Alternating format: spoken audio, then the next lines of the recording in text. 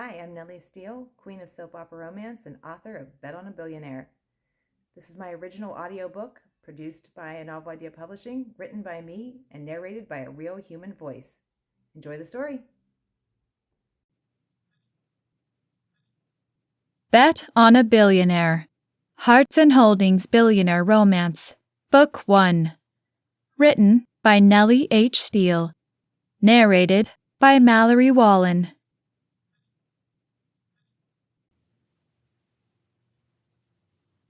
Chapter 1.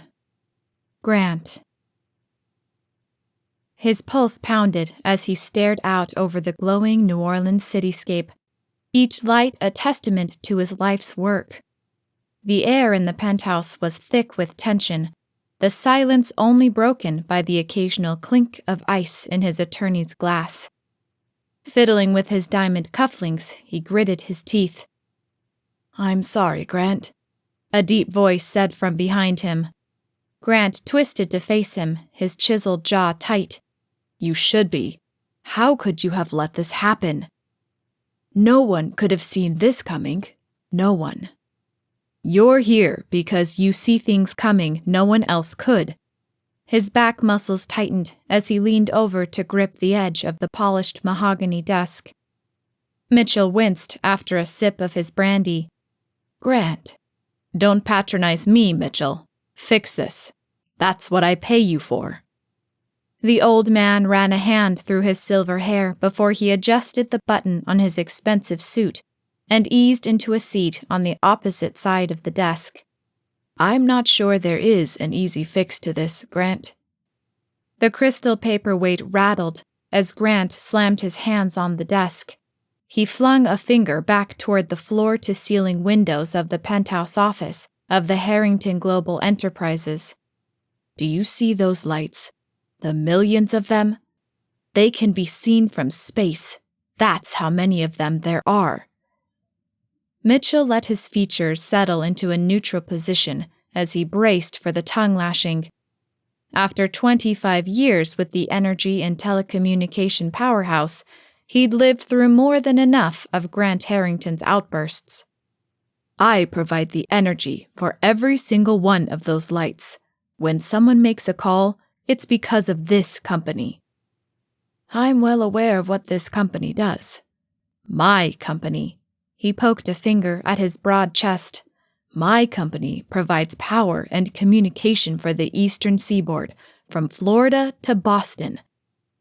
Mitchell lifted his chin as he swung an ankle onto his knee, carefully balancing the red-tabbed folder on his lap. "Unfortunately, that may no longer be the case, Grant. I'm sorry, but the board has serious concerns about your ability to successfully manage and grow this company." Grant frowned as he spun away from the sparsely furnished modern office to face the window again. He'd taken the reins of the small company of Harrington Holdings from his grandfather and father 25 years ago as a young man. He'd spent his life growing that small but thriving company into a global powerhouse, thrusting the Harringtons from well-off to commanding. He'd lost 4 wives in the pursuit of his ambitions with Harrington Global. The weight of generations pressed on his shoulders. This company wasn't just profit. It was legacy, a testament to the Harringtons of the past and the generations to come. But the bottom line he'd built had kept investors happy and his latest spouse in the lap of luxury. To lose everything he'd built was a slap in the face from every board member who'd called his abilities into question. Grant heaved a sigh, crossing his arms. "Are you sure we don't have the votes?" "Doesn't seem that way. Only Blackburn, Mitchell, Foster, and Whitfield are sure votes your way." Grant rubbed the back of his neck as the other names rambled through his mind. Was there anyone's arm he could twist to swing the vote? "Not Dunbar?" "No, and he's only the 5th vote. We need a supermajority for a vote of no confidence. With Dunbar, we don't even have a majority." Grant flicked his gaze to the ceiling as he shook his head. "Who started this?" "Does it matter?" He snapped his gaze to the attorney. He wanted a name. He needed to identify his enemy before he formed an attack plan. What do you think? Mitchell flicked the folder closed. James McAllister, with the support of Veronica Lawson. That figures. McAllister's been after me since he landed that position on the board. My father never should have trusted him. Favors were owed. That's how debts were settled. He seethed as he faced the fact that a favor from a bygone generation could cost him everything. Those debts are costing me big. Unless you can find a way to work around this, they're going to cost you this company. The standards set forth are clear. Clean up your image, or relinquish the reins at Harrington Global. Mitchell slid the folder onto the polished wood before he snapped his briefcase, lying on the chair next to him, shut, and rose. He fiddled with his button as he lifted his attaché case. The vote comes at the next board meeting. That gives us some time, but not much. Grant's nostrils flared as he heard the words he didn't want to hear. Good night, Grant. Grant slid his eyes closed as frustration tightened his jaw again. Good night, Mitchell. The lithe man strode to the door, hesitating in the doorway as he glanced back at the 50-year-old billionaire. We'll talk tomorrow, Grant. Maybe we can come up with a play. I expect us to. I don't pay all those billable hours to be defeated by a coup. The man strode from the space into the quiet corporate offices, long since abandoned at this late hour by any other workers. Grant stared out the window for another moment before he swiveled the thick leather office chair around and sank into the supple leather. It creaked as it molded to his body, still fit for 50. He let his head fall back against the high back. The news was not what he'd hoped. Rumblings of a takeover had been quietly whispered at the water cooler and restrooms, but that had happened before. Nothing had come from it. Grant Harrington was not a man to be trifled with, except this time, someone had managed to whip enough board members into a frenzy over his image and how it affected the company. He let his forehead sink into his hand with a deep sigh. He'd maneuvered out of tight spots before. Could he pull it off again? With a deep sigh, he dragged himself from his chair to the wet bar across the office and poured himself a whiskey.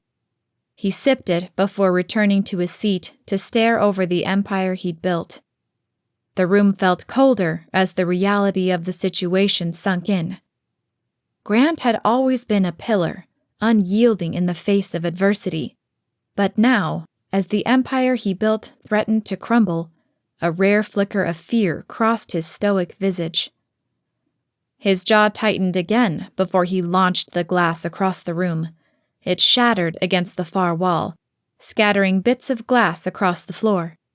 Whoa, bad day at work? A voice asked. Grant spun to face the door, finding his daughter, Sierra, poking her head inside. Something like that.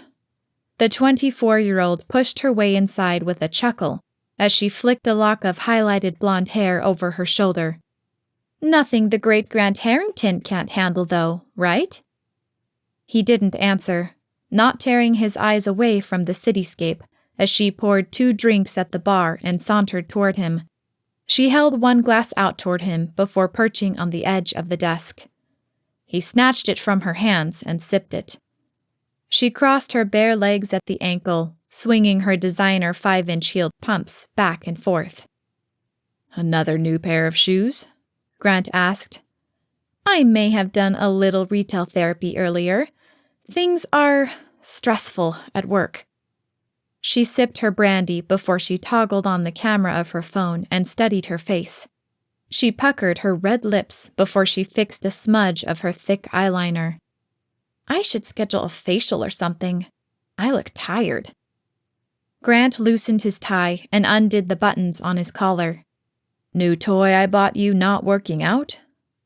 She leapt off the desk to pace around the room, her tight pencil skirt forcing her to walk with one foot in front of the other, as she toyed with the giant bow on her polka-dotted blouse.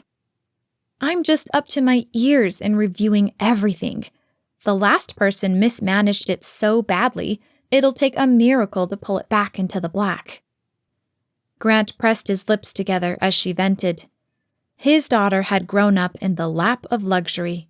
She'd never survived their fall from grace. But I'll get it back on track. Count on that. I've got ideas brewing already. They came to me after the 5th pair of shoes I bought. Oh, by the way, I may have maxed out the card. Be a dear and clear the balance, would you? Yep, he answered. She planted a kiss on his cheek and patted his shoulder. Thanks, Daddy. She stood, biting into her blood-red lip as she swiveled a heel against the floor. Something else you need, Sierra? Just wondering why there's a limit on that card anyway. I feel like I'm 18. Can't you just make a call and nix the limit?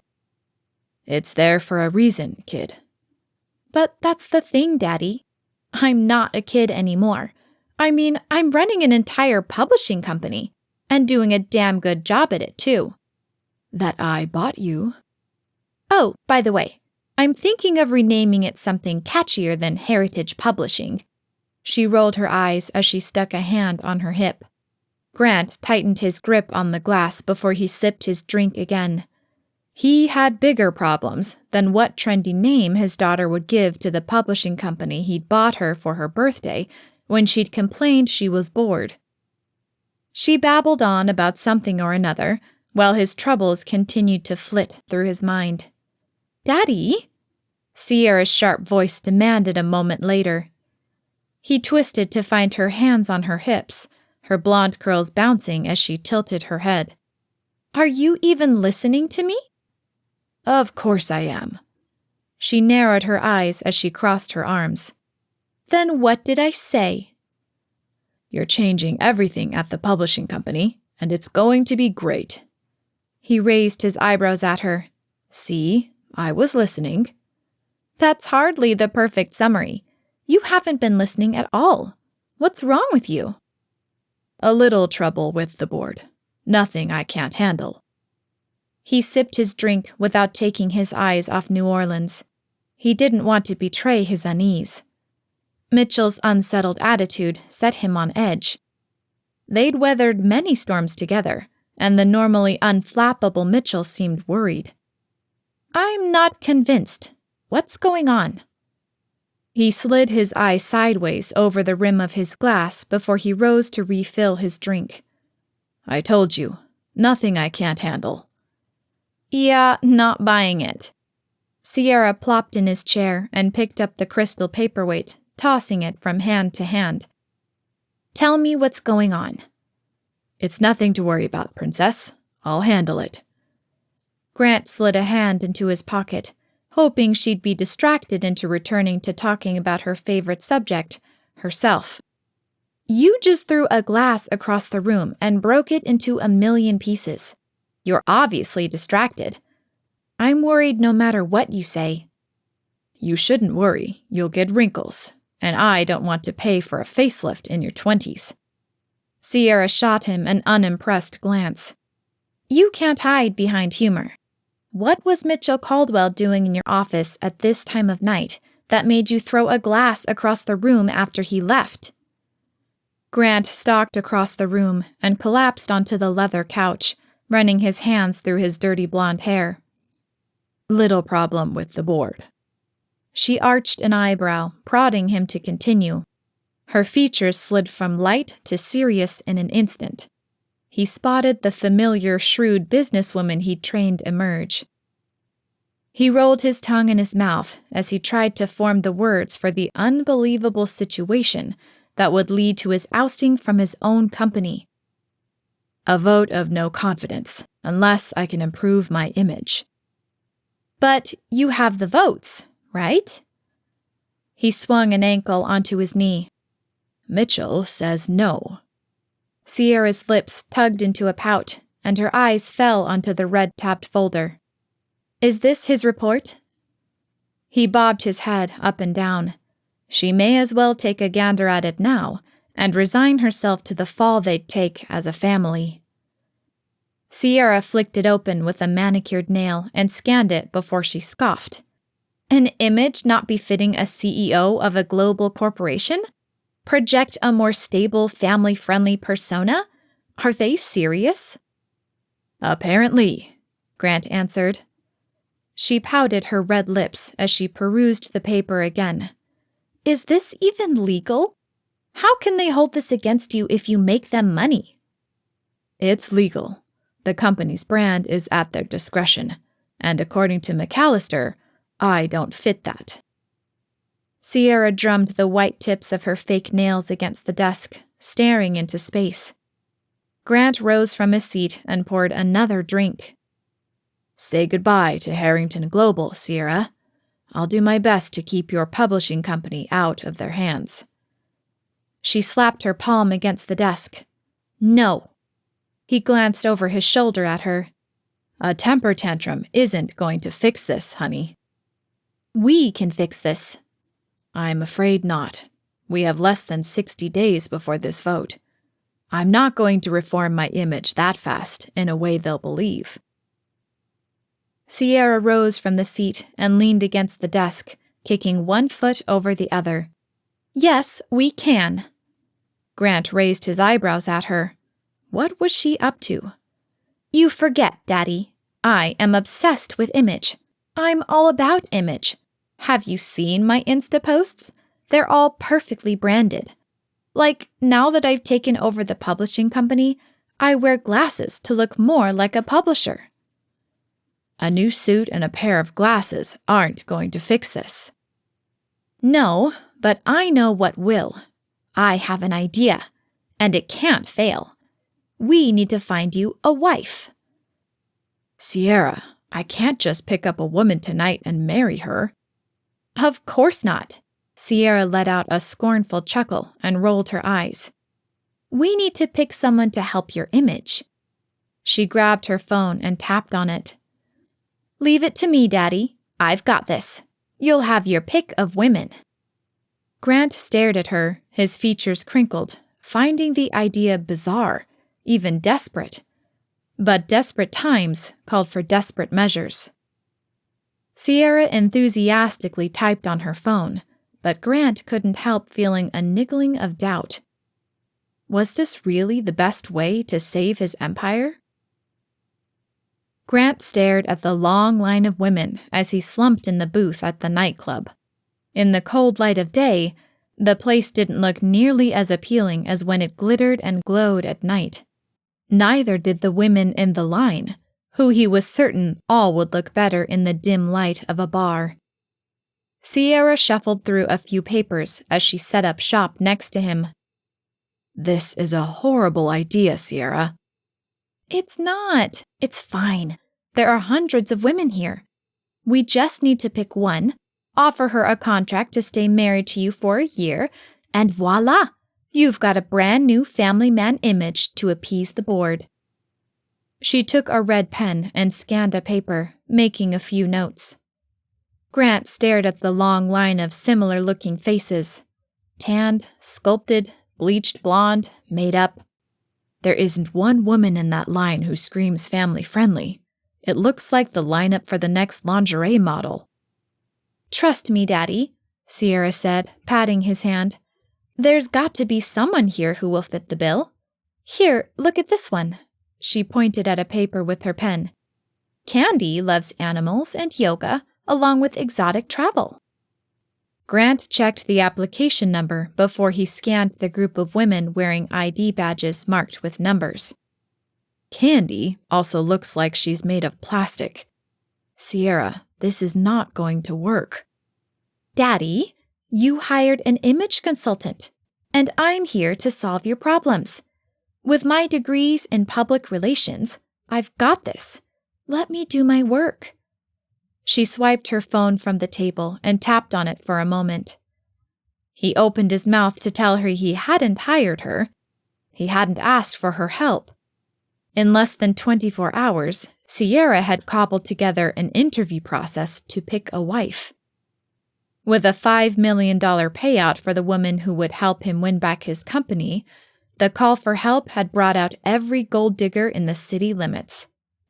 He settled back in his seat with his arms crossed. Face after endless face paraded in front of him, flashing smiles, winks, and cleavage in an attempt to win the prize. 1 year of marriage and $5 million. After a while, they all looked alike. As the line dwindled, so did Grant's hopes for surviving the attack on his company. None of these women would work. None of them could be trusted. And none of them would improve his image. As the last woman rose, rubbing her hand seductively across his hand with a wink, he let out a long sigh, tossing his pen in the air. "Well, that's that. There goes the company." "Wait," Sierra said. "I think I've got the winner right here."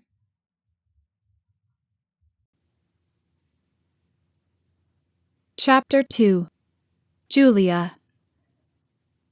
Her knee bounced as she waited for the printer to spit out the last pages of her manuscript.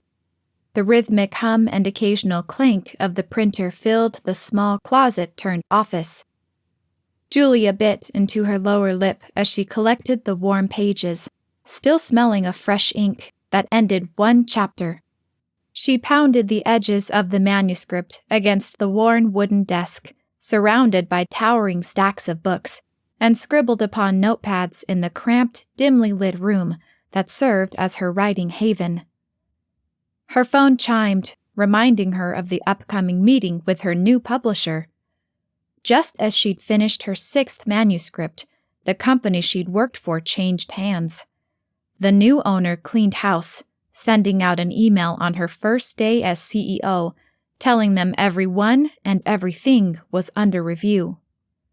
Payments were frozen, and manuscripts were being re-reviewed. Some authors would be cut. She prayed she wasn't one of them. She'd expected to receive her advance 3 weeks ago, but it hadn't come because of the transition. Instead, she'd been summoned to a meeting. At least she'd made the shortlist for remaining on the roster of authors Heritage Publishing would continue to work with.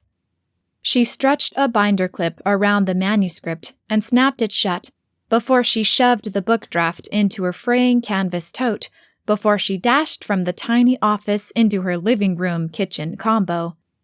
The compact space blended coziness and functionality, with its well-worn but comfortable furniture. She dumped the bag on the small, round table that doubled as her dining table and prep area. The television, framed by Victorian watercolors, blared a news report as she grabbed what remained of her smoothie. She flicked her gaze to the screen as she downed the last of her drink. A stern-faced reporter stood outside a towering glass and steel edifice, brandished with the bold blues and greens of the Harrington Global logo. "The boardroom's bad boy on the brink? Rumors continue to swirl that Grant Harrington will soon be ousted as CEO of Harrington Global. The stunning news comes as questions crop up about mismanagement and ethics. Our reporter caught up with Harrington Global board member James McAllister for a statement." Julia's fingers tightened around the smoothie cup, the coldness of the plastic seeping through to her skin as she watched the news unfold on screen. "I think some of the board has had enough of Grant Harrington playing fast and loose with employees and the people he serves in this area and beyond," a man wearing an expensive suit said. "The fact is, the numbers show." The ringing of her cell phone interrupted the man's words. Julia glanced at the display as she aimed the remote at the television and switched it off. Her sister's name glowed on the screen. She swiped to accept the call and pressed the phone to her ear, balancing it with her shoulder as she washed her cup. "Hey, sis." "Hi, Juju," her sister Alicia said. "How's life in the big city?" Julia rolled her eyes at the affectionate nickname used by most of her friends and family. "Interesting." "What does that mean?" "It means this publisher change has been harder on me than I realized." Alicia clicked her tongue on the other end of the line. Hang in there. They'd be crazy to get rid of you. Your writing is superb. Julia dumped the clean cup in the dish strainer and wiped her hands on a towel. Yeah, well, superb or not, it may not be provocative enough for this new owner. And besides, you can't comment. You're my sister. You'll lie. I don't lie, sis. I'm a cop, remember? Yeah, in a tiny town in Maine. The most you do is write tickets when someone does 35 on Main Street. Hey, watch it. I wasn't always a cop in a sleepy town in Maine. Julia smiled as she hurried to her bedroom. Yeah, you were a rough-and-tumble agent with the FBI. I still can't believe you left that job to go back to Harbor Cove. Just because you left doesn't mean we all hate it. Julia tugged on one of her riding boots over her jean leggings and zipped it up before she tapped to turn on her speakerphone and dumped the phone next to her as she worked on the other boot. I didn't hate it there. You know that. Yeah, I know the reason you left. Julia's mind flitted to it before she shoved the painful memory aside. She needed to focus. She needed to stay on the company's payroll so she had more time to avoid home. Anyway, I need to get going before I'm late to meet my publisher. Good luck, Juju. Just remember, you can always come home if it doesn't work out. Julia frowned at the phone, wrapping an infinity scarf around her neck and fluffing the autumn leaf-covered fabric. Thanks, Alicia. Bye. She jabbed at the phone to end the call before she gripped the dresser's edge and blew out a long sigh. The loss of this job would leave her with few options, and she couldn't go home. She slid her eyes shut as she centered herself. She had no room for error. She'd nail this. Her writing was good. No, her writing was great. She had to go into this meeting with that attitude. She couldn't flinch. Julia opened her eyes and stared in the mirror, running a hand through her shoulder-length brunette hair. It fell back into place in its simple but chic cut. You got this. She offered herself a nod, staring at her own blue eyes. A second later, she rolled them. Who am I kidding? She's going to eat me alive.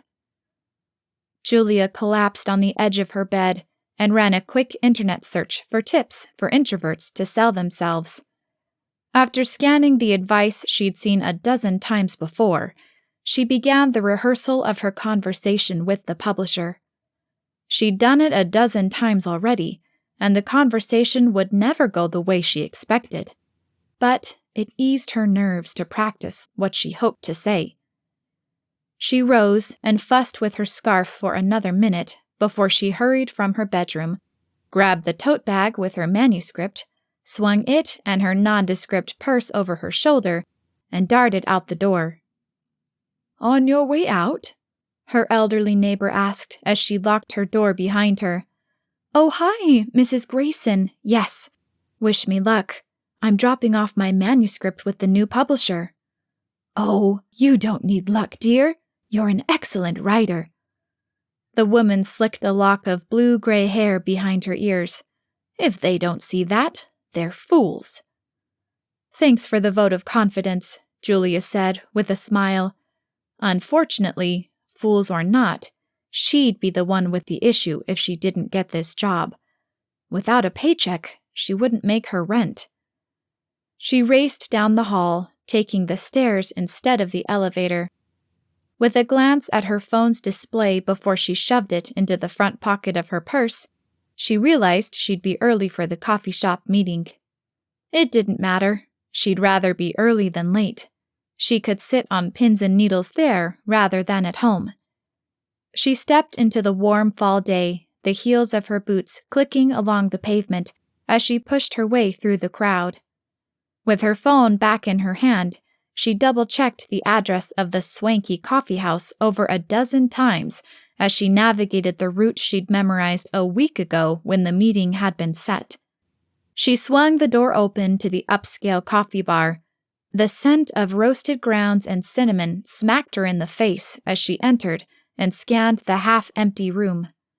Her eyebrows pinched together as she searched the few faces for the new publishing company head.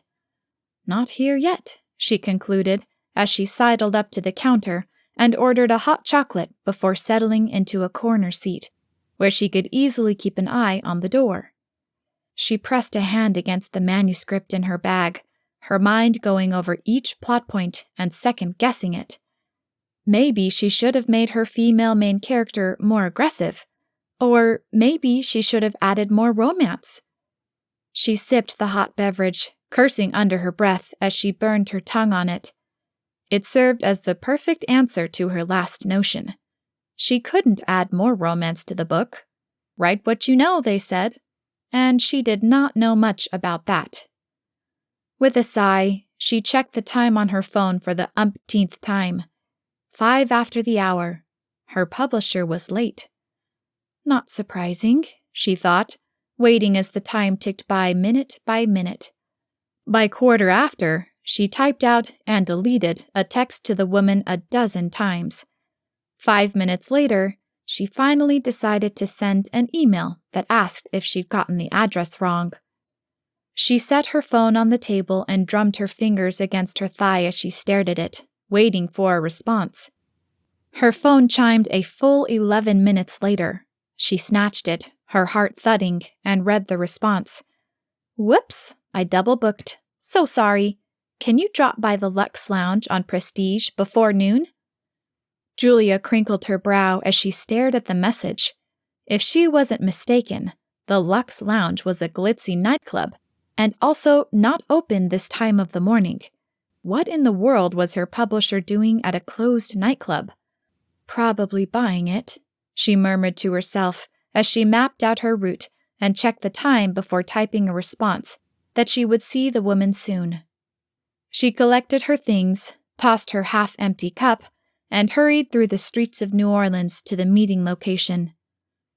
She stared up at the big letters announcing the nightclub's name, currently unlit and dull. Women streamed from the building. She stood aside, allowing several to leave before she ducked inside. "Oh, good morning," a bubbly blonde said as she ducked past the velvet curtain, separating the lobby from the club's entrance. She stepped in front of her, stopping any forward progress. "Here for an interview?" Julia hesitated, heat rising into her cheeks as she fumbled with her manuscript. "Yes, I have my manuscript right here." The woman gave her a polite smile and nod as she thrust a paper toward her and grabbed a pen from a cup on a high table. "Fill this out. We'll be with you in a minute. You're lucky. Most of the crowd's gone now. You should get right in." Crowd? How many writers was this woman interviewing for the few spots she'd offer? Too many, her mind concluded, as she filled in the necessary identifying information and moved on to the free response question section. Her brow furrowed as she filled out the information, wondering what her likes, dislikes, and hobbies had to do with her manuscript's chances. Probably has to do with how marketable I am as an author. She jotted down as much as she could before she stuffed the pen back into the cup and slid the paper off the table.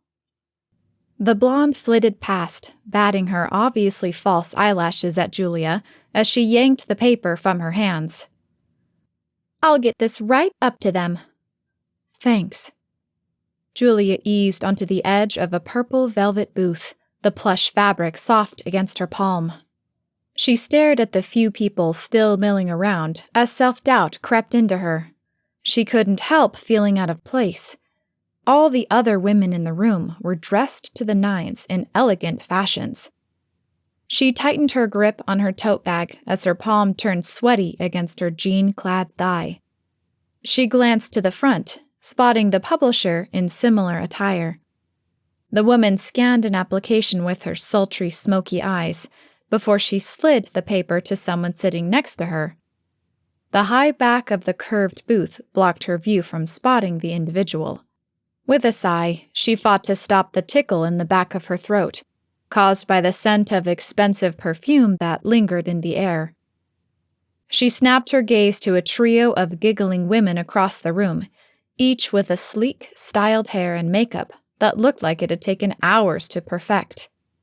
She glanced down at her own modest attire, suddenly regretting the simplistic style. Her tunic top and stretchy jeggings seemed dowdy amidst the sea of silk, satin, and skin. Her lack of elaborate makeup and false eyelashes made her minimal makeup seem non-existent. She shifted her legs back instinctively as a woman with a plunging neckline and barely their skirt shrugged past her, with a confident stride that looked as rehearsed as her smile, which failed to reach her eyes. Her pulse quickened as she felt like a fish out of water in a den of glamour. Her wholesome image would never fit into this world. She slid a hand down the bag, feeling the weight of her manuscript inside. Crafted with dedication and not sculpted with rouge and revealing fabric, she struggled with the realization that she may leave this meeting with nothing. And if she did, she could kiss her dreams goodbye. More than her dreams, she'd have nothing left. No job, no money, nothing.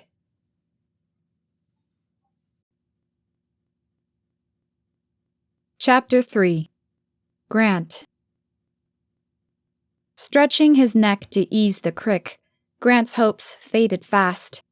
With the slew of women they'd interviewed, he thought they might find one suitable candidate. But it had been a bust, which meant so were his chances at maintaining control of Harrington Global. "Just forget it, Sierra. I'm finished." She said, her blue eyes darting back and forth. "So is Harrington Global, unless we find you someone who will work." "We'll find another way." He scanned the sea of sequins, false eyelashes, plumped lips, and extensions. "This is never going to work. These women aren't going to save my image. They're going to make it worse." "I'm not sure it can get any worse than the time you married your secretary for 6 months. Grant's hand flew to his temple, massaging away the bitter memories of the failed marriage, starting with a lack of common interests and ending with an affair on her part and subsequent fallout. That was a mistake. Obviously, especially after we found out her brother was in the Mexican mob. Sierra held the sheet further away from her as she twirled the pen between her thumb and forefinger. "And so is this," Grant huffed. The doubts he'd experienced last night, when Sierra proposed the idea, cropped up again. With the pool of candidates he'd seen today, putting a ring on any of their fingers would worsen his image, not to mention the ethical ramifications. "No, I think we may have a good one here. Just one more.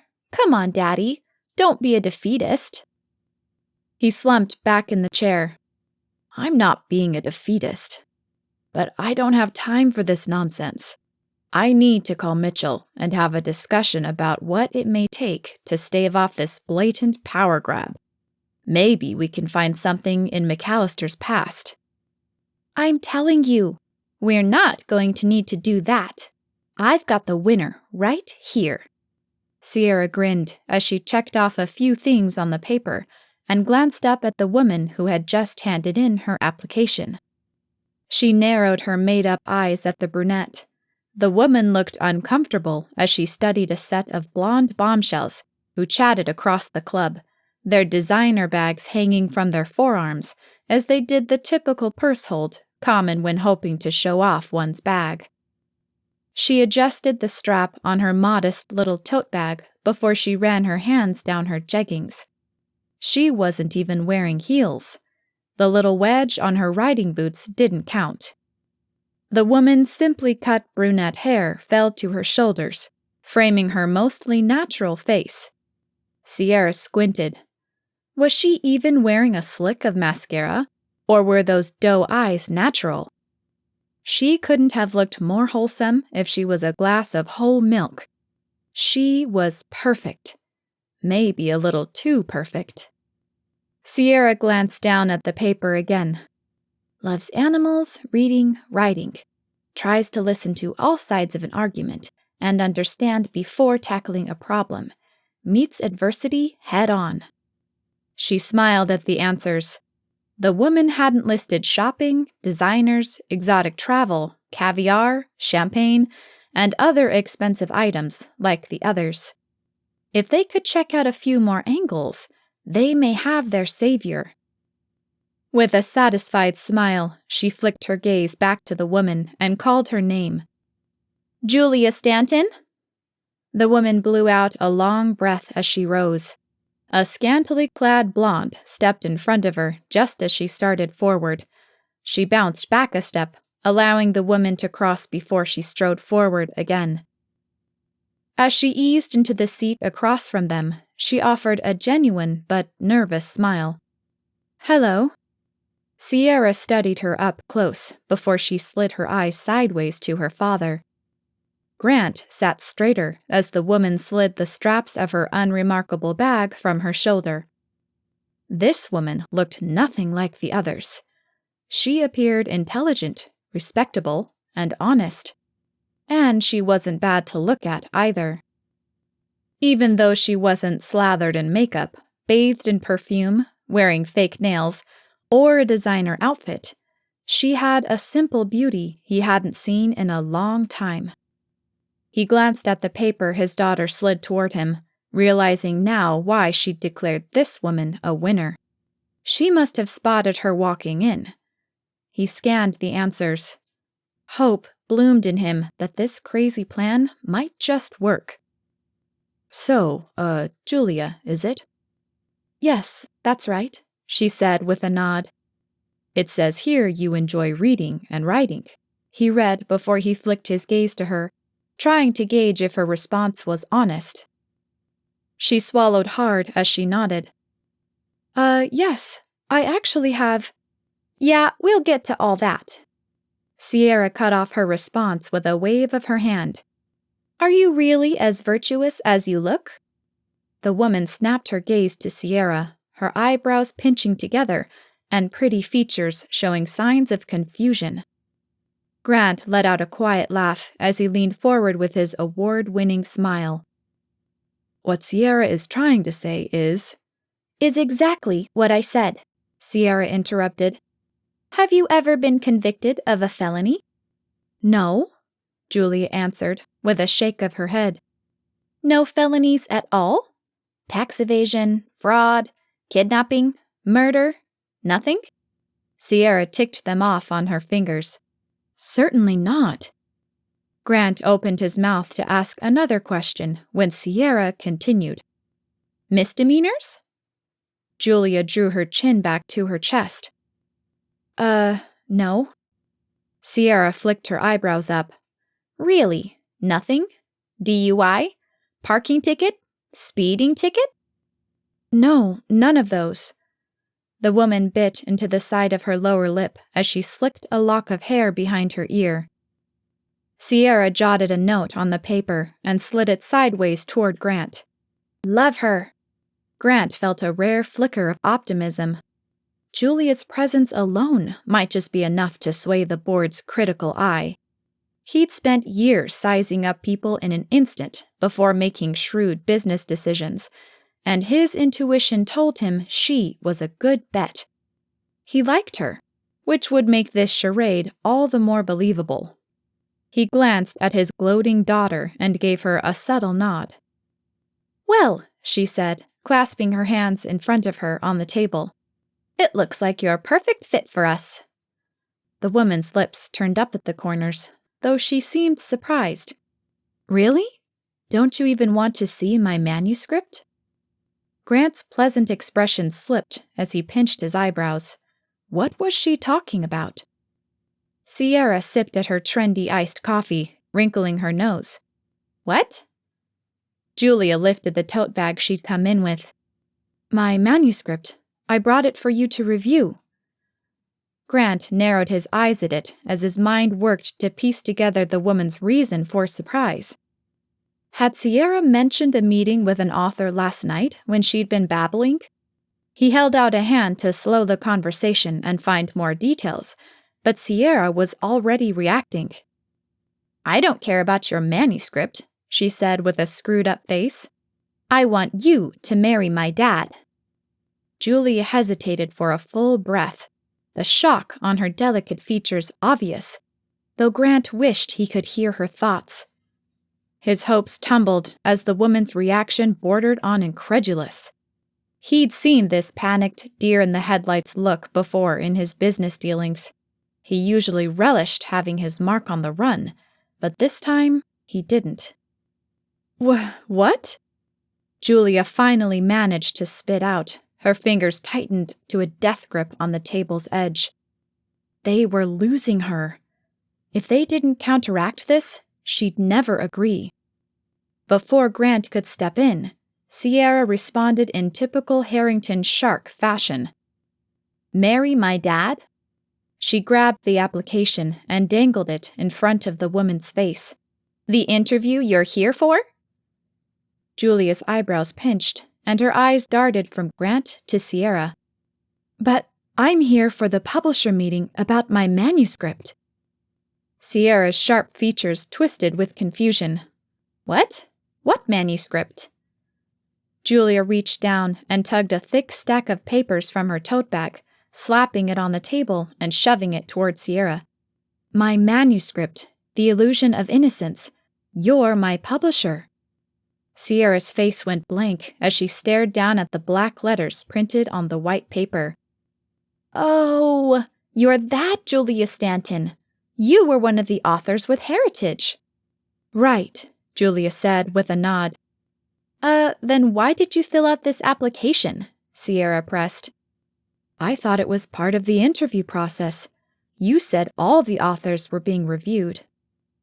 Sierra's red lips formed a pout, and she narrowed her eyes. Grant recognized his daughter gearing up to go on the offensive. She'd made her choice, and she wouldn't let it go until she'd battered the competition into submission. Well, Grant grabbed her forearm and squeezed it as he interjected himself into the conversation. Obviously, there has been some sort of misunderstanding here, but you still filled out the application, so are you willing to do it or not? Sierra's statement stunned Julia into silence again. Her eyes slid back and forth between the two of them as her lower lip bobbed up and down.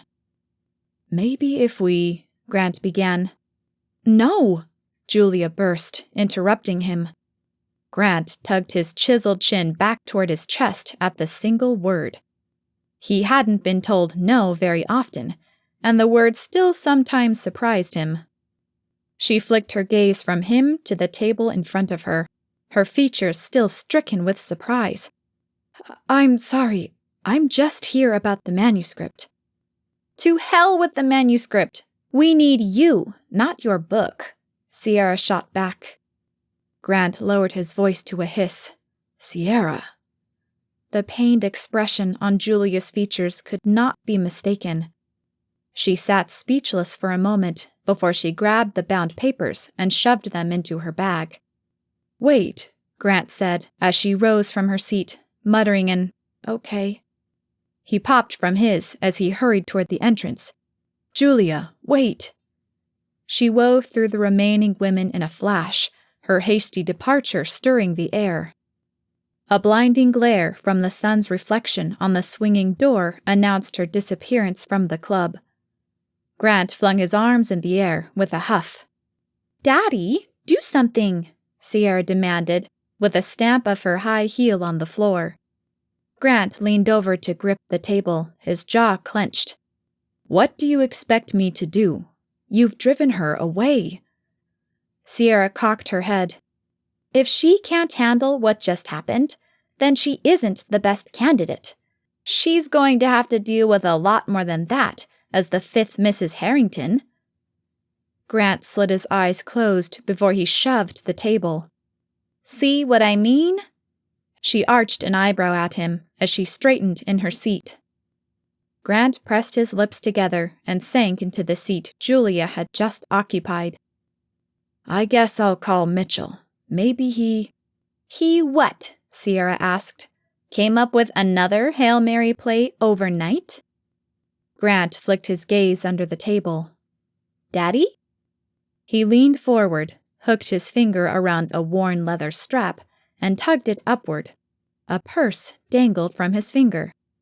She forgot her purse. A smile tugged back one corner of his lips as an idea formed. This was the in he needed to turn this negotiation around. Big deal. I'll call a messenger to run it back to her. We have bigger problems to deal with. She snatched her phone from the table and tapped the screen. Grant grabbed her wrist, stopping whatever communication she was sending. No, I'll take it back to her. Sierra rolled her eyes. Seriously? This is a job for a courier. I'll pay extra to make it speedy. Grant shook his head at her. You're being short-sighted. You said yourself she was perfect. Except she ran out of here like the roadrunner jetting away from Wile E. Coyote. She's not interested, which leaves us with one of the other ladies, or scrapping this entire idea. You have never been a subtle negotiator. You scared her. Like I said, she's going to have to toughen up if she's going to come into this lion's den. And she can, but we need her on board first. I can do that. With this. He lifted the purse in the air with a grin. You're going to trade her purse for compliance? Grant's shoulders slumped at his daughter's hard-nosed approach. No, Sierra. I'm going to be a white knight and take this back to her, then convince her to take the deal. He rose from the seat with the bag in hand as Sierra clicked her tongue. Do you really think you can pull this off? Grant offered her a dimple-ridden smile and a flick of his eyebrows. Yes, I am, after all, Grant Harrington.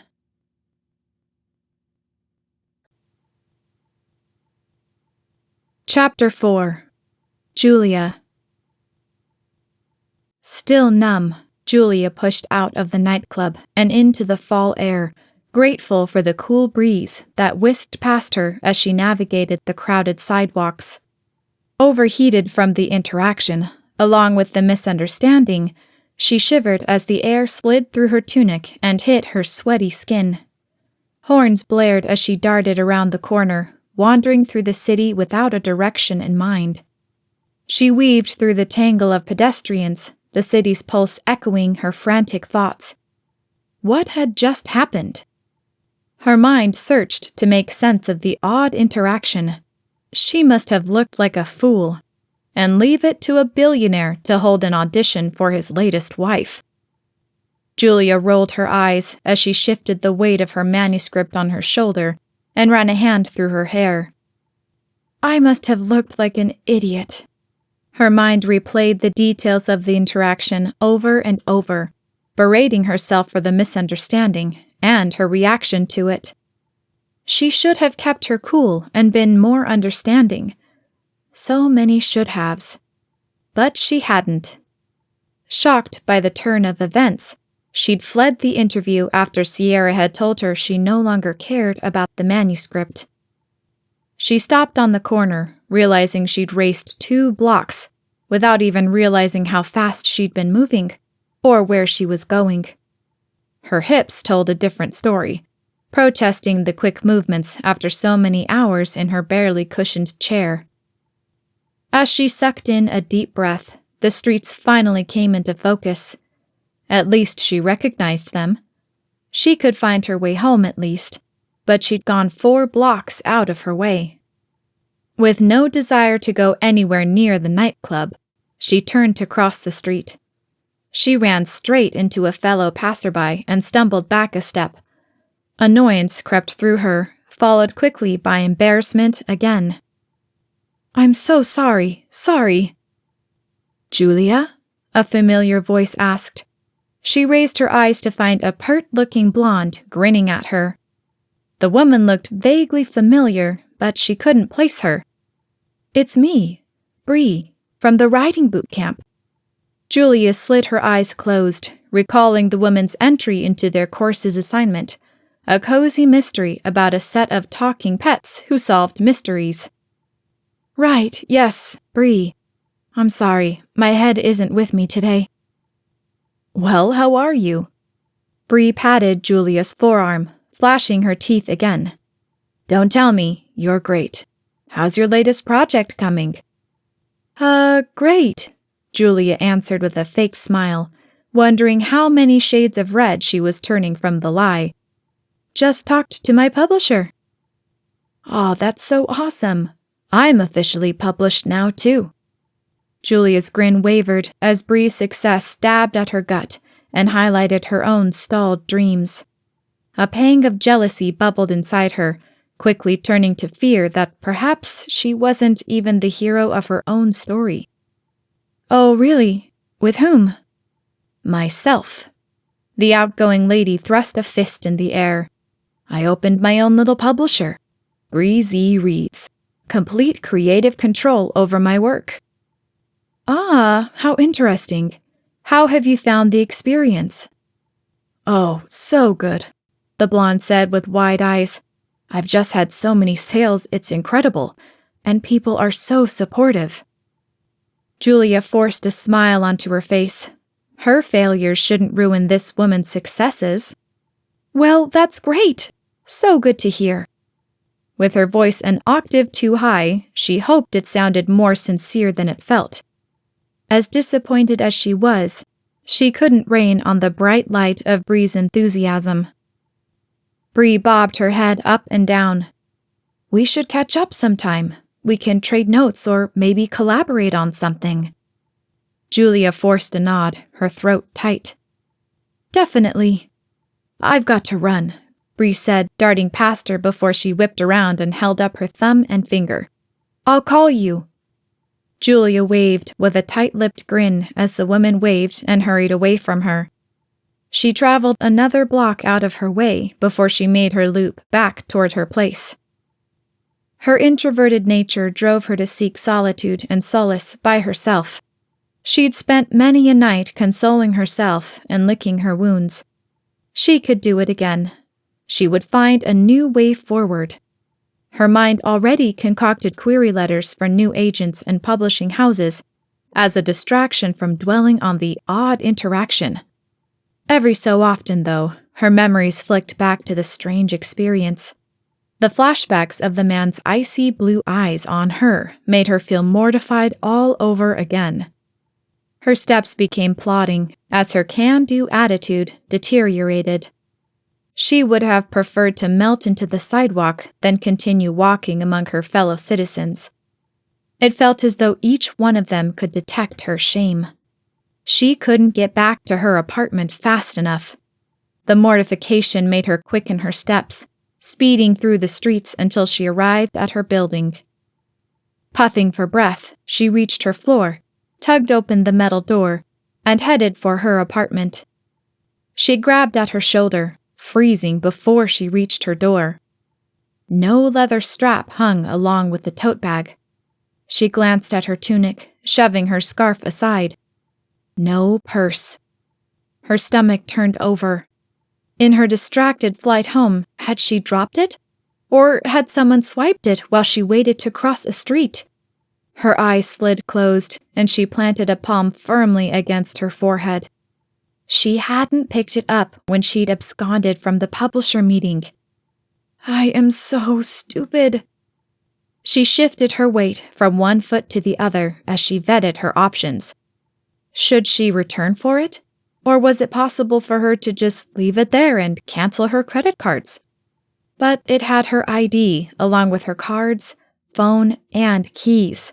She needed it. She'd have to swallow her pride and return to the nightclub. If she was lucky, everyone would be gone, and she'd just have to pick it up from the bartender. If the place was even open.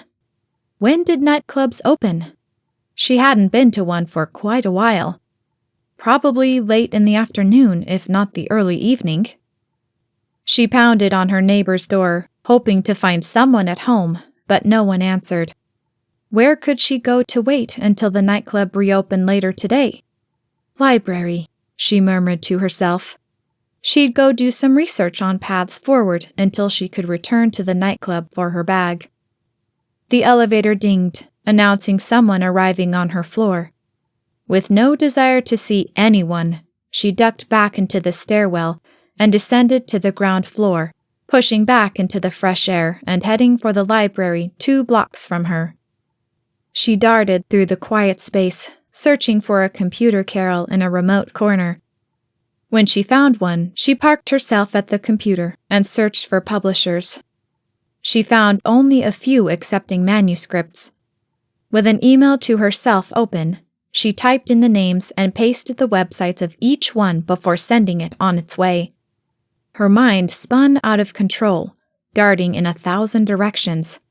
To calm it, she opened another email and began to type, letting her pain and frustration flow out onto the page in the form of a new manuscript. She clacked at the keys through lunch and into the late afternoon. Her stomach grumbled, but with no cash or credit cards, she ignored it until after 4. She sent her work on its way to her inbox before she gathered her tote bag and left the computer station behind. With a silent prayer that the nightclub would already be open, she navigated to it. Her heart fell as the giant letters remained dark. She approached the door and tugged on the handle. Locked. With a hand pressed against the cold glass, she peered inside. Someone flitted past with a case of alcohol. She rapped against the door and waved when they turned toward her. "Help!" she called. The muscular man offloaded his cargo onto the bar and hurried to the door. He flicked the lock and popped it open, sticking out his head. "We're closed." "Yes, I know, I'm sorry. I was here earlier and left my purse. I wondered if I could just grab it from you." He screwed up his face. "My publisher, Sierra Harrington, was here doing interviews. I met with her and forgot my purse." A flicker of pity crept over his features. "Oh, right. I haven't seen it." Her knees wobbled. "No one turned it in?" "Nope." She pressed her lips together as panic built. "Do you mind if I check the area where I left it?" "Sure." He pushed the door open further, allowing her to duck inside. She hurried to the booth she'd sat in earlier, her cheeks burning with the memory of her earlier interaction here. Upon a cursory glance, she spotted nothing. After climbing under the table and running a hand along the seat, she gave up. "Find it?" The man glanced up at her from behind the bar as she passed by. "No," she said with a shake of her head, trying not to sound so defeated. "Thanks, though." "That stinks. I'll keep an eye out for it. Good luck. I hope you find it." She nodded at him as she pushed through the door into the waning light of the late afternoon. Her steps quickened as she listed her next steps in her mind, each one a stepping stone back to some semblance of control. She could go to a neighbor's and call the super. He could let her in. From there, she could call to cancel her cards and report her missing ID. "What a fiasco," she murmured as she kicked a fallen leaf in front of her. She reached her apartment building and climbed the stairs to her floor. As she pushed through the door into her hall, she froze. A man leaned against the wall outside her door. Grant Harrington. His casual stance was a stark contrast to the turmoil of Julia's day. He peeled himself up to stand and grinned at her. "You're a hard woman to get a hold of, Julia Stanton." Julia tried to form words, but found herself unable. What was he doing here? She slid her eyes closed for a second before she took a step forward. Probably to berate her for running out on his daughter. Before she could ask, he lifted his hand. Her purse swung from it. "Forget something?" Her chest heaved with both embarrassment and relief. She couldn't decide if she wanted to rip it from his hands and disappear into her apartment or throw her arms around his neck. "Oh, yes," she said, breathier than she would have liked. "Thank you. I went back to look for it. You didn't have to come all this way." He smiled at her, dimples piercing his sculpted features. "Actually, I did. She stared at him for a moment. She never could figure out what people meant by some of the things they said. Why did he have to return this to her? I think there was a big misunderstanding earlier, and I'd really like to discuss it with you, if you have a minute. An uncomfortable feeling formed in the pit of her empty stomach. She really preferred not to, but the man had just brought her purse back, so she felt like a heel refusing him. She swallowed hard and forced herself to nod her head. Sure. She dug into her newly returned purse for her keys, unlocked her door, and pushed inside. She flicked on the lights, immediately regretting the move that called more attention to the austere apartment.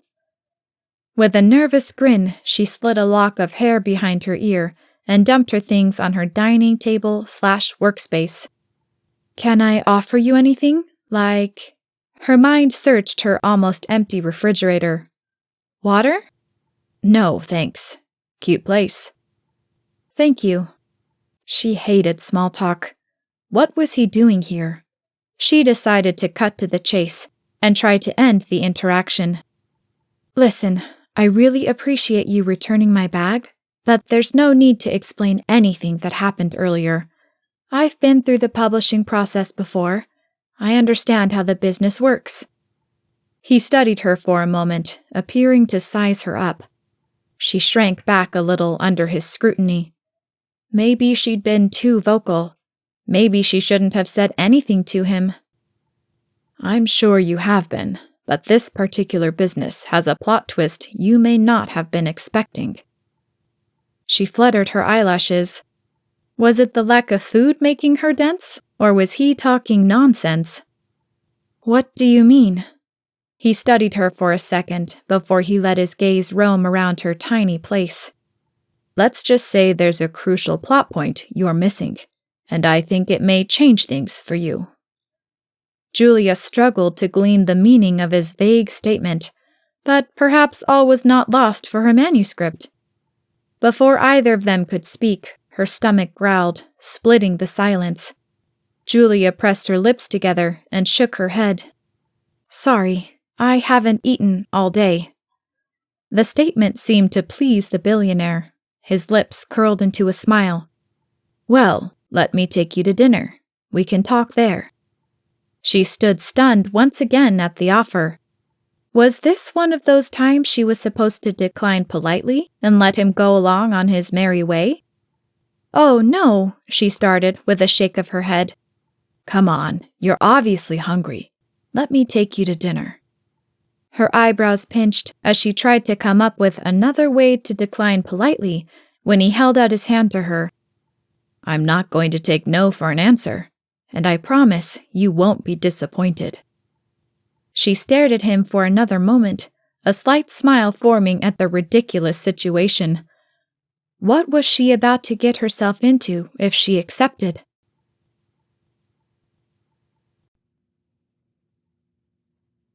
Chapter 5. Grant.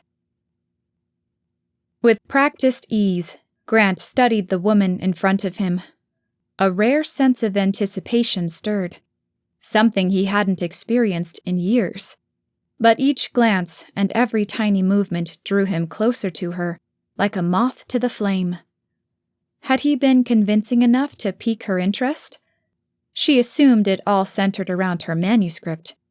Her supposition betrayed the importance the document played to her. He could use that to sweeten the deal. Shall we? A hint of genuine curiosity colored his tone. She'd declined him once already. That was the second time he'd heard the word no from her.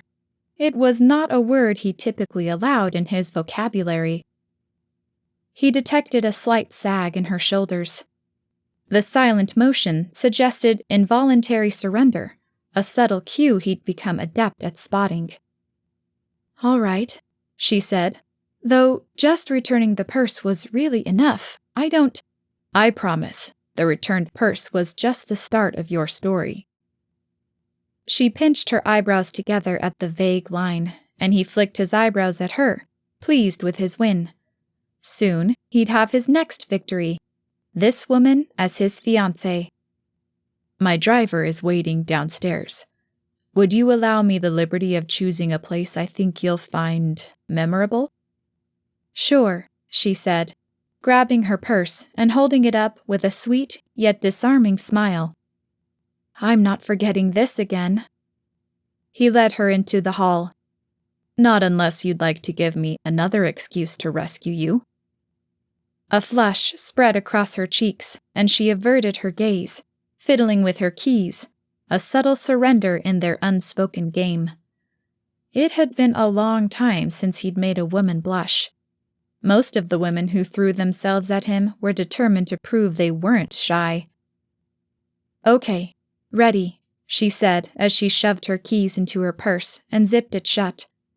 He offered his arm, pleased when she slid her delicate fingers around his bicep. He led her to the elevator and pressed the button. It seemed she was doing her best to look anywhere but at him, shifting her weight from side to side as they waited for the lift. "I hope you didn't have to wait too long here," she finally said.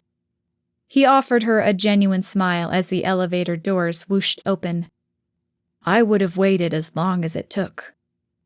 She offered him a fleeting smile that hinted at her confusion as they stepped inside the car and rode down to the lobby.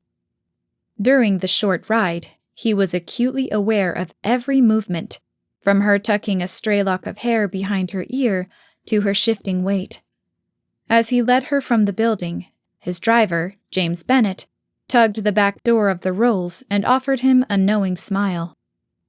"The Sapphire Room," Grant said, as Julia climbed into the back. A stiffness formed in Julia's posture as the name of the elite restaurant rolled off his tongue. A place of power plays and whispered deals, it provided an impressive location to make his offer. "Right away, Mr. Harrington." Grant slid into the seat next to Julia, and James slammed the door closed before hurrying around to his seat behind the wheel. The buildings of New Orleans whisked past their window, lit by the energy his company provided. His thoughts drifted to the negotiation ahead. The weight of its importance settled on him like the jazz-filled air of the city. Next to him, Julia licked her lips as she kept her eyes trained on the traffic they swerved through to reach the restaurant frequented by senators, CEOs, and sports stars. James pulled up to the door and scurried from the car to open Grant's door. He stepped out, offering his hand to Julia. The soft touch of her fingers against his emboldened him as he helped her from the car and led her into the building's elevator. They climbed to the high-rise restaurant that towered above the city. The black-clad hostess grinned widely at him as he led his date to her. "Mr. Harrington, so nice to see you back. We have your usual table waiting, if that's suitable."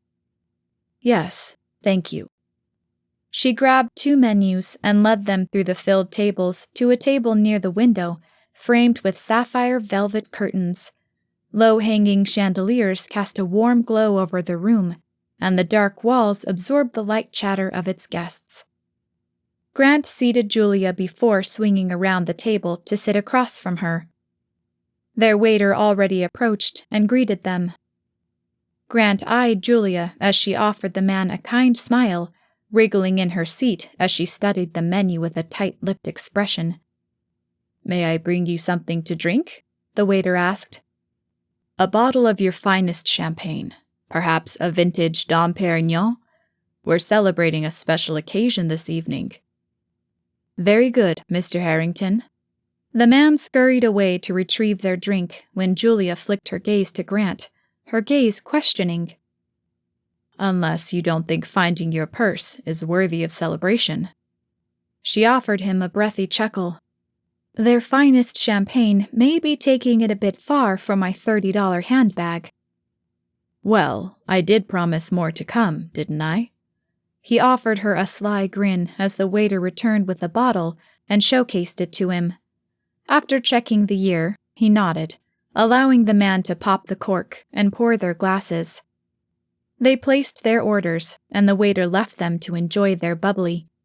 As the man left, Grant raised his glass to Julia.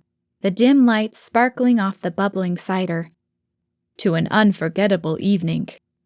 He uttered the toast, oblivious to the shockwaves those 4 words would send through his life. Julia raised her glass, a wavering smile crossing her perfectly formed lips, before she took a sip and set the glass down against the crisp white linen. She toyed with the stem, tracing it up and down as she flicked her gaze to the window. He eyed her while she admired the view as he considered his next move. "It's a beautiful view." She offered him what he detected to be the first easy, genuine smile of the night. "Yes, it is." He used the moment to lean closer to her. "Do you know why I picked the restaurant?" She flicked her gaze back over the city laid at their feet. "I assume because you have a standing reservation for a table with a view?" He kept his focus trained on her as he gave his head a slight shake, a perfectly crafted and practiced move, even when uttering the truth. "The name reminded me of your eyes." This time, there was no mistaking the color that flushed her face. She swallowed hard at the compliment, as though she wasn't used to receiving them. The delivery of his steaming hot meal and her salad broke up the moment. Julia dove into her lobster salad, grateful for the distraction.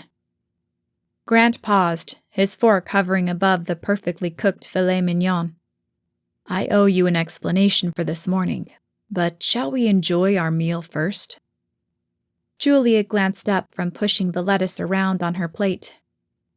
"Really, there's no need to explain.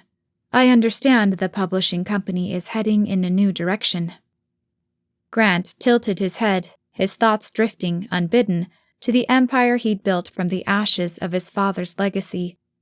The thought of it slipping through his fingers after the many wars he'd waged filled him with a cold dread that contrasted sharply with the warmth of the room. The tension in Julia's shoulders as they discussed her manuscript betrayed her concern over it in a physical manifestation. The small tell gave him enough to capitalize on it. He leaned back slightly, giving her space, his voice softening and his eyes never leaving her face as he searched for any minute change in her expression to inform him of his next move. "I understand the importance of your work to you, and I want to support that." She narrowed her eyes at him. "You brought me to the Sapphire Room to reassure me about my manuscript's acceptance?" He polished off another piece of the tender meat and set aside his utensils, leaning closer to her. "No, not quite. My business with you revolves around the other part of the interview." Julia paused, her muscles stiffening subtly, but enough for a practiced eye like Grant's to notice. "That was a mistake." "I don't think it was." Grant held her gaze for a moment longer than most people were comfortable with. Julia finally broke contact, letting her eyes slide back to the lobster on her plate. "I was there for my manuscript only. I'm sorry for the confusion, but I hadn't meant to apply for your contest." "It wasn't a contest." She flicked her gaze back to him. He shook his head to add weight to the statement. "The thing is, I need your help." The crinkle in Julia's brow betrayed her confusion, but the interruption of the waiter meant she'd have to wait for her answer. Grant couldn't have timed it better. The vague statement hung between them as the waiter inquired about dessert. Julia politely declined, but Grant made certain they topped off their champagne glasses, the spark of hope still floating in his heart, like the bubbles in his glass. As the waiter stepped away, Julia made her best attempt to put the conversation to bed. "Well, thank you for a lovely meal, Mr. Harrington." "Grant," he interrupted, leaning closer to her. "And that sounds like an evening-ending statement, but this evening is just beginning." Her lips fell open as she searched for words. "I don't see how I can help you." "Don't you?" He searched her face before he explained further. "I don't see how." He lifted his glass of champagne. I'd love the opportunity to explain. She gave him a slight nod, opening his way to make the offer. I'm not looking for the next Mrs. Harrington because I'm lonely. Sadly, the future of my business hinges on me changing my image a little. I'm sure you understand branding with your author business. I stand to lose everything if I can't change my image. The company I built will be ripped away from me. And you expect I can help rebrand you? She asked. I know it. A soft laugh escaped her, tentative to start, as if she weighed the absurdity of the situation. Grant joined in her laughter, and her chuckle deepened, genuine amusement lighting her features. So, what do you say? He asked when their laughter died down. She flicked those blue eyes to meet his, the amusement still on her face. I think you might be crazy. He shook his head, still grinning at her. No, definitely not. You're perfect. He let the last word hang between them as she reddened again, allowing the conversation to lull as he searched for words. The silence stretched between them before he broke it, his urgent words tumbling from his lips in a desperate attempt to make her see the gravity of his need. Let me be completely honest with you, Julia. This is not a game. It's my entire life. Indulge me for a moment. When I took over Harrington Holdings as a young man, we owned a significant amount of assets, but nothing compared to the empire I built. Julia's features settled into a neutral expression. She didn't understand or have any interest. I built Harrington Global piece by piece, painstakingly over the years. This isn't about corporate greed. It's about corporate pride. The business I slaved to build is being threatened, and along with me, the mismanagement I know will happen could cost thousands of others their livelihoods. Her features softened as he continued his plea. Will you help me, Julia? Julia sat speechless for a few moments before she started to shake her head. He grabbed her hand and squeezed. She froze as he spoke, plastering on a poker face that made her unreadable. I'm being serious, and I have a very enticing offer if you'll agree to play the role of Mrs. Harrington. In return for you standing by my side, helping me reestablish my claim to the CEO role at Harrington Global for 1 year, I will pay you $5 million. Julia's eyes went wide, but a millisecond later he felt her hand begin to slide away from him. He was losing the battle. He needed a play, and quick. And I will guarantee your manuscript will be published. She stopped, the newest addition to the deal sweet enough for her to consider. So he went in for the kill. He let his eyes rise to hers. Please, Julia, will you help me? Will you marry me?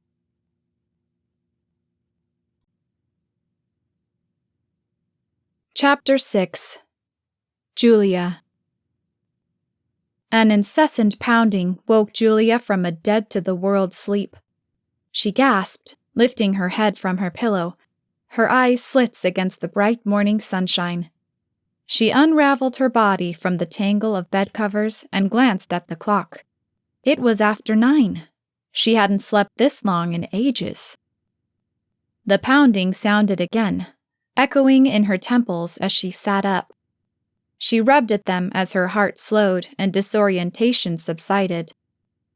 Before she could give anything any more thought, another knock came at her door.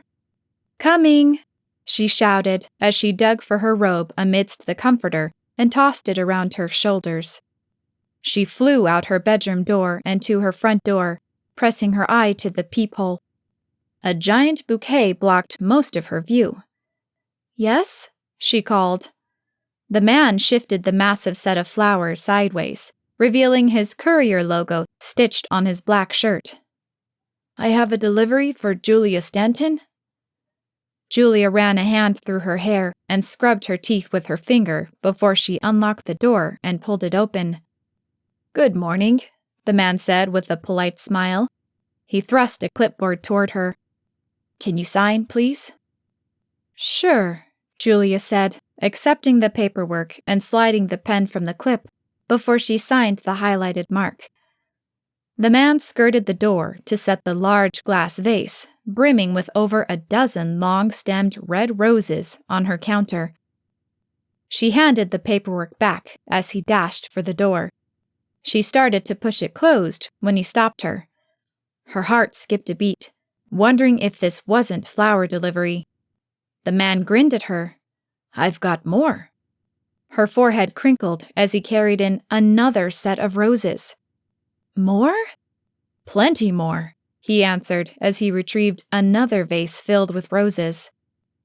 Julia's eyebrows knitted as he carried vase after vase of red roses into her apartment, squeezing them into any space he could find.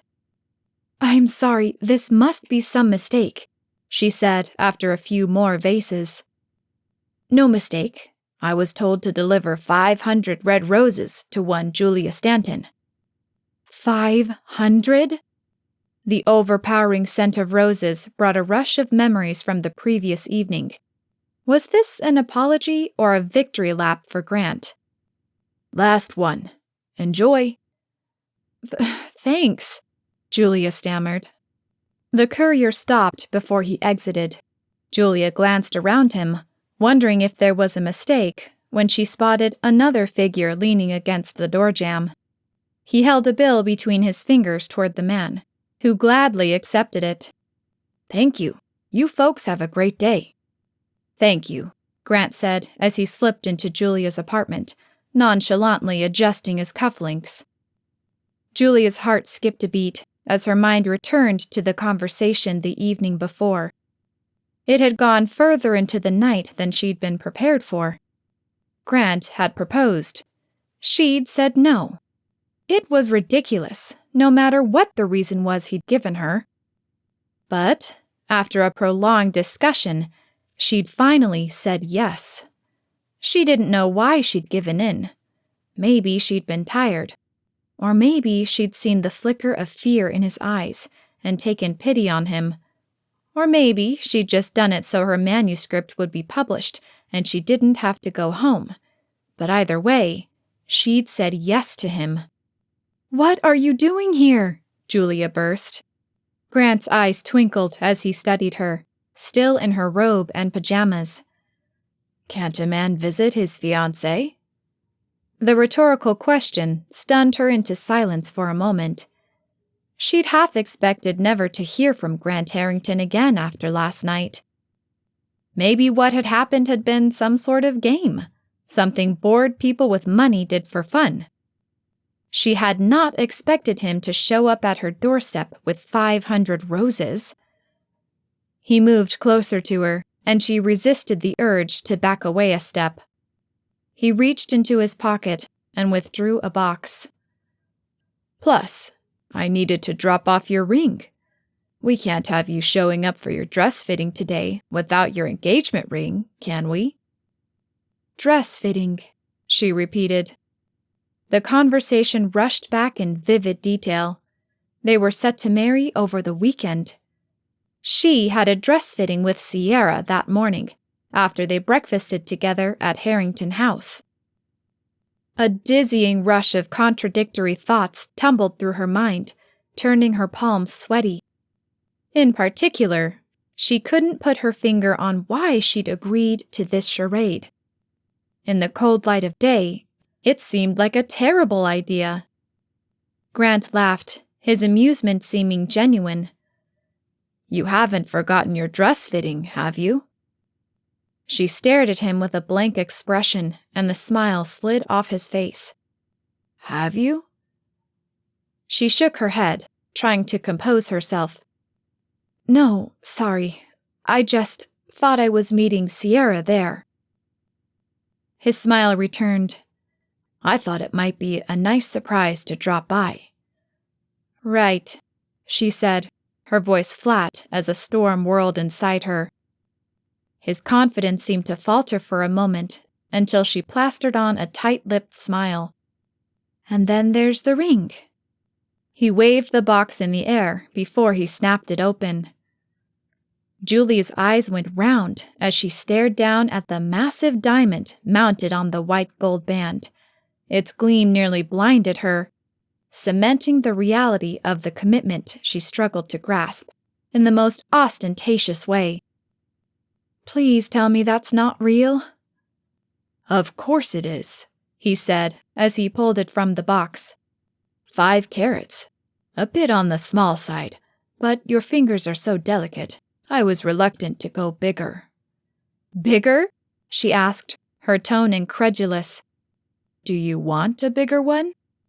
"No, I don't even want this one."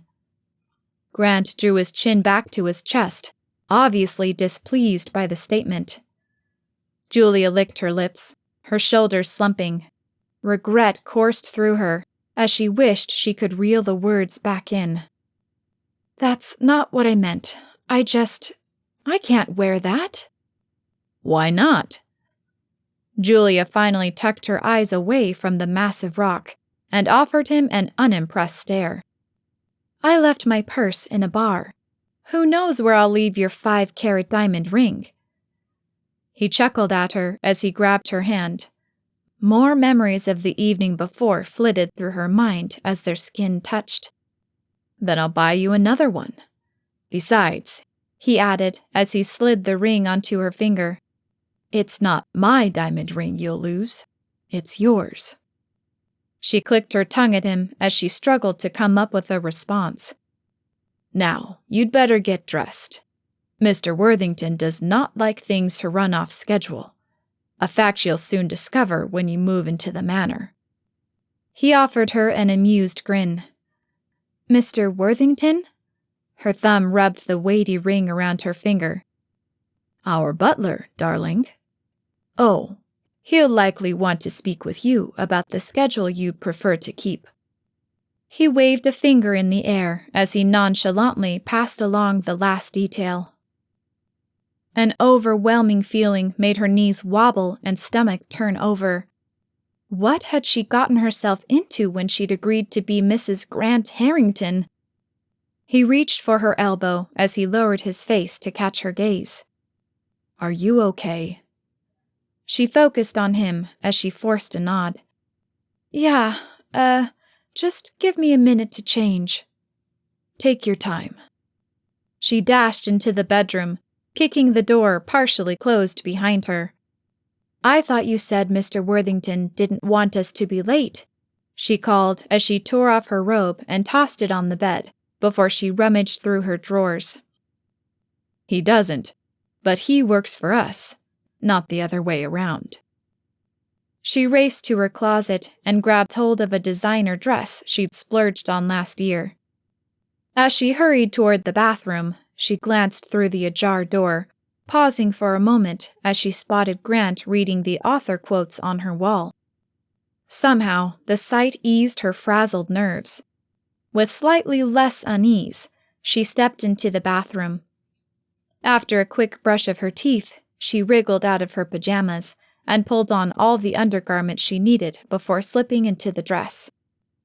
After a quick brush of her hair, she pulled it into a ponytail and returned to her bedroom to pull on a pair of kitten heels. She smoothed the dress down and took a second to steady her nerves before she emerged from her bedroom with her purse in hand. He smiled at her as she emerged and offered his arm. "Ready?" She answered with a nod, and within 20 minutes, they were out of the city and heading down the gated, winding drive to the sprawling mansion past its manicured lawns at the massive fountain that wouldn't have fit in her apartment. She sucked in a soft gasp as she stared at the fairy tale landscape, wondering if her life there would be anything but. Her heart rose into her throat as they approached the wide front doors under the portico. James hurried from the car to open her door before Grant's. She chewed her lower lip as she stared up at the house that would soon become her home, second-guessing everything. Grant didn't allow her time to dwell on it as he whisked her into the grand foyer. Her heels clicked across the bright marble floors. Her eyes went up to the enormous crystal chandelier hanging above them, before Grant redirected her attention to the lithe man who awaited them inside. "Worthington, right on schedule, I believe," Grant said. The man bowed his head, topped with snow-colored hair cropped close to his head. Grant waved to Julia. "Julia, this is our butler, Worthington. Mr. Worthington, my fiancée, Julia Stanton." "So pleased to make your acquaintance, Miss Stanton. I look forward to serving your every need." Julia offered him a wide grin, that overwhelming feeling again smacking her in the face. She didn't have time to dwell on it. The clicking of heels drew her attention to one of the 2 sweeping staircases leading up to the second floor. Sierra descended in a designer dress and a pair of glittery heels that would give most women a nosebleed. She shook her head as she waved this morning's paper in the air. "Have you seen this?" she asked, her voice tinged with amusement and satisfaction. She hit the marble floor and paused, striking a pose against the railing as she flashed the article in question at them. "We could not have planned this better." Julia studied the black and white photo, her eyes going wide. The front page was dominated by a candid shot of her with Grant at the Sapphire Room, capturing her mid-laugh, eyes alight with genuine amusement, and Grant offering her an admiring stare. The headline sensationalized the event. Grant squinted at the paper, reading the bold letters aloud. "City's most eligible bachelor off the market." A sharp laugh escaped Sierra as she spun the paper back to her, grinning at the article. "Oh, this is perfect! And the narrative writes itself. Playboy falls for unsuspecting beauty. It's endearing, relatable, and most importantly, it's going to win the hearts of the public." Grant poked a finger at his daughter. "Make sure the PR team sees this. We want to control the story, not the other way around." Julia stared at the black flecks on the golden floor, wishing she could just melt into them. "Julia?"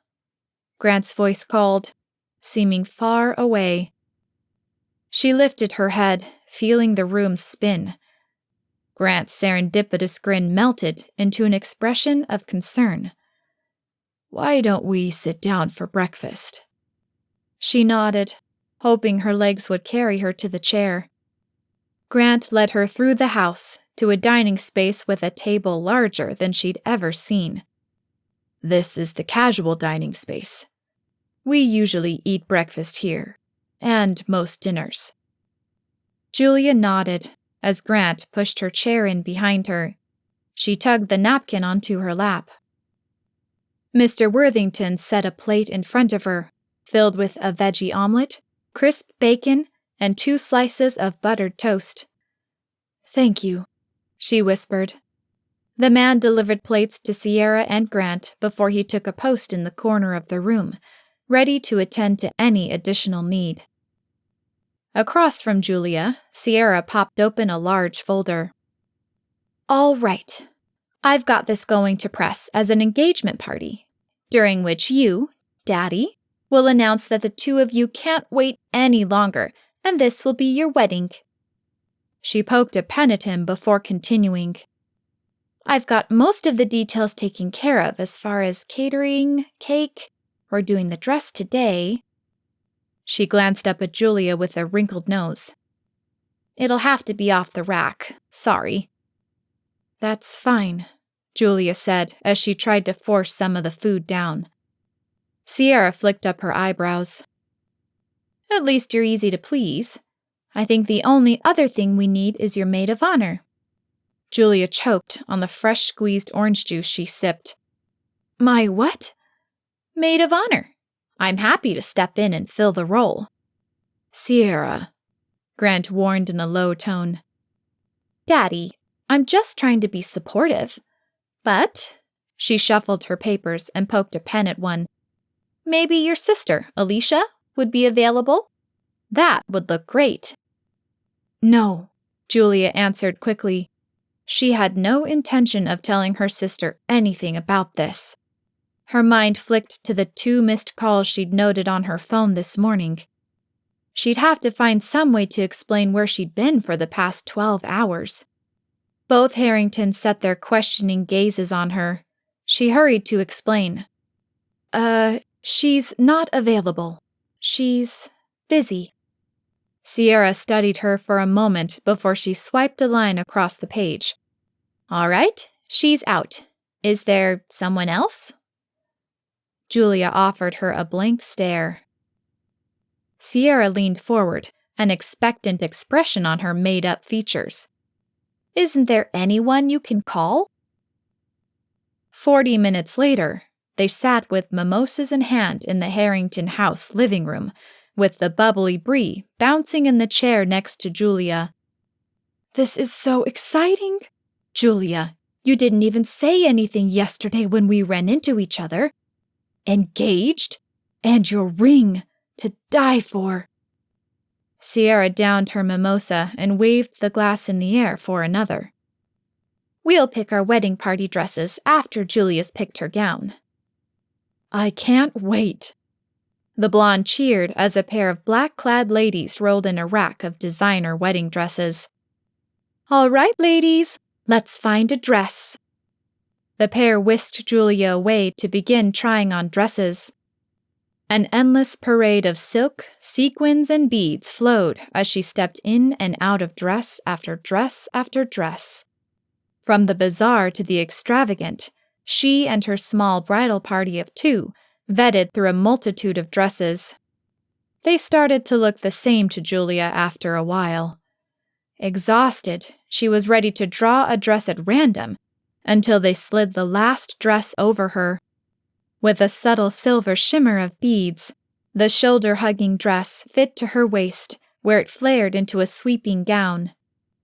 Julia entered the living room, the fabric swishing around her, and glanced in the mirror. "OMG, that dress is gorgeous. Oh, that's my pick. I love it," Bree announced. Julia let her fingers trace the silver beads as her mind drifted. Saying the dress was beautiful was an understatement. She'd imagined wearing one on her wedding day. She'd just never imagined her wedding day occurring like this. "I do too," Sierra answered in her understated tone, her perfect manicure tapping the champagne flute. "I'm not sure Julia's loving it, though." Julia raised her gaze from the wedding dress-clad woman in the mirror, using the reflection to glance at Sierra. "No, it's beautiful." She let her eyes slide back to her reflection, her voice turning dreamy. "It's elegant and classic. It's understated, but fancy.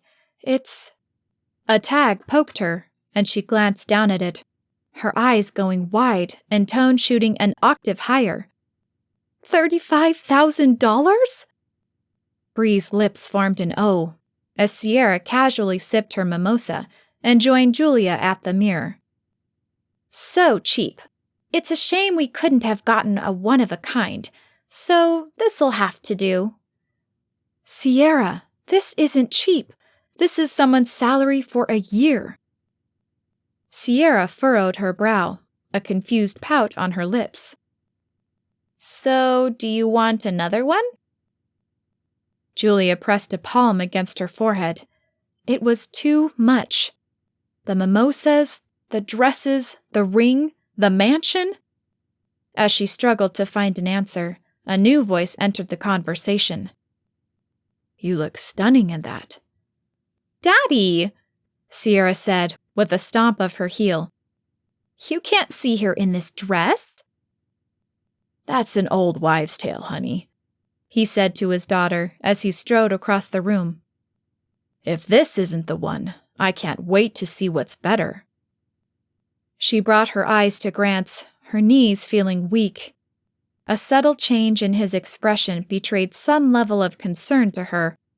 He slid his arm from around Sierra's shoulders, settling his hand lightly on her forearm. Ladies, would you excuse us for a moment?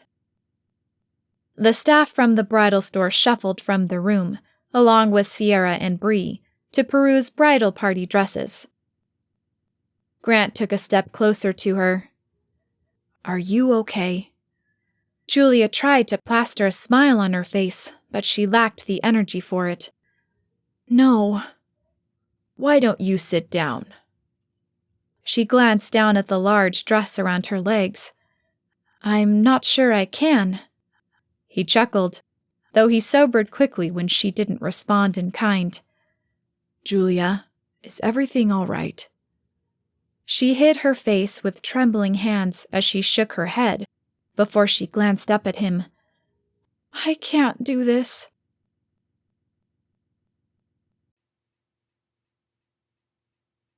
Chapter 7. Grant. Grant minimized the spreadsheet he studied.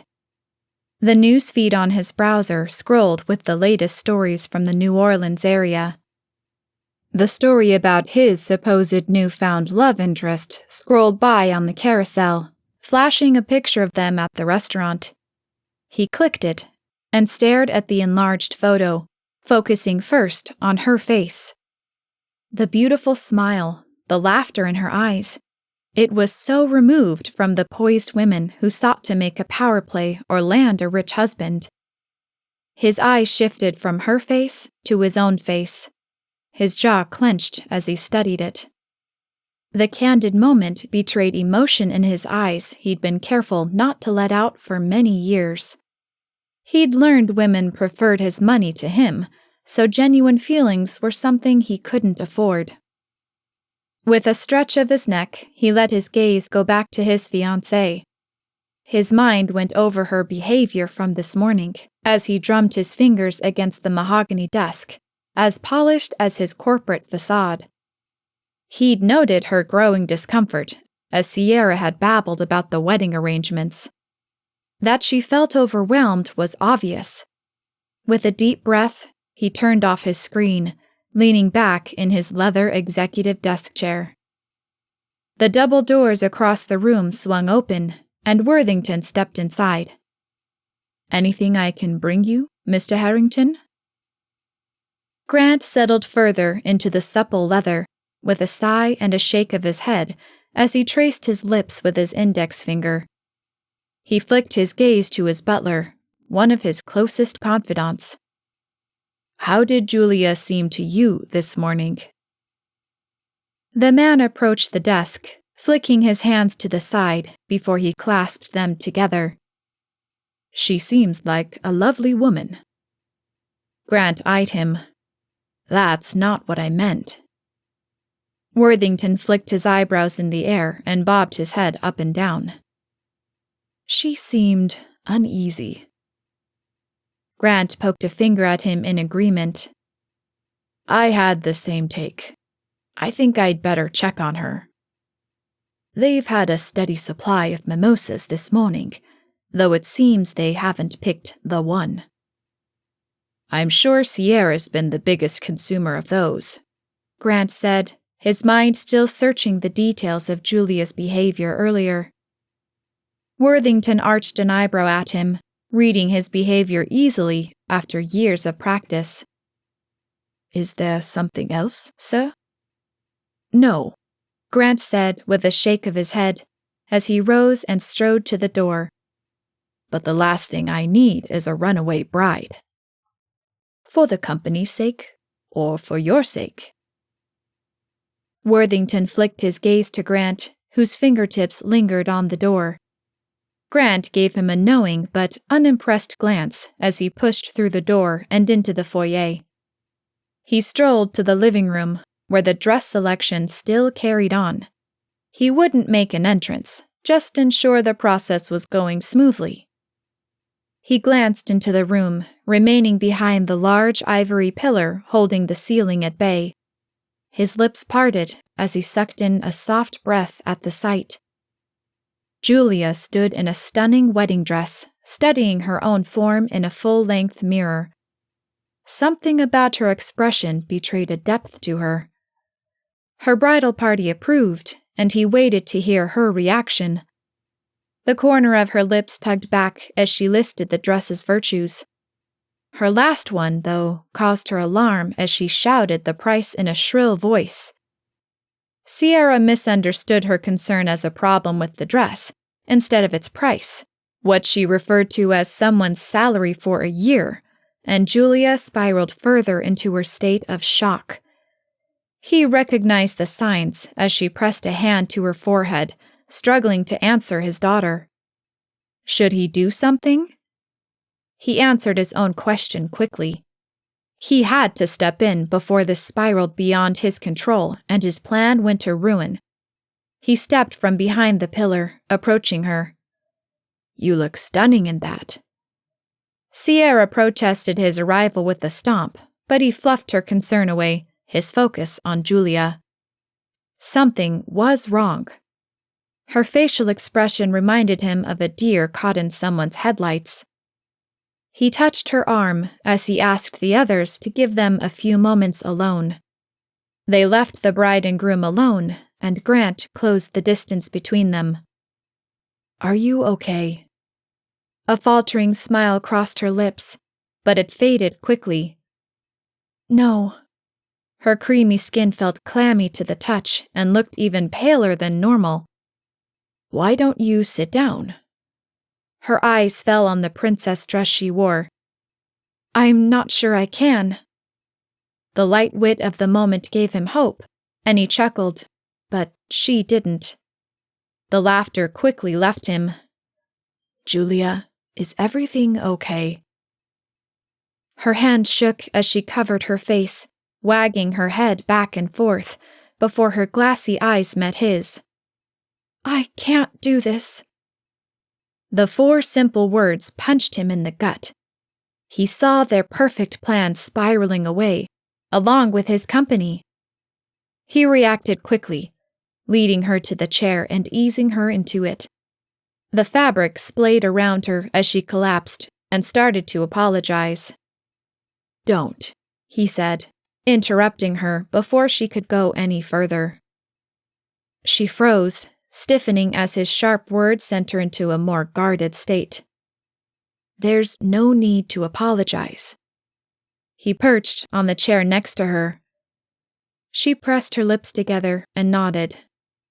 "Well, I hope—" "Just a minute." He interrupted her again. "You're not off the hook yet." She snapped her gaze to him, and he grinned at her in an attempt to diffuse the tense situation. She started to shake her head when he stopped the gesture by holding up his hand. "Julia, just take a breath." She let her gaze fall to her lap, her chest heaving.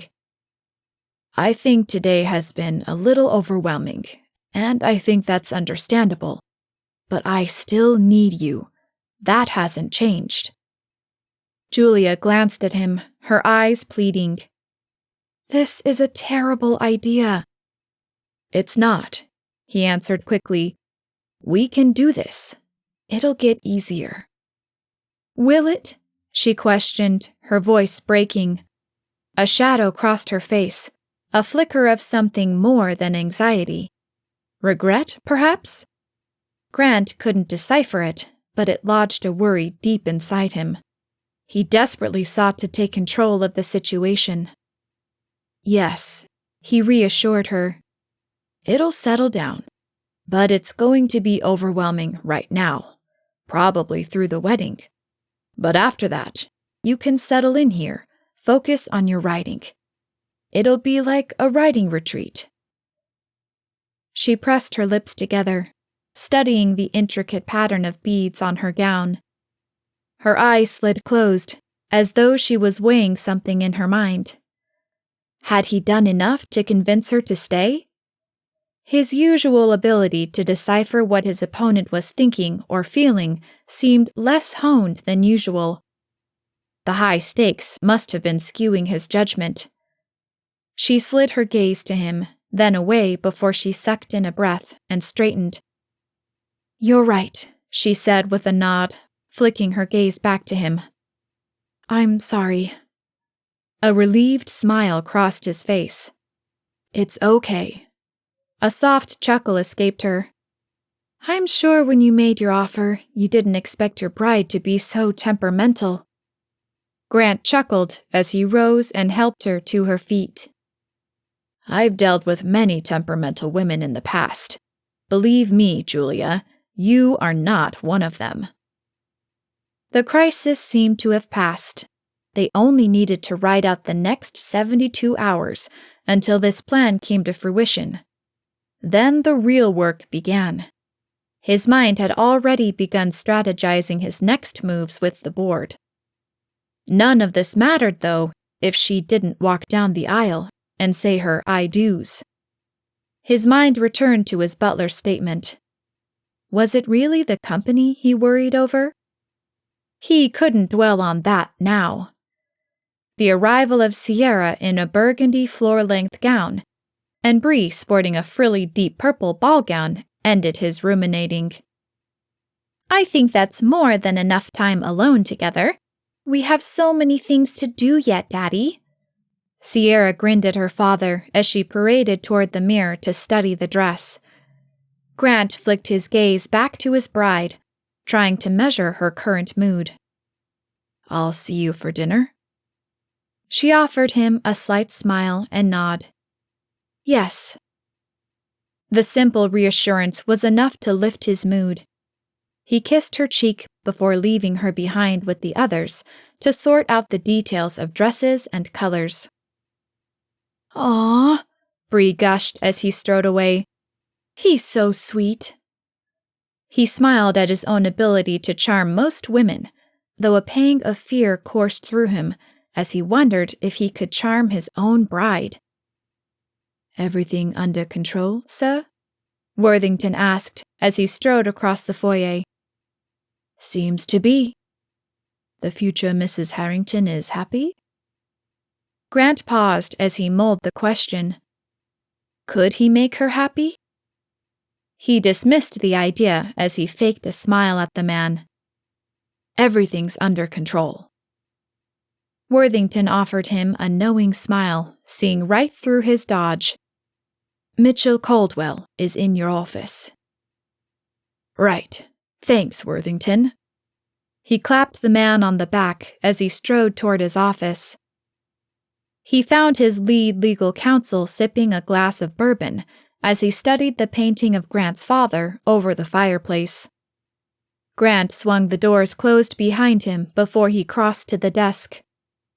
Mitchell, do you have everything in order? The man twisted to face him. Grant recognized the look on his features. Grant, I don't want to hear it, he said as he sank into his chair. This is the best plan we've got. Paying a woman to be your wife? If the board gets wind of... They won't, Grant said, interrupting him. And second of all, no money has changed hands. Yet. If we get a divorce, it'll look like a payout in lieu of alimony. It's fine. Mitchell narrowed his eyes at Grant. Don't you mean when? Grant slid his eyes closed at the misstep. Right. When? Look, Mitch, this is not as bad of a plan as you may think, and wait until you meet her. I think you'll agree. We couldn't have done better if we tried. Mitchell stalked to his open briefcase and pulled out a folded copy of the morning's newspaper. She certainly has a wholesome enough look. I'd say any trouble will stem from people not believing a girl like this ever would have married you. Grant chuckled at the statement as he flicked open the folder Mitchell handed him. Standard contract for services rendered. An early out clause for you if needed, and an out-form payment if things do not go according to plan. In other words, if we don't maintain control of the company, she doesn't get paid. That's right. So it's in her best interest to help you. Mitchell pressed his lips together and shrugged before he downed the last of his bourbon. A flicker of doubt passed through Grant as he stared at the paperwork, making their marriage nothing more than a job for her. He shoved it aside, closing the folder and sliding it to the edge of the desk. Perfect. I'll get Julia's signature on it at dinner. I'll keep it with the red files. This won't be filed anywhere else except with us. I wouldn't chance it. Of course. And then I'd start preparing the new missus for the barrage of questions she may receive from the board. You've got the Crescent City Charity Gala coming up just after the wedding. That will be the first place people will pounce on her for answers. Grant leaned back in his chair, the springs creaking, an echo of the tension in his mind. I know. You're still planning on attending, aren't you? Grant considered it. Maybe it was wise to go alone, or skip altogether, to give Julia more time to settle in. Grant, it would be a huge misstep to avoid it, particularly after the wedding. Grant flicked his gaze up to his lead counsel. Maybe we'll be on a honeymoon. The man's expression remained unflinching. I would highly recommend you postpone your travels for the time being and attend to business here. You aren't marrying her for companionship. This is a business transaction. The words jarred him more than he would have preferred, but he nodded and rose from his seat, leading his attorney to the door. Then we'll go. She'll be prepped and ready. She'd better be. I'm not going down for this ridiculous idea. Don't worry, Mitchell. I've got this all under control. I hope so. The man ducked out the door, heading for the front door to see himself out. Grant heaved a sigh as he pushed the doors to his office closed and shuffled to the drink cart for a bourbon. He'd claimed he had it all under control. Did he? He'd forgotten about the gala. But Mitchell made an excellent point. It would be the best time for him to put in a public appearance as a newly married couple and cement in the board's minds that they were legitimate and solidify his new image. Before he could dwell on it any further, a knock sounded. Yeah? He called. One door popped open, and Julia poked her head inside. Worthington said you'd like to see me? Oh, yes. Come in. Would you like a drink? She eyed the bourbon in his hand before she shook her head. No, thanks. Was she nervous again? He licked his lips as he set his glass down on the desk. I have the contracts here to sign. Right, she said with a nod as he flicked the folder open and offered her a pen. She accepted, biting into her lower lip as she stared down at the flagged space. The pen hovered over the paper, and for an instant, he wondered if she wouldn't sign it. But, a second later, she scrawled her name across the paper and handed the pen back with a demure smile. He scribbled his name on the second space and tossed the pen on the desk before he flicked the folder closed. He stuck his hand out toward her. To a fruitful business partnership. They shook on it before making their way to the dining room for dinner. Sierra babbled on about the remaining details of the quickly approaching wedding. Grant carefully eyed Julia's reactions, which remained neutral through most of the meal. She seemed content to let Sierra handle the details, a fact that may make this transition smoother. After saying goodnight, she left, set to return the morning of the wedding. Grant settled into his office chair, kicking his feet up on the desk as he nursed a single malt whiskey. Sierra sashayed through the doors and helped herself to a matching cocktail. She raised her glass to him as she eased into one of the chairs across from him. To winning this company back. Let's hope so. She settled back into the chair with an arched eyebrow. Is there some concern it won't work out? It's been coming along without a hitch so far. So far. She hasn't set her vows yet. She will. She signed the contract, right? She did. Then she has to go through with it, or else she's in breach. If she gets out of line, I'll remind her of that. Sierra, go easy on her. Sierra narrowed her eyes at him before she rolled them. Oh, please, Daddy. Just let this be a business deal, huh? Grant stared down into his drink. It is. But we need her to play the role. Breach or not, if she walks out that door, it's over for us.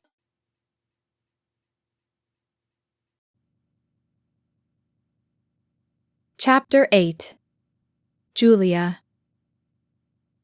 The buzz of activity surrounded Julia as the stylist fussed with her hair, pulling it into a chic style fitting for her new role as Queen of New Orleans. That's what the papers said, anyway. She bit back a cringe as she recalled reading the articles that had flooded the gossip columns for the last 2 days. The last 2 normal days of her life, or as close to normal as she'd get now. Even they had been abuzz with preparations. Her apartment had looked fairly normal, despite the dozens of roses and empty closet that reminded her she'd soon no longer be living there. And now the day had arrived. Grant had sent James to pick her up early this morning. Guests had arrived at the house, and shortly after the party started, Grant had announced that this so-called engagement party would actually be their wedding, much to the guests' excitement. A fluttering in Julia's stomach contradicted the calm she feigned. Her hands betrayed a slight tremble as she adjusted the pearls around her neck. She'd been whisked away by her bridal party to ready for the event, shortly after the announcement, sparing her any awkward socializing. She chewed her lower lip, awaiting the swish of lipstick to finish her perfect professional makeup. In the corner, Sierra polished off another flute of champagne before she rose and shuffled forward in her high-heeled slippers. Still in a silk robe, but with finished hair and makeup, she awaited donning her red dress to lead off the bridal party's walk down the aisle. In a last-minute development, Worthington had been chosen to walk Julia down the aisle. Despite moving quickly, everything seemed slow, and she seemed to live outside her body. Soon the show would begin. Was she prepared for it? The ceremony, the pictures, the first dance, the cake cutting. The stylist misted a last spray of hairspray across her style, sending a mist of light floral scent exploding into the air. She stepped away as Sierra sidled up to her. I hope you're ready to smile. This pensive look just won't do for the pictures. Julia raised her eyes to meet Sierra's through the mirror as she forced a smile onto her face while nodding. We need this to be convincing. Sierra narrowed her eyes, seeming to measure her up in the same practiced way her father gauged people. Julia licked her lips, unsure of how to reassure her when she felt anything but sure about this arrangement. Sierra smiled and patted her shoulders. Just be yourself. You seem to have captivated the media. I'm not sure I did that, so much as my supposed relationship with your father. Sierra gave her a stern look and wagged her finger. Now, let's not use the word supposed. Your relationship with my father. Right, Julia said with a nod. The conversation closed as Bree burst into the room in her breezy, one-shoulder maid of honor gown. Unable to contain her excitement, she struggled to slide her dangling red earrings into her ear with her shaky hands. My turn. Sierra flitted into the ensuite bathroom of what would become Julia's suite when she moved into the mansion. Bree finally finished with her jewelry and hurried to Julia's side, doing an excellent job of playing the attentive maid of honor. You look beautiful. Do you need anything? Maybe another glass of champagne? No thanks. I'm just ready to get the dress on. She squealed with excitement. It's so exciting! Come on, I'll help you. Julia rose from her seat as Bree uncovered the princess-style wedding gown and removed it from its hanger. Julia stepped into it, feeling the weight of the garment the moment she slid into the arms. It cemented the reality of the gravity of the situation she entered. Oh my gosh, you must be so excited! Bree offered her a wrinkled-nosed smile as she started to fasten the dress. He's so sweet and super handsome. And so very in love with Julia, Sierra announced as she sashayed across the room in the designer dress. That's obvious, Bree said with a nod. Gosh, I hope I'm as lucky as you. Julia held back a scoff. Maybe this would be easier to pull off than she expected. Bree was fooled. Would everyone else be? They finished readying her, settling the veil in her chignon and fluffing. Tears shone in Bree's eyes as she pressed her hands to her cheeks. Oh, you just look stunning. Oh gosh, I always cry at weddings. I'm sorry. Julia spun to pull the woman into a hug.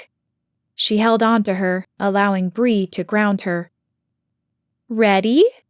Sierra asked, breaking up the moment. Can I just have a moment? Julia asked. Sierra arched an eyebrow, her lips puckering. Don't be too long. Our guests are getting hungry. Julia offered her a fleeting smile and nod. Bree grinned at her as she grabbed her bouquet and headed out of the room. Sierra lingered in the doorway with a last glance before she finally disappeared into the hall. Julia finally let out a breath. She swallowed hard, trying to dislodge the lump forming. She twisted to face the mirror, studying her countenance. Her mind regressed to someone else. The man she'd originally pictured donning a wedding dress for once. She never expected her wedding day to be like this one, but maybe that was for the best. She lifted her chin. Maybe a loveless marriage was the best kind. He's going to be very happy when he sees you in that dress, Worthington's voice said from behind her. She spun to face him. Mr. Worthington, she said, her voice catching with surprise. He smiled at her, offering her a fatherly gaze. Are you ready? She plastered on a smile, trying to summon the courage to say yes. He crossed to her, giving her a tight-lipped grin. I know the arrangement. You'll be fine. She blew out another sigh, tears threatening from the sheer emotion of the day. I'm glad you think so. His smile broadened. Mr. Harrington chose very well. The man's calm demeanor was the steadying force she needed to settle her nerves. This time when she smiled, it was genuine. Now, let's go finish this, so you can begin to settle in. We look very forward to having you among the household. He offered his arm, and Julia accepted. Music floated up the curved staircase as Worthington led her down it. They arrived at the ballroom, the din of guests escaping through the closed doors. Julia's heart pounded as the music changed and doors opened. Sierra plastered a smile on her face, raised her chin, and strutted into the ballroom. On the next round, Bree disappeared from sight, and Worthington led Julia to their spot on the carpet. She blew out a shaky breath. Just put one foot in front of the other, Worthington said to her as the door whooshed open. Camera bulbs flashed as Julia offered him an appreciative smile. She glanced down the aisle, her mind replacing her soon-to-be spouse with another for a millisecond, before Worthington led her down the aisle on rubbery legs as they passed the excited grins of the guests. With a shake of hands, Worthington handed her to Grant. "You look stunning," Grant whispered as they stood in front of the officiant. Julia smiled at him, heat creeping across her cheeks, her mind reminding her that this was his 5th wedding. He was a seasoned pro, and had probably whispered the same thing to every woman he'd been in this position with. She searched his face for any indication of the lie, but his practiced countenance betrayed nothing.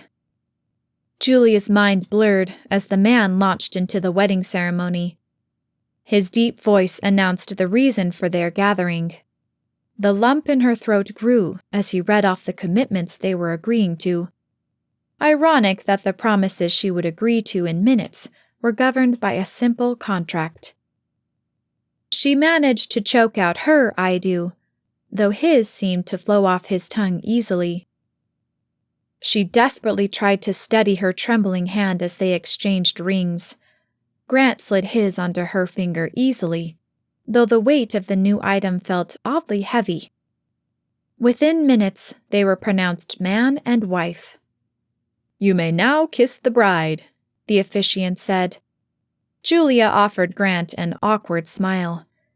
He leaned closer to her, and she expected a quick peck before they paraded down the aisle. Instead, he cupped her face gently in his hands and pulled her in for a kiss that couldn't have looked fake to any onlooker. The guests applauded as he pulled away and offered his arm to lead her down the aisle to the awaiting reception. As the guests gathered for appetizers, Julia found herself ushered onto the manicured lawn for pictures. Sierra shoved a champagne flute into her hand, and she downed half of it before plastering on a smile as the photographer began snapping shots. "Okay, just the maid of honor and the best man." A few people stepped away from the posed picture before flashbulbs blinded her again. "And now, stepdaughter with new stepmom." Grant stepped away, and Sierra took his spot. She wrapped her arm around Julia as she grinned. "You're killing it. People love you." She let her face rest as Grant and Sierra posed together, before they pulled her in for intimate photos of the bride and groom. "Perfect," the photographer said, as she snapped shots of Julia with her hand placed perfectly on Grant's lapel, her stunning engagement ring sparkling in the afternoon sun. "And now, how about a kiss?" Grant cupped her face again, his light eyes sparkling playfully. "Pretend I'm your favorite book, impossible to pull away from." She burst into a laugh, a moment of genuine levity amidst the social pressures. The camera clicked several times as the photographer crooned, "Oh, that's perfect." They finished with the photos, including the awkward kiss, before they entered the reception. It all became a blur as face after face offered her their best wishes and congratulated Grant. Exhaustion coursed through her when the last guests finally left. She climbed the stairs to her suite, collapsing in the soft armchair, and kicked off her shoes. The dress swished around her as she fell back against the cushioned back. Her muscles ached from the tension she'd held in her body through the hours-long event. She slid her eyes closed, promising herself a full day of writing the next day to escape from the pressures of today. A quiet knock sounded at the door. She found the strength to force her eyes open, spotting Grant, his bow tie undone and dangling around his neck. He held up 2 tumblers in his hands. "How are you holding up?" She sucked in a breath as he strode toward her, offering him a weak smile. "I'm okay." "You did well today. Everyone loved you." He clinked his glass off hers before he raised his in the air. She stared down into the amber liquid as her fingernails tapped the glass. "It seems to be coming together for you." For us, he said with a tilt of his glass. We're partners in this, remember? She shifted back in her seat. Right. Speaking of, we have the gala Wednesday night. There will be plenty of board members there for us to impress. I'll be ready, she answered, not certain she would be. Good. He studied her over the rim of his glass. I promise, I won't fall apart again. I wasn't thinking that. He paused for a moment before he polished off his drink and rose from his chair. He kissed her on the cheek. You did well today. We've got this in the bag. See you in the morning. He left her behind, pulling the doors closed. She managed to wriggle out of her dress and into her cozy pajamas, feeling more like herself the moment the soft flannel touched her skin. She crawled into bed, finding herself unable to sleep, despite her exhaustion. The new room set her on edge. The bed felt strange. The lights were in different places. Nothing was familiar. She gave up after an hour and climbed from the high bed to retrieve her laptop. Disappearing into her latest manuscript, she allowed the familiarity of the work and her words to surround her in comfort. When she awoke early the next morning, the laptop's blank screen stared back at her. She slammed the top closed before she crept from her bed, changed clothes, and snuck downstairs to make herself a quick breakfast before the staff rose. She polished it off and hurried from the house, seeking fresh air and alone time to center herself. Her feet hit the pavement with no direction in mind, but she found herself strolling down the driveway toward the road. Her heart pounded suddenly, quickening her pace and increasing her panic. The manicured lawns pressed in around her, still and quiet at this early hour. It seemed oppressive, driving her to reach the road faster. She escaped through the wrought iron gate, glancing back through it at the sprawling mansion. In the night, it looked more staggering than during the day. Julia reached into her pocket and pulled out her phone. Her hand lingered over one contact before her thumb finally pressed the call button. A tired voice answered on the other end. Julia twisted away from the house, a hiccup in her voice. Alicia? I think I messed up.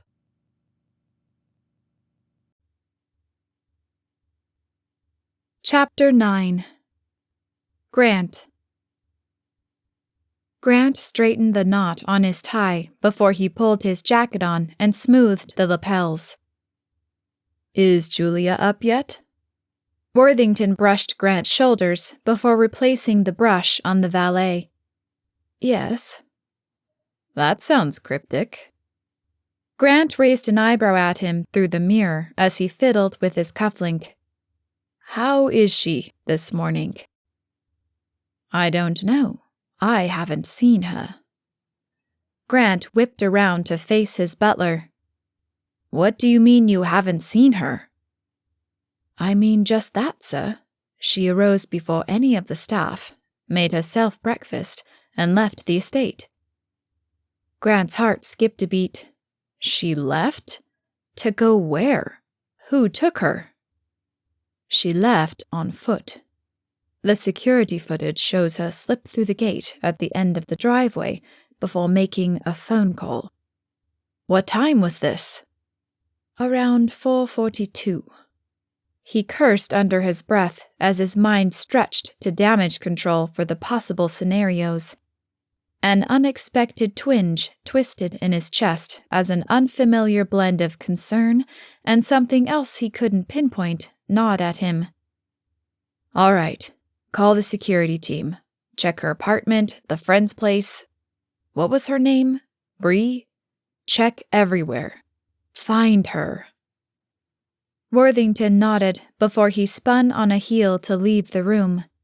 Grant rubbed his chin as he processed the news and subsequent fallout.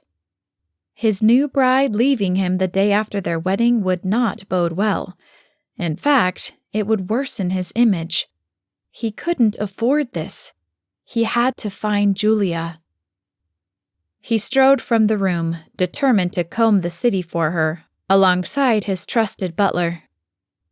"Good morning, Daddy," Sierra cooed as he approached the stairs. "Not at the moment, it's not." He brushed past her, his features set as he hurried down the stairs. "What's that supposed to mean?" Sierra hurried to follow him, her smile fading into a pinched expression. "What happened?" "Julia's gone." The word stuck in his throat more than he expected. "What?" The shrillness of her voice betrayed her shock. She froze on the stairs as he continued to the bottom, before she hurried down them as fast as her 5-inch heels allowed. "Where did she go?" "No one knows." He stopped to face his daughter, running a hand through his hair before he huffed. "She left before 5 this morning. She called someone." "Can the security team track her phone or her calls?" He pushed himself to move into the austere elegance of his office. Each step echoed off the polished mahogany floor as he entered the sanctuary of control and order, but today it felt like a stage where an unscripted drama was about to play out. He needed to move to feel in control of the situation that spiraled beyond his grasp. "I've already asked Worthington to call them. We have to find her." Sierra hurried behind him. "No kidding, especially before she does something stupid." Grant hesitated as he stepped behind his desk. Sierra filled in the gaps as she paraded back and forth in front of his desk. "You don't think she went to the press, do you? Maybe an early morning call to a reporter?" Grant's jaw tightened, his silence a fortress guarding his deepest fears. He'd learned over the years, playing it close to the vest was often the best move, until more information presented itself. Worthington rescued him from comment a moment later, with Maxwell Sterling, the head of his security team, trailing behind him. The man adjusted the button on his dark suit, swiping a hand through his closely cropped hair. "Max, tell me we at least know which direction she went when she left the property," Grant said, his hands on his hips. "She went east, on foot." Sierra scoffed at the response. "That means 0. Which way did she go? Toward the city or away from it?" "Away," he answered. Grant cursed under his breath. A tangle of worry and annoyance competed for his attention. Her disappearance alarmed him, but it also came with the worry of what damage this could do to the meticulously crafted image they were trying to portray. She wasn't heading to her apartment or any place in town that would be easy to find. She could be anywhere. She could have gotten into a car with someone and be out of the state by now. "What about the phone call?" "We're reviewing the security footage now and trying to determine who she may have been calling." "Can't you trace it? Can you track her phone?" Sierra asked. Max flicked a sheepish gaze from Sierra to Grant. "We don't have Mrs. Harrington's number." Grant slid his eyes closed as frustration raised his blood pressure and made his tie feel too tight around his neck. "If you pass it along to us, we can start tracking her right away."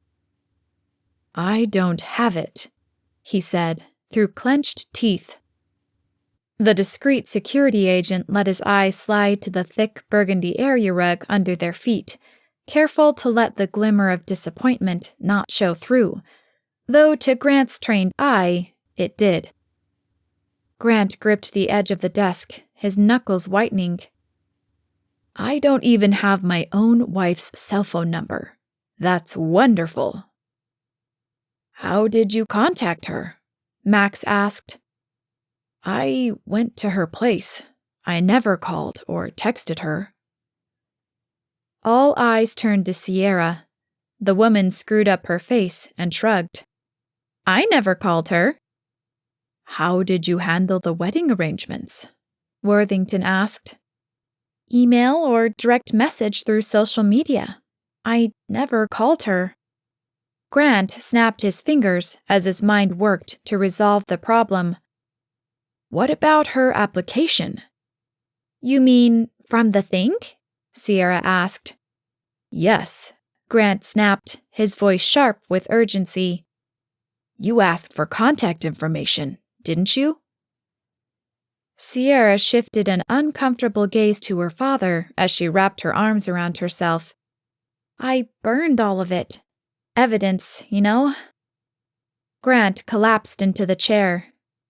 So we have no idea what her number is. No one here has a clue as to what my wife's cell phone number is. Well, that's simply perfect. We can try to track it down. It may take some time. Time we don't have. Get someone on the road in the direction she went. See if you can find her. Already done, sir, and we will continue to work the cell phone angle. I'll report back as soon as I have any information. Grant swiped at the pencil cup on his desk, sending it flying across the room as he cursed again.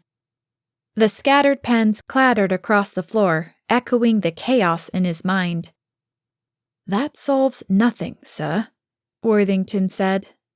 Perhaps some coffee, and maybe some breakfast. I can't eat. Sierra exchanged a glance with Worthington, her concern apparent. Daddy, you really should eat something. Don't patronize me, Sierra. Coffee, she mouthed to Worthington, who nodded and disappeared through the double doors to retrieve the beverage. Where could she have gone? Grant's mind wandered briefly to the moment they'd shared yesterday before their kiss for the camera. They'd shared a laugh.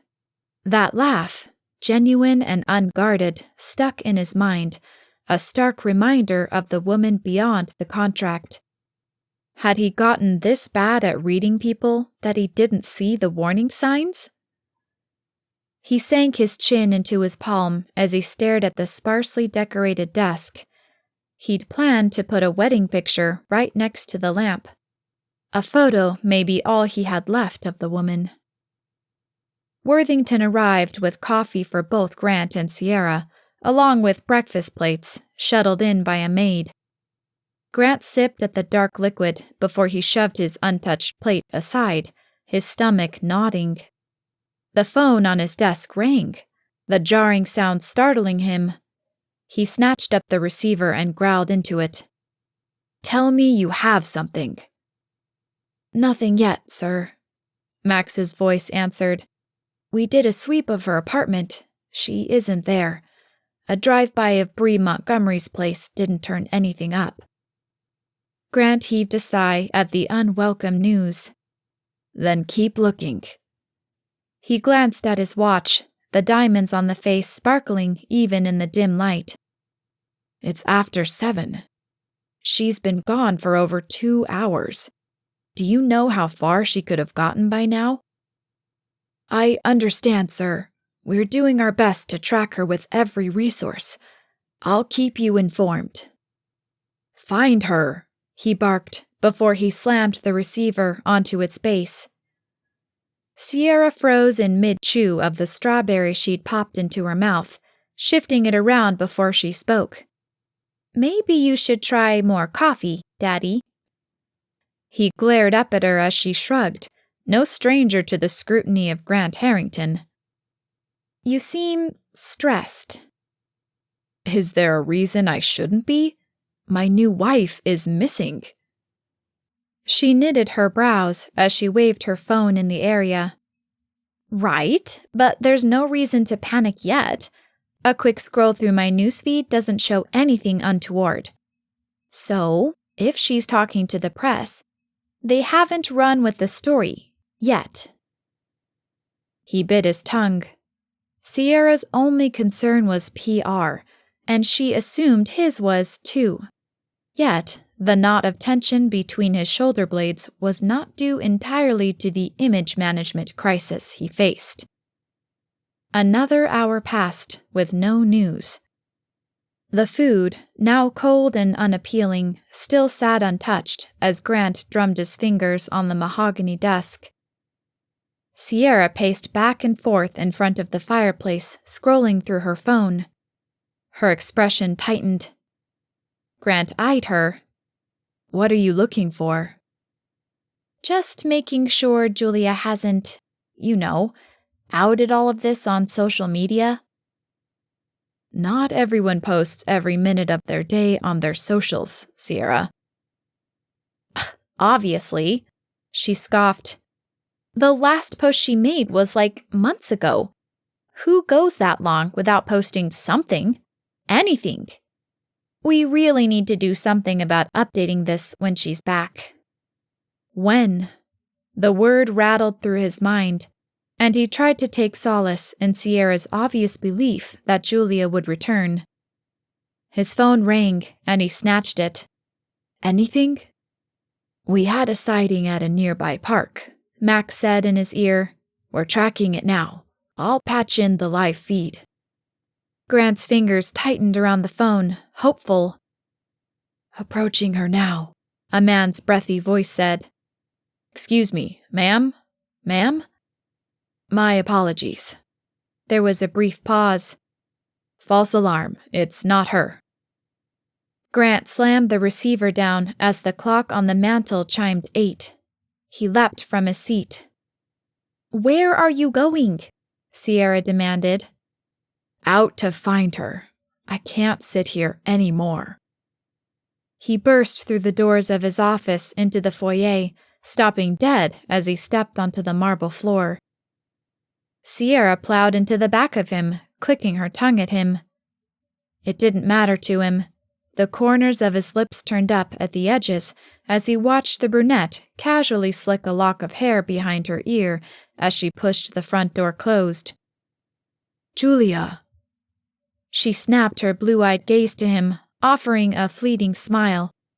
"Good morning." He crossed to her, clasping her shoulders. "Where have you been?" She offered him a confused glance, sliding her gaze to the door.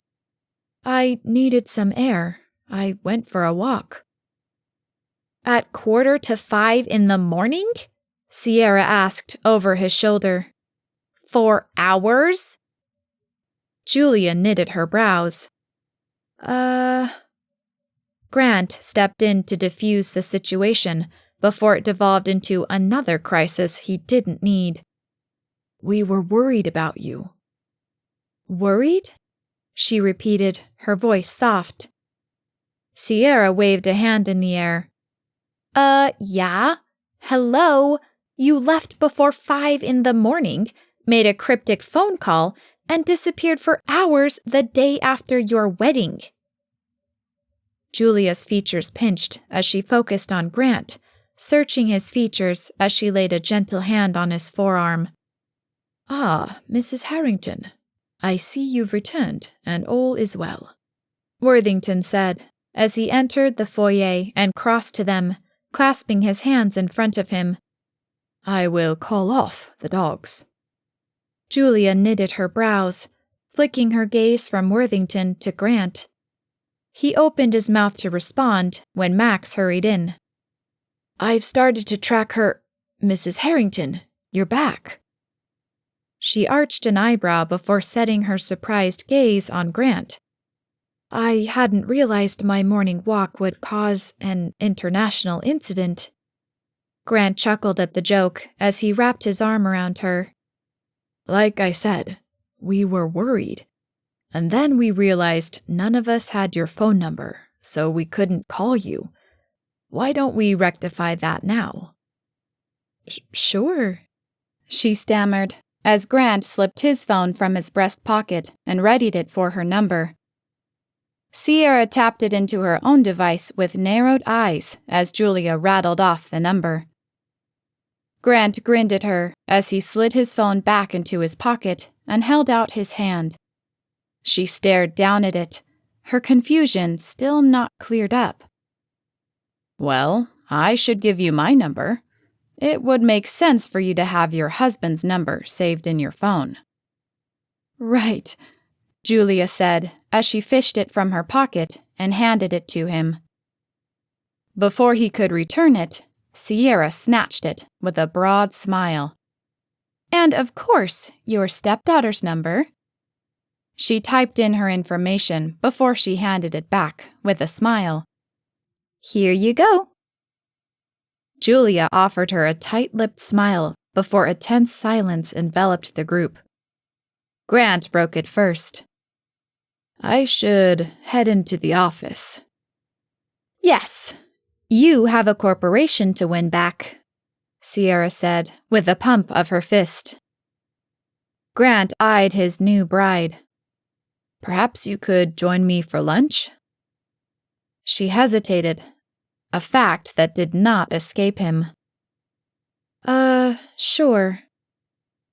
Excellent. I'll see you around 1. Just have James drive you.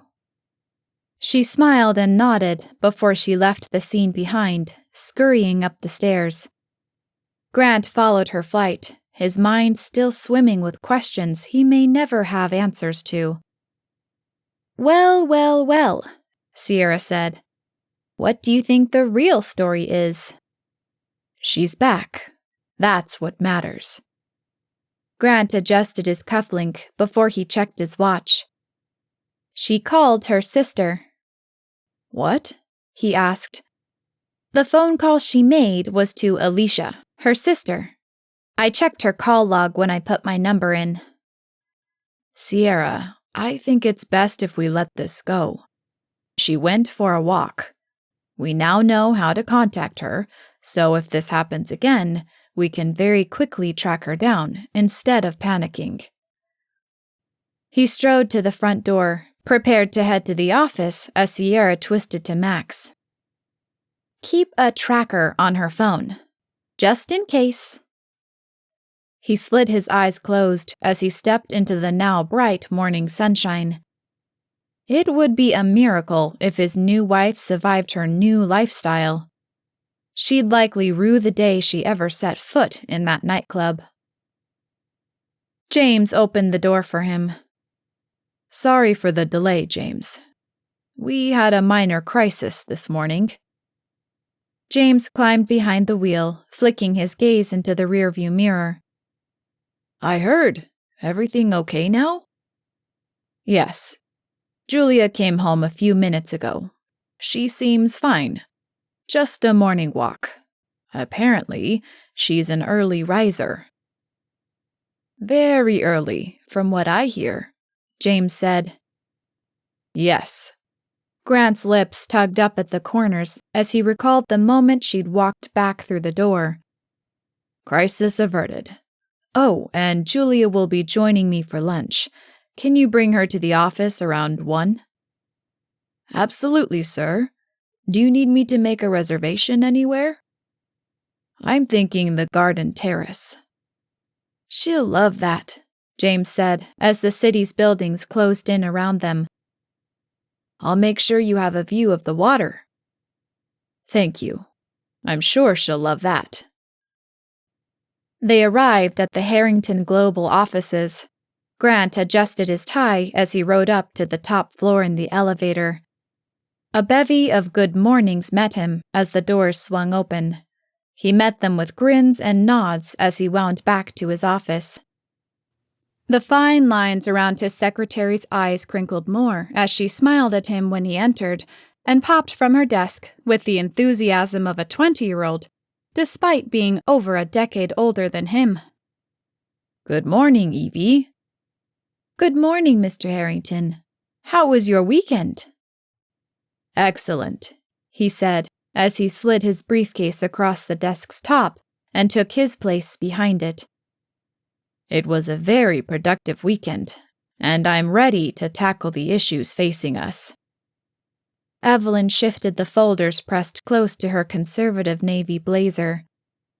Those are many, sir. I'm sorry to be the bearer of bad news, but the hits just keep coming. She dumped the folders on his desk. I've sorted them by order of most pressing to least, though the least pressing is 2 suppliers pulling out of potential contracts, so that'll give you an idea of how bad the top folder is.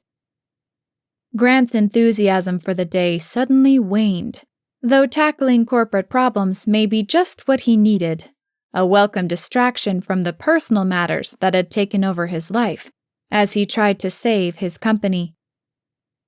I'm not sure I can thank you for dumping these problems on my desk, but I appreciate your work on these. Evelyn tucked a lock of her gray hair behind her ear with a smile. If you need anything, just let me know. You know I will. Grant collapsed into his chair and dove into the first file. 2 hours and dozens of calls later, he hadn't made headway on one of the dozen folders Evelyn had dumped on his desk. He blew out a sigh as he leaned back in his chair and looked over the city outside his window. If he wasn't able to solve some of these problems soon, his image may be the least of his concerns. What he couldn't understand was why he was suddenly losing ground on all fronts. A buzz interrupted his thoughts. He swiveled his chair around to answer his secretary's call. Yeah? I'm sorry to interrupt, Mr. Harrington, but you may have another problem to add to your list. Grant twisted to stare out the window again, the weight of his corporate world crashing down on his shoulders. One crisis to the next, he muttered.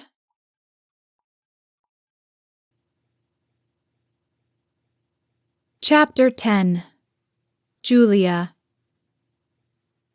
Julia blew out a heavy breath as she eased into the desk chair. A part of her new suite, the writing office overlooked the back gardens at Harrington House. The soft morning light filtered through the window, casting a warm glow over the antique desk. The furniture had been carefully laid out to maximize the view, though she wasn't certain if it would be an inspiration or a distraction. The serene beauty of the gardens outside, with its brilliant fall colors, contrasted starkly with the tightness knotting the muscles across her shoulders, a tangible sign of her inner turmoil. She let her chin fall into her palm as she drummed her fingers on the top of her laptop. Her morning had started off oddly. She reflected on the conversation that had just occurred in the foyer. The expression on Grant's face, the tightening of those fine lines around his eyes, had been odd. It almost showed genuine concern for her whereabouts. An emotion she couldn't identify fluttered in her stomach. Was she pleased about that, or did it set her further on edge? She flicked open the laptop. He likely had polished his concerned face many years ago for press conferences. She shoved her musings aside to focus on her manuscript. Working on that next book? Sierra's voice asked from her doorway. Julia swiveled around in the high-backed chair to eye her at the door leading to the hall. I hope so. I bet you do. Julia's smile faltered as she tried to make sense of the quasi-threatening words. Sierra sauntered further into the office, running a manicured nail over the well-polished workspace table tucked near the doorway. She picked up one of Julia's reference manuals and thumbed through it before she set her gaze on Julia. Is there something I can help you with, Sierra? Julia asked after a tense moment. A Cheshire cat grin curled Sierra's ultra-red lips. I am so glad you asked. Would you mind sharing with me what prompted you to flee Harrington House before 5, call someone, and then not return for hours? I told you, I was taking a walk. A 3-hour walk? Sierra questioned. Really? I walk a lot when I'm thinking through plots. sometimes for hours. Sierra arched an eyebrow. And the phone call. Julia frowned, pondering her response. She didn't feel she needed to explain her personal calls to her new stepdaughter. Then again, the worry she'd seen etched in Grant's face earlier made it clear they were concerned. Personal, she decided.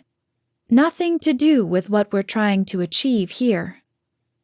Personal? I do hope my new stepmommy isn't harboring a secret that may catch the media's attention. Of course not. Sierra narrowed her eyes, sizing her up. Julia stood her ground, raising her chin and holding her gaze. All right, that's good enough. For now. Just next time, think ahead, huh?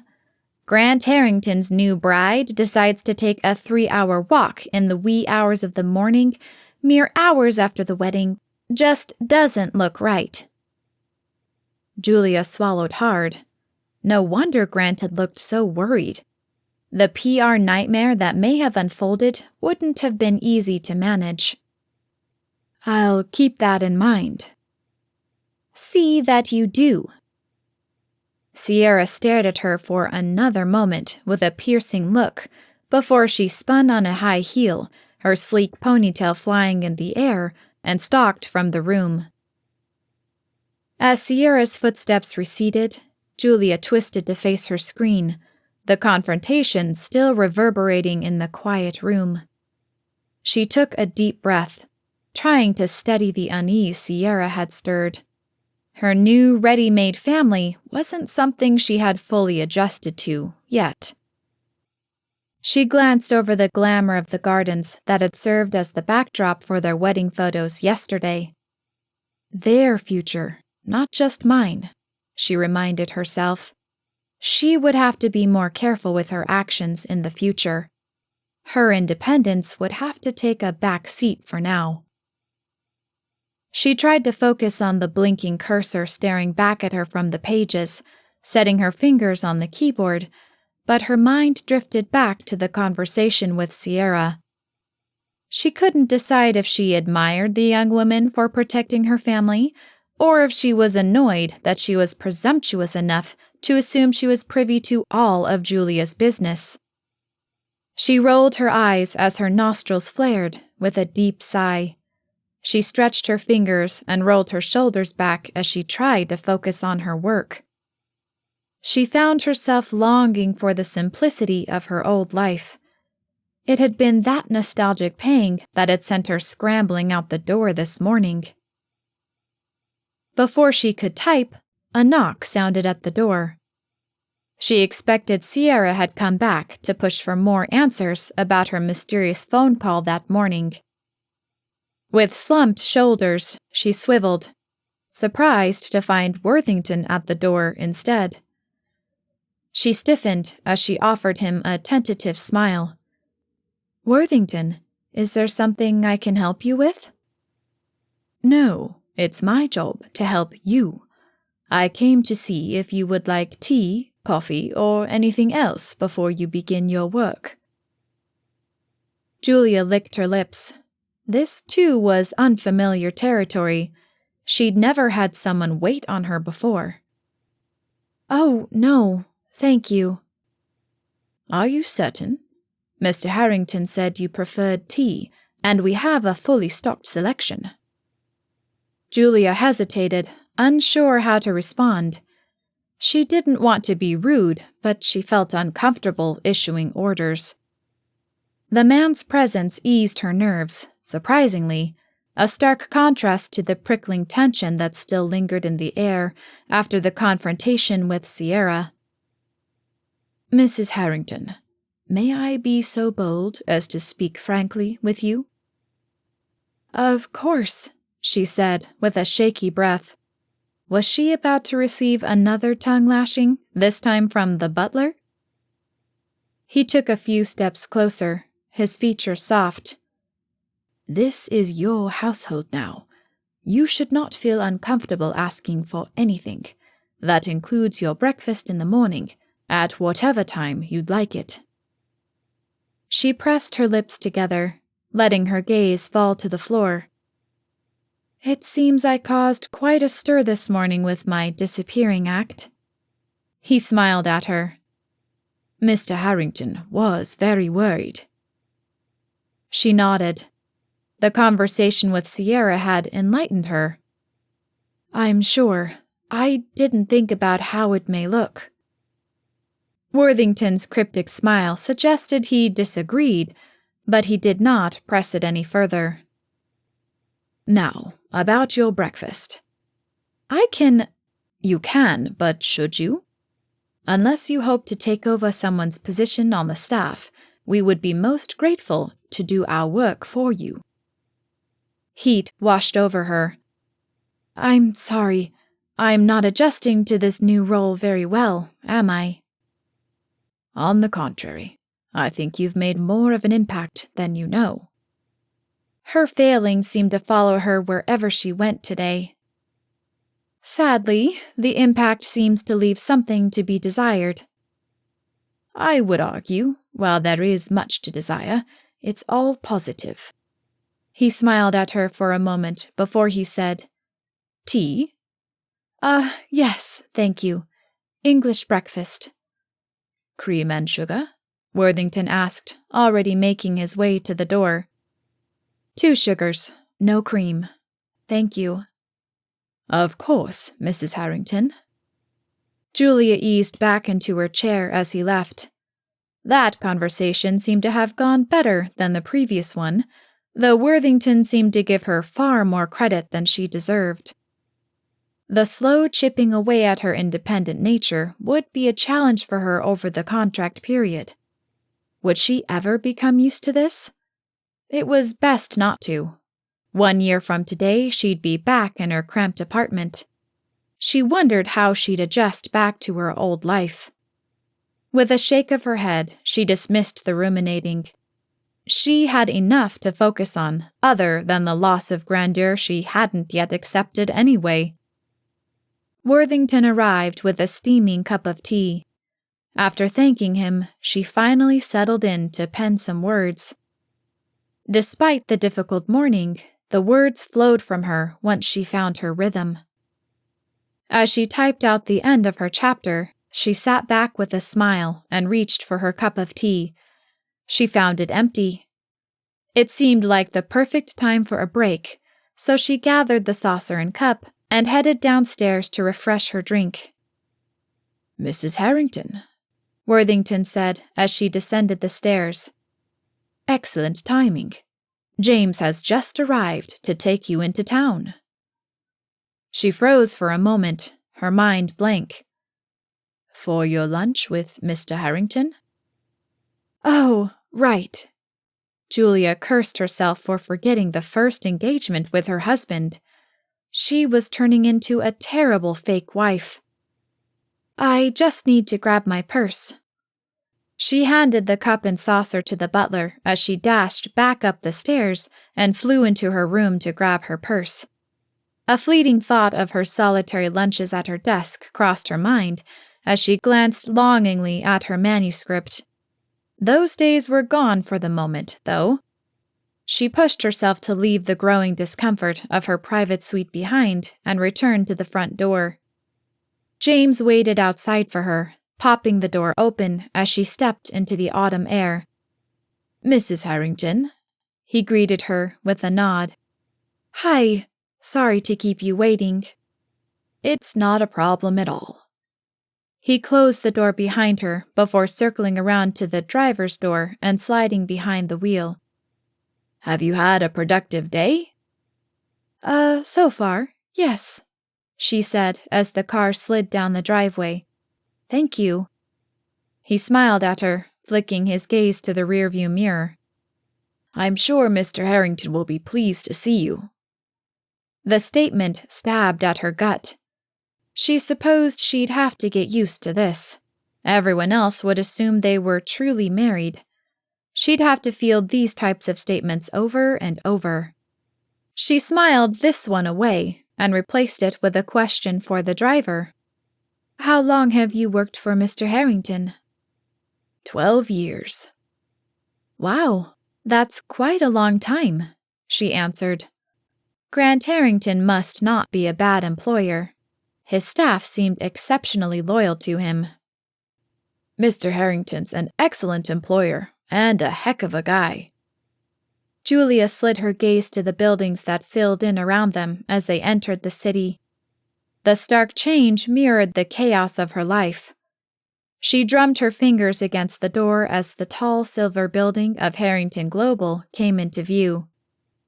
James eased to a stop at the curb and hurried around to open her door. She stepped out, her neck craning to stare up at the tall building. Top floor, straight back to Evelyn, James whispered to her, with a grin. Right, she said, with a nod. Thanks. Shoving aside any misgivings, she crossed to the door and tugged it open. A security guard sat at the desk. She approached it, biting her lower lip as she waited for him to pull his eyes from the screen he watched. Help you? He said, before he glanced up.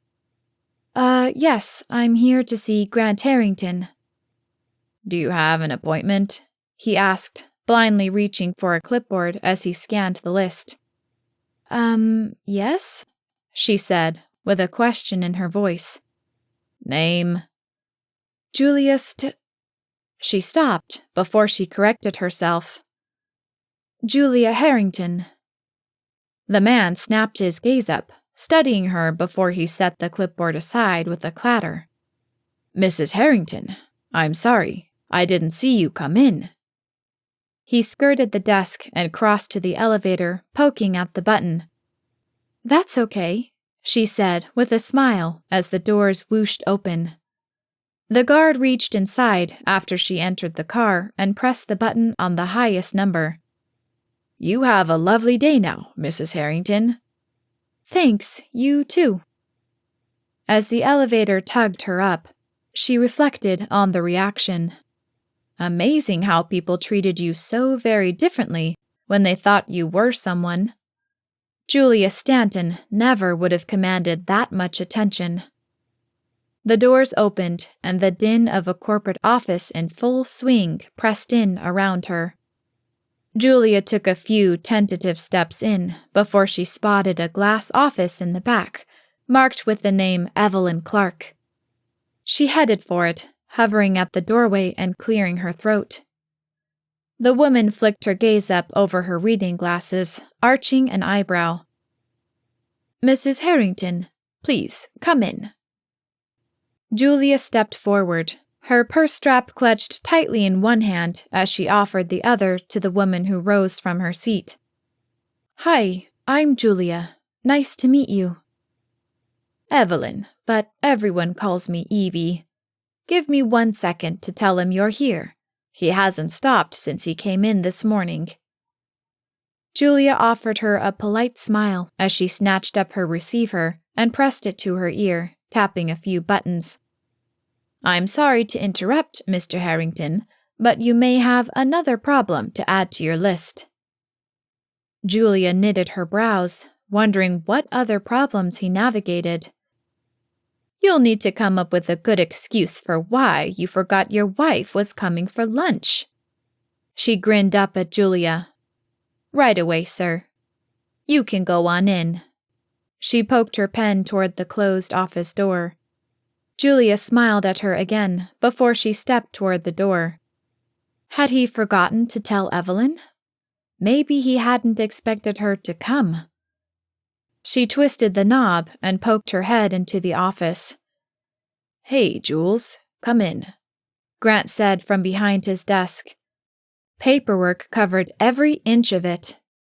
Her forehead crinkled at the nickname, though she assumed it had been a rehearsed move to make them seem more familiar than they were in front of the secretary. Hi, she said as she stepped into the office. He rose from his seat, offering her an apologetic smile and sigh. I'm really sorry. It's okay, she said, sticking close to the door. He studied her for a second too long. It's not. I asked you to lunch a day after we're married and cancel on you. She scanned the paperwork on the desk. It looks like it's for a good reason. You're being too kind. Julia weighed her response. This polite dance seemed silly. I'm not, she said with a chuckle. We didn't get married to have lunch together.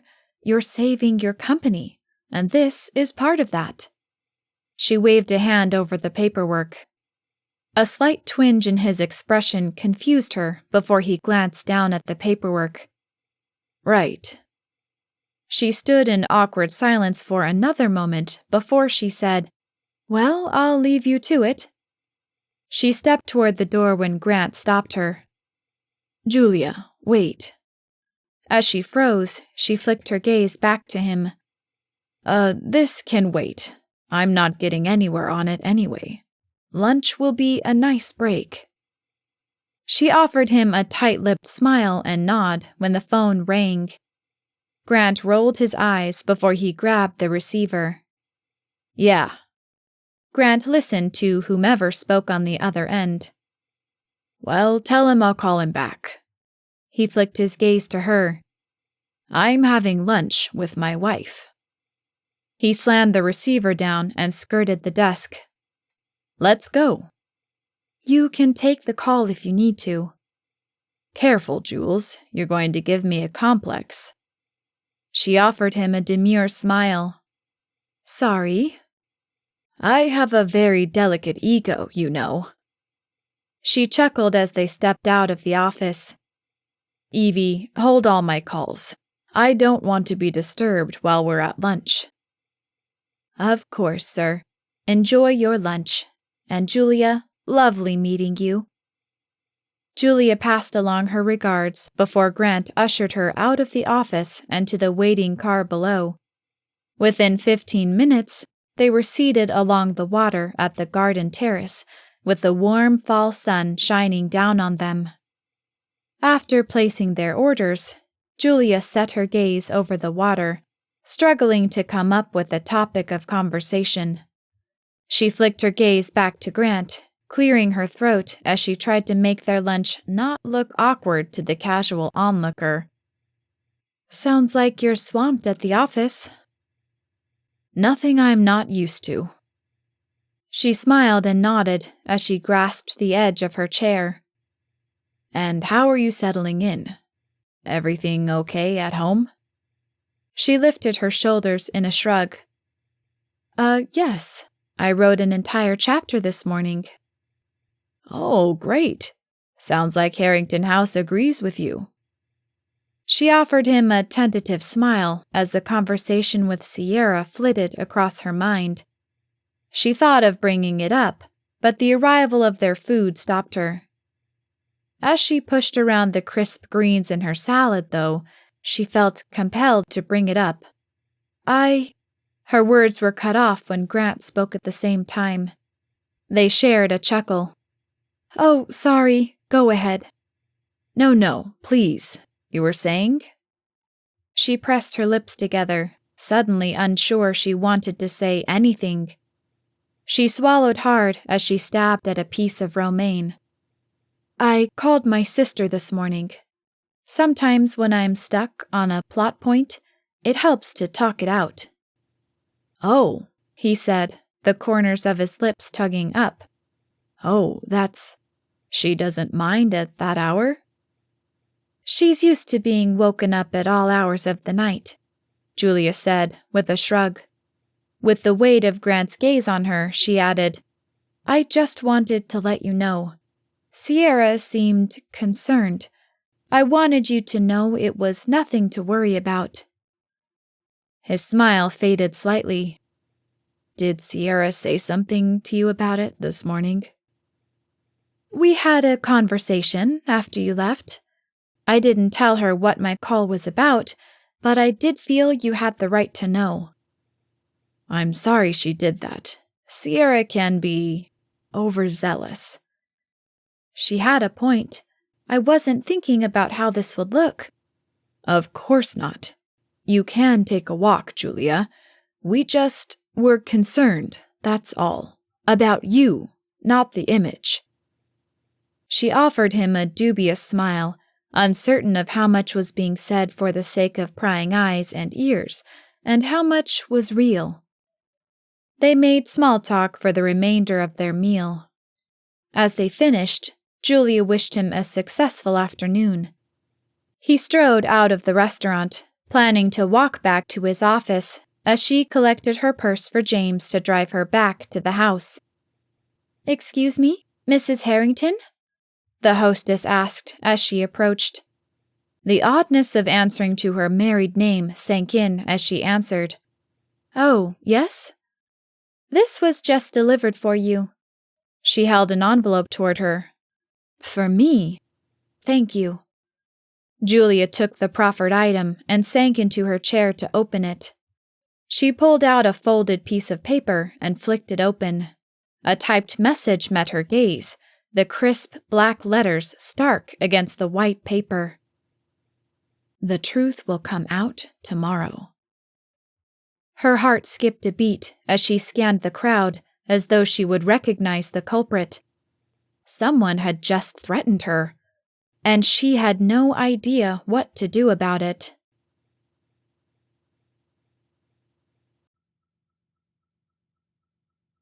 Chapter 11. Grant. The barrage of notifications on his phone, relentless even after a brief lunch, sent a sharp pain threading through his temples. His grip on the device tightened reflexively. Today wasn't the best day to be out of the office, but it had been necessary. At least, that's what he told himself. His control of the company weighed heavily on his image. What better image to project than an adoring husband stepping out for lunch with his new wife? His mind turned to Julia as he scanned a new email. She told him about her call this morning. Sierra had spoken with her about it. His jaw tightened as he imagined the confrontation. Sierra, always a whirlwind of sharp words and even sharper actions, could be overwhelming. Brought up with privilege right from the start, boundaries were an issue with her. He'd need to address Sierra's overstepping with Julia, but that was for later, after clearing more pressing issues from his plate. He tugged the door open to Harrington Global, the city's cacophony fading into a muted hum as he stepped into the cool, polished lobby. The security guard bounced from behind the desk to press the elevator button for him. "Lovely woman, your wife, Mr. Harrington," he said, with a grin. "Thank you, Steve. I think I've outdone myself." With a winning grin, he stepped into the elevator and let the doors slide closed. A minute later, he strolled past the productive hum of the upper echelons of Harrington Global employees, most of whom were glued to their screens, before he strode past Evelyn on his way to his office. "I see the world blew up while I was out with Julia." She leapt from her seat with a stack of notes and 2 more folders. "As always, sir. I have several messages for you, along with 2 new contracts that were just received by messenger. You're not going to like them." Grant collapsed into his chair, running a hand through his hair. "What now?" "Both producers have changed the terms again." He rubbed his thumb and forefinger across his brows. "All right, let me see them. And which phone calls actually need returning?" "The ones with the red check should be dealt with first. Did you have a nice lunch, at least?" He smiled as he accepted the stack of papers. "Yes, very nice, thank you." "She's a lovely woman. Very refreshing and genuine." Grant broadened his smile. He didn't miss the subtle word choice, suggesting Julia was a significant departure from the previous pattern of spouses. That boded well for the plan, at least. "Thanks, Evie. I'd like to think so." "Let me know what you need as you work," she said, with a bob of her head as she hurried from the office, pulling the door shut. Grant focused on the first message, his mind echoing Evelyn's statement. Evie hadn't liked his last wife, though after the fourth Mrs. Harrington dumped a vase of cold water on the woman because she hadn't properly dethorned the roses, the relationship had suffered. He let his forehead fall into his palm as regret for his previous decisions ate at him. At least his current spouse seemed to be better received. His smile faded. Too bad it wouldn't last, like all his marriages. He picked up the phone, buzzing his secretary, then plunged into a whirlwind of negotiations and paperwork, his afternoon distilled into decisive calls and contract reviews. A knock interrupted him as the lights glowed to life in the city behind him. "Yeah?" he called, without looking up from the contract he reviewed.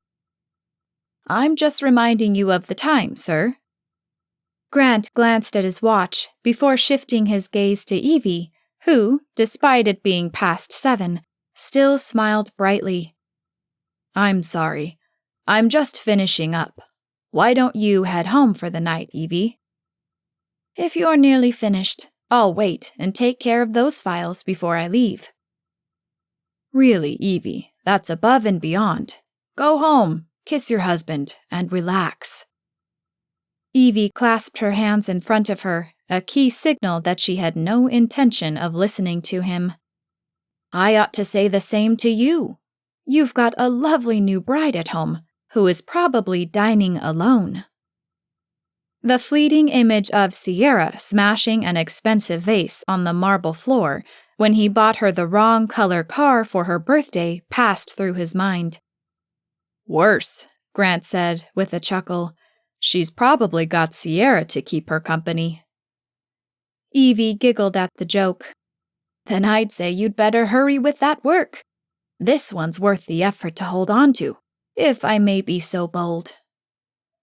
Grant offered a fleeting smile, realizing that wouldn't be a possibility. "Right. One last change, and then this can be typed up and sent back to them."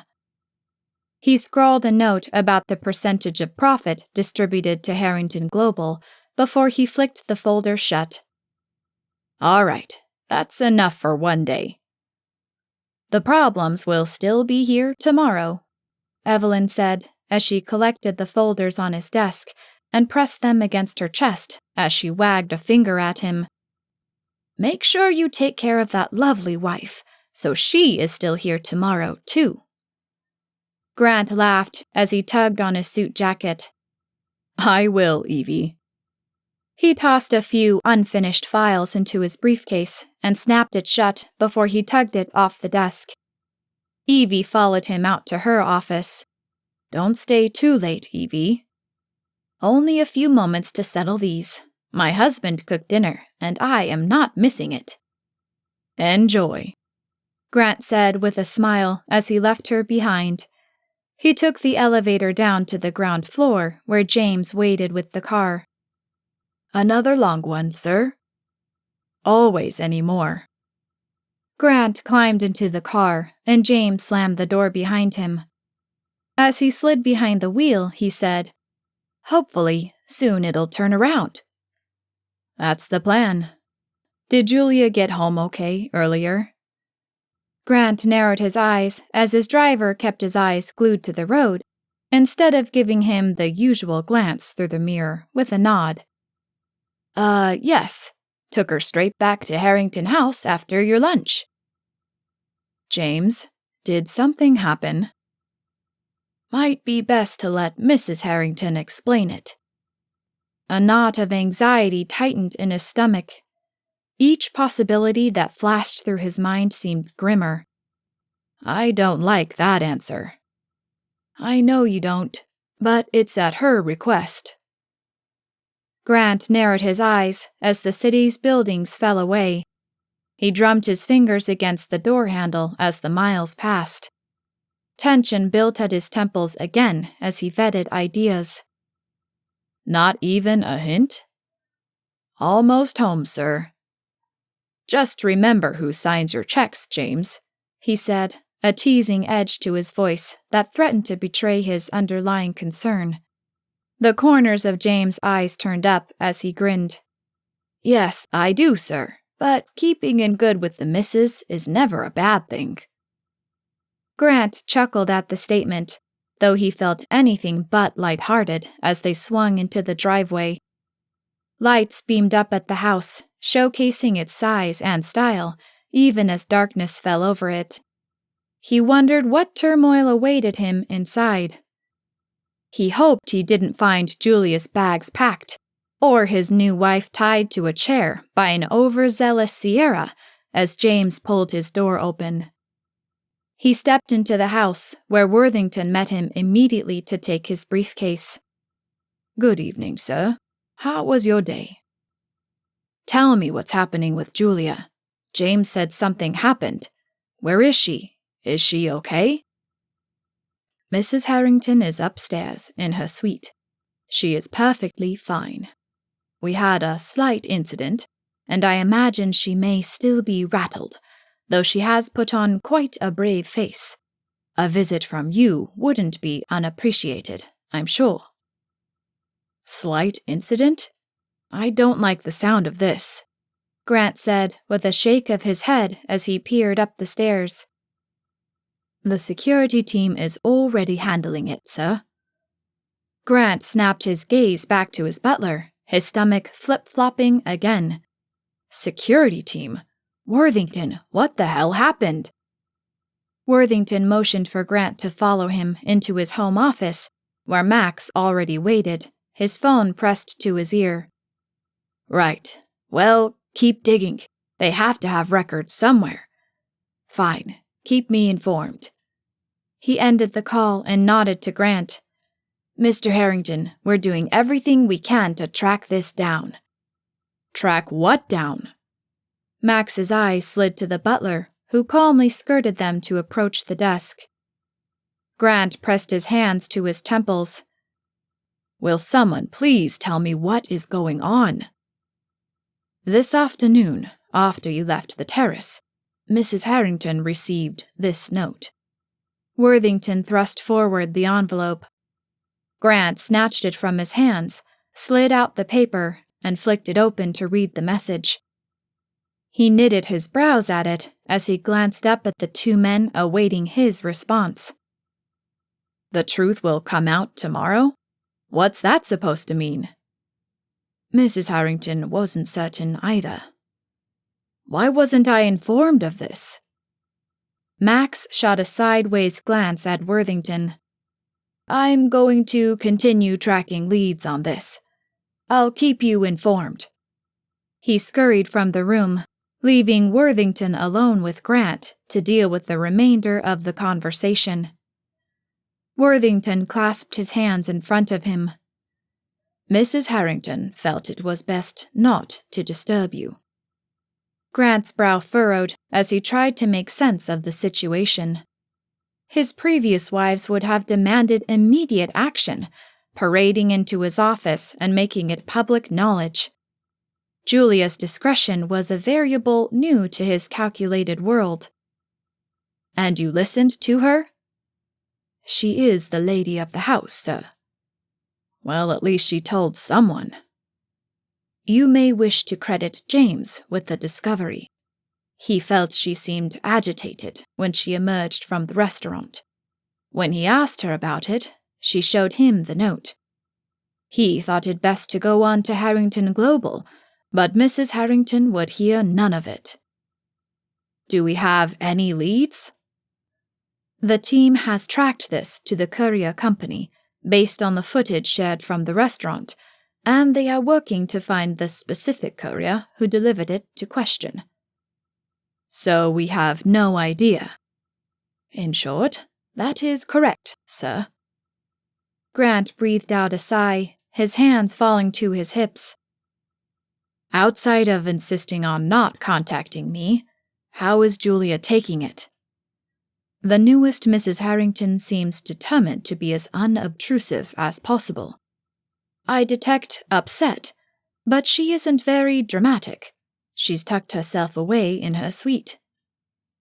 The barely perceptible flick of Worthington's eyebrows betrayed his surprise at her demeanor, compared to his previous wives. Grant heaved a sigh as he considered the information. Julia was an enigma compared to the women he was used to. "Shall I let the cook know you're ready for dinner?" Grant rubbed his chin before he snapped his gaze to his butler. "Give me a few minutes. I take it you will visit with Mrs. Harrington first?" "Yes, and then I'll let you know if she's up to dinner or not." "Very good, sir." Worthington offered him a nod before he skirted him to leave the room. Grant spent a minute alone collecting himself. With the conundrum of his new wife, he wasn't certain what to expect or how to approach it. More volatile women were his norm. Had he anticipated a glass tumbler being tossed at his head when he entered the room, he would have been more prepared for the encounter than for the barely visible upset Julia displayed. With tension building across his shoulders, he left his office behind and climbed the stairs to seek his new bride. He peered through the slightly ajar door into her writing office. She clacked away on the keys, a set of yellow-tinted glasses perched on the bridge of her nose, and pencil shoved into a messy bun. He watched her for a few minutes before he rapped his knuckles against the door jamb. "Oh, just a second," she called, without ever taking her eyes off the screen. Her fingers deftly sent dozens of characters spilling onto the page before she tapped the period and bit her lower lip as she studied the words for a second before she twisted. "Yes? Oh, hi." "Hi," he said, with a smile. "Sorry to interrupt." "No, it's fine," she said, waving away the document as though it didn't matter as she slid off her glasses. "Late night, huh? Did you get everything finished that you hoped?" His forehead pinched for a moment. She hadn't even brought up the note, instead asking about his day first. Yes, most of them are, unfortunately." She bobbed her head up and down as though she understood before she sipped from the water glass next to her. He took a few more steps into her room, his forehead tightening again. "I heard you had a bit of a rough day yourself." "Oh, Worthington told you about the note?" Grant nodded as he pulled a chair from the work table closer to her and eased into it. "Yes." She tugged her lips back into a wince. "I'm sorry, I don't know." She paused as she stared at the desk for a moment. "I don't know where that came from or why it happened." Was she apologizing for something that happened to her? "You don't need to apologize. I just wanted to make sure you're okay." She glanced at him with an incredulous look on her delicate features. "I'm fine. The hostess gave me the note, that's all. I don't know what it could mean. It gave me a little panic." "Julia, why didn't you call me?" There was that blank look again, as though she didn't understand what he was suggesting. "You were busy at work." "I'm never too busy for you." The truth in his voice surprised even him. She seemed taken aback by the words, and he rushed to add, "Are you okay now?" She offered a fleeting smile and nod. "Yes. I hope tomorrow comes and goes and it was all just a false alarm." He smiled at her. "Right, which very well could happen. This could be a sick joke on my new wife." "Right." They sat in silence for a breath before Grant said, "Well, if you're up for it, we should head down for dinner." "Oh, sure. Let me just make sure this saved." She spun to the computer and clicked a few keys. Definitely don't want to lose all your work from today. No, she said with a soft laugh as she turned back to him. Ready. Grant rose from his seat and took her hand to lead her to the dining room. Sierra sat drumming long manicured nails against the table. Oh, there you are. I thought I was going to sit here alone. I'm sorry, honey, Grant said with a kiss on the top of her head. We had a little emergency.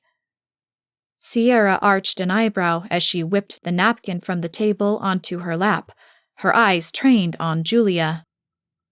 Oh? Yes, Julia got a threatening note earlier today.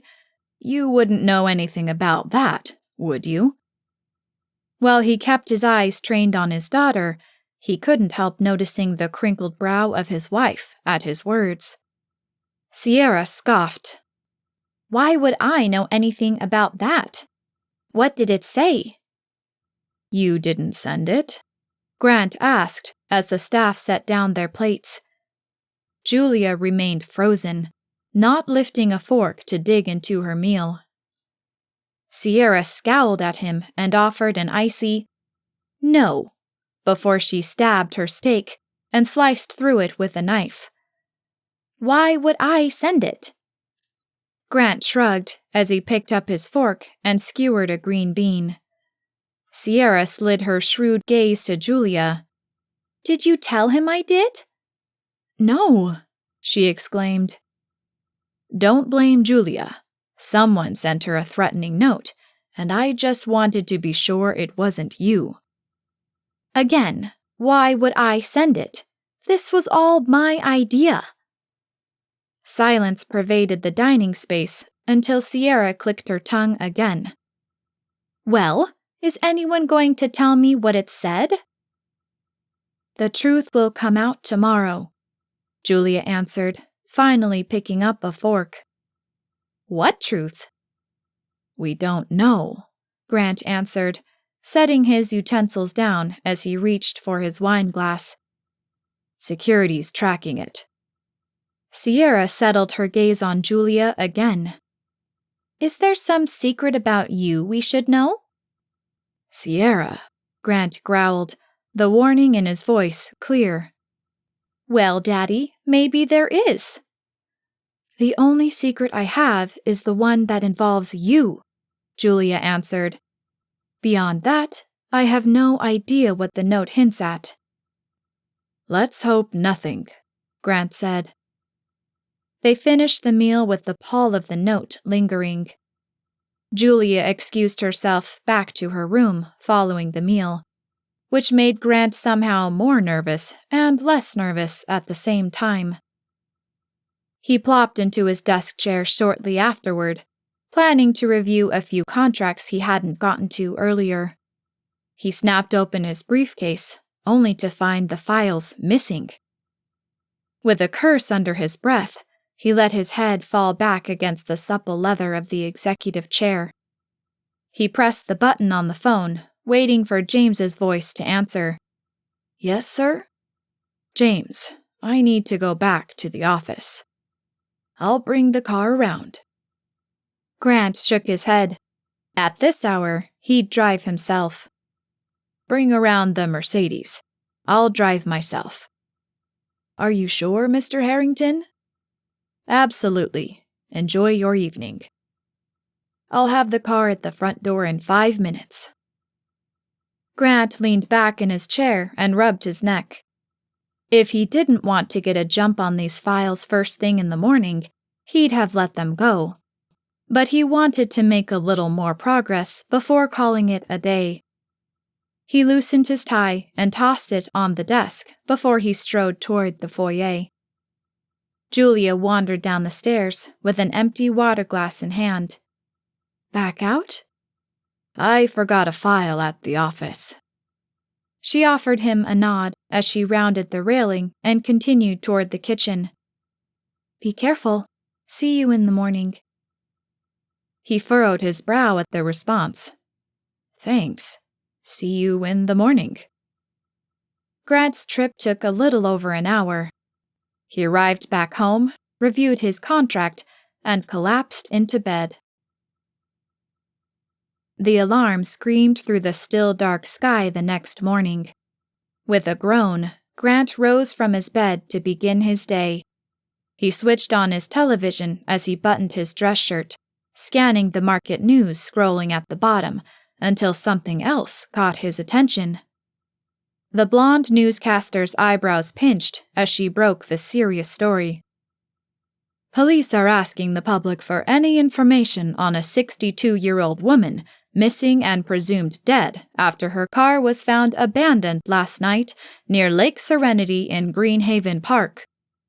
A picture flashed across the screen, and Grant's heart skipped a beat. Evelyn Clark was reported missing by her husband shortly after 9 p.m. Police then found her abandoned vehicle with bloodstains. Anyone with information is asked to call the information hotline.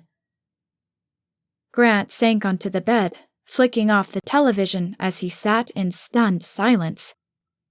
What had happened to Evelyn, and had he played a role in it?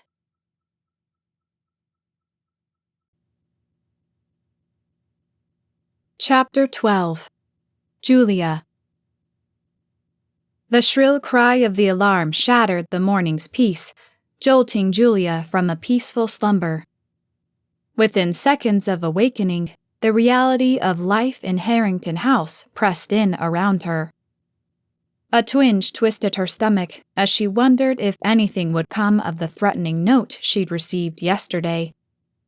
She swung her legs over the bed's edge, her fingers curling into the plush, luxurious sheets, a stark reminder of the opulent yet hollow world she now inhabited. She agonized over whether her feigned happiness at the wedding had fooled anyone.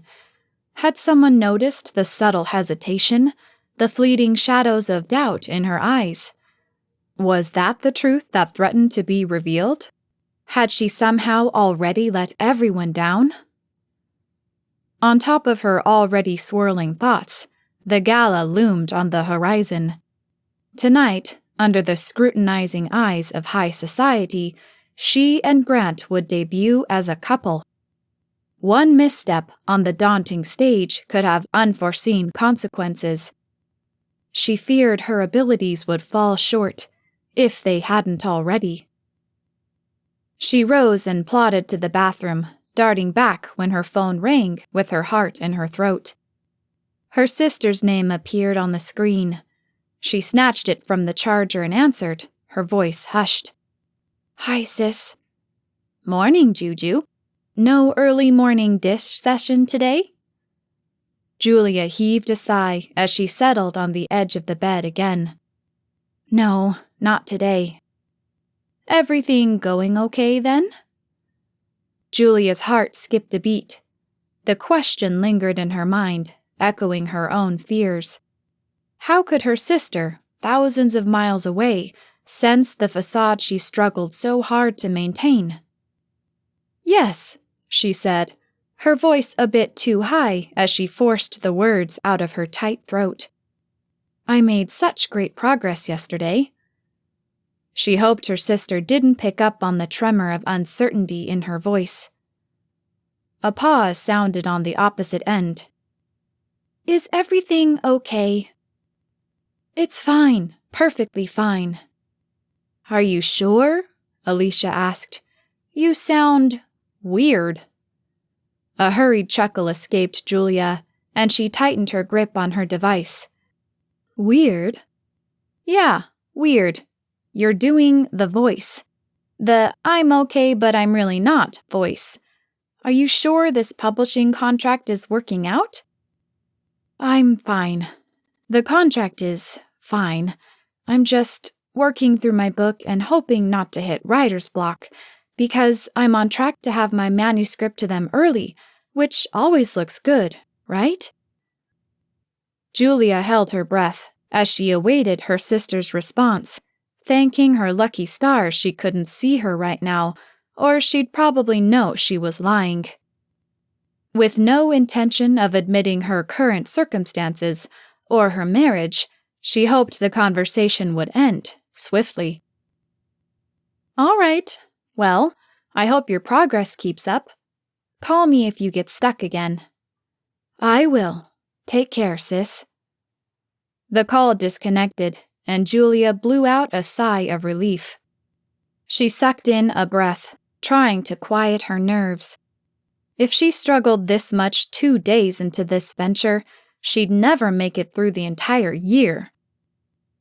"Maybe lying gets easier," she murmured as she climbed to her feet to ready herself for breakfast, which would now be made by the staff and delivered to the dining room. Preoccupied with her thoughts, she moved through her morning routine, dressing before she descended the sweeping staircase, her fingers brushing against the cold banister.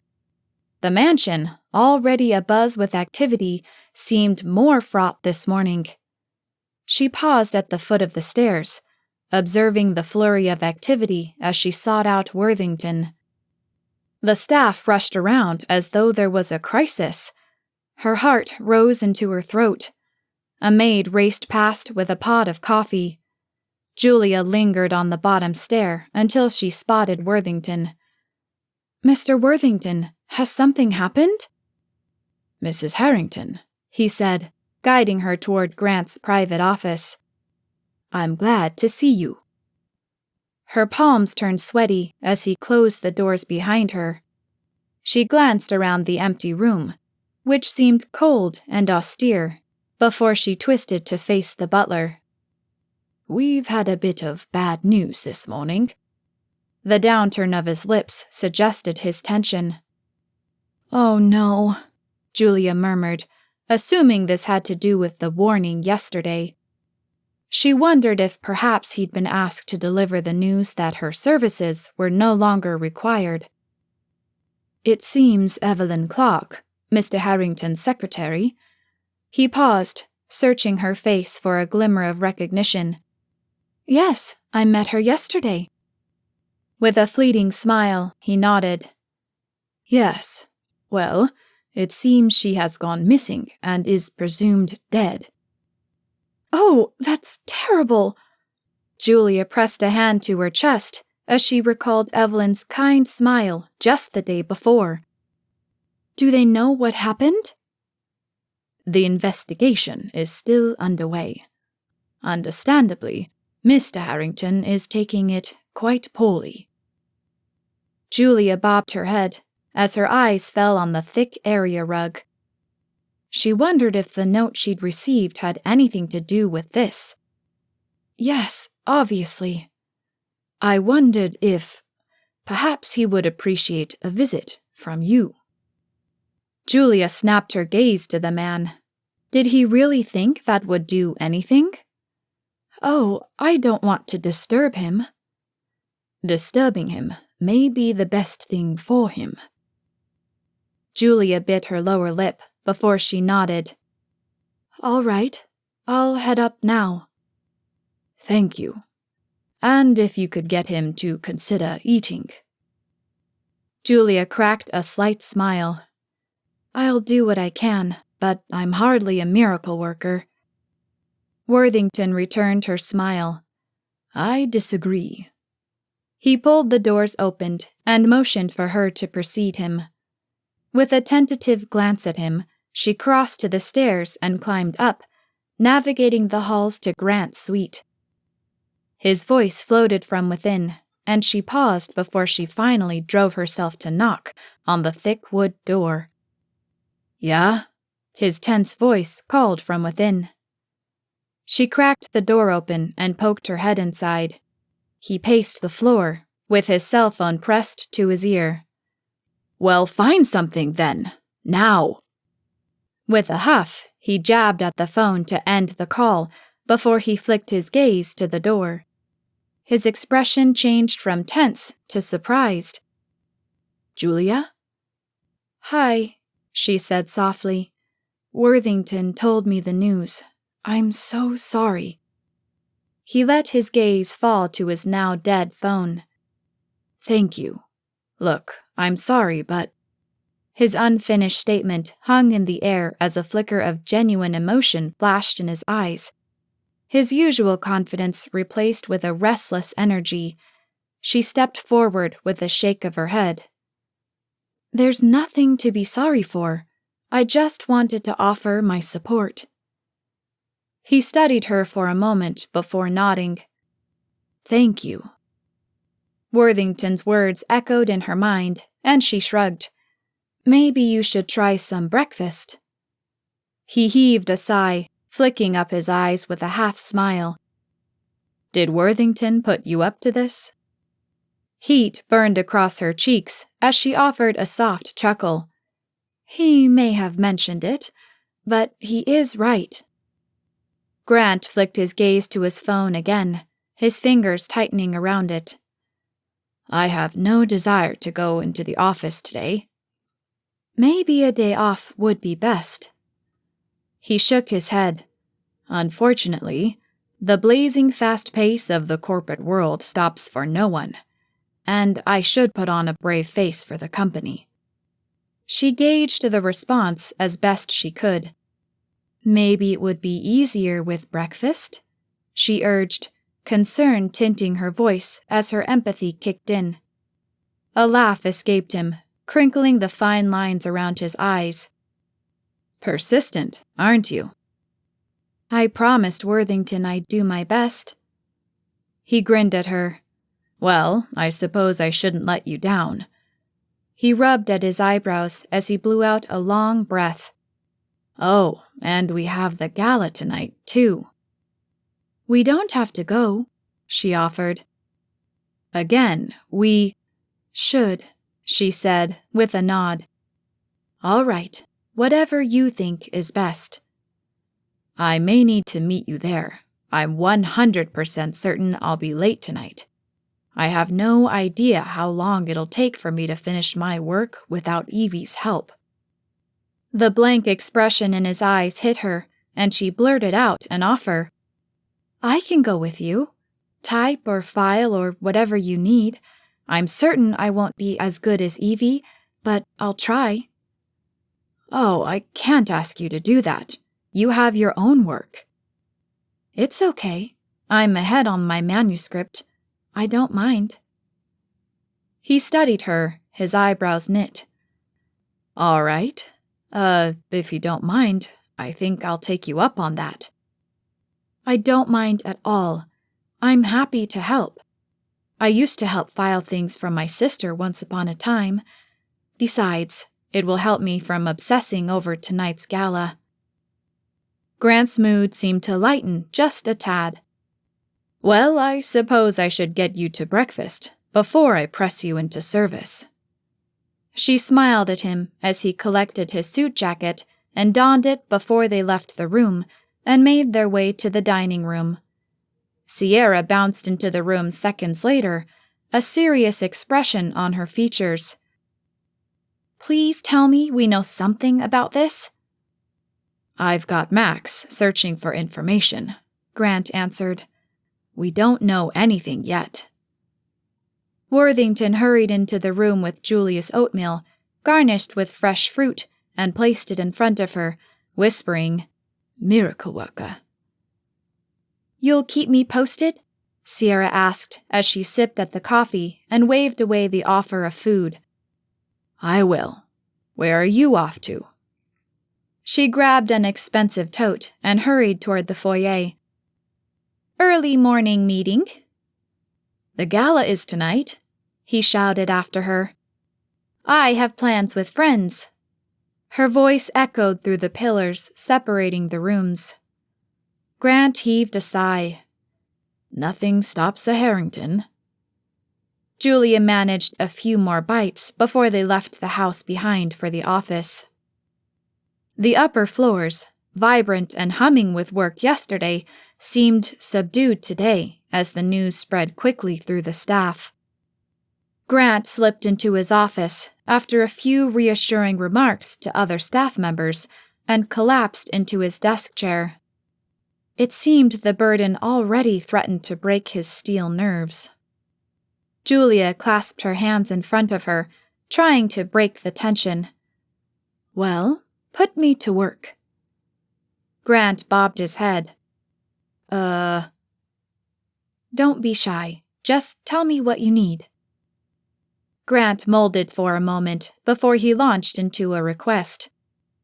Okay, I need contract files for several different companies.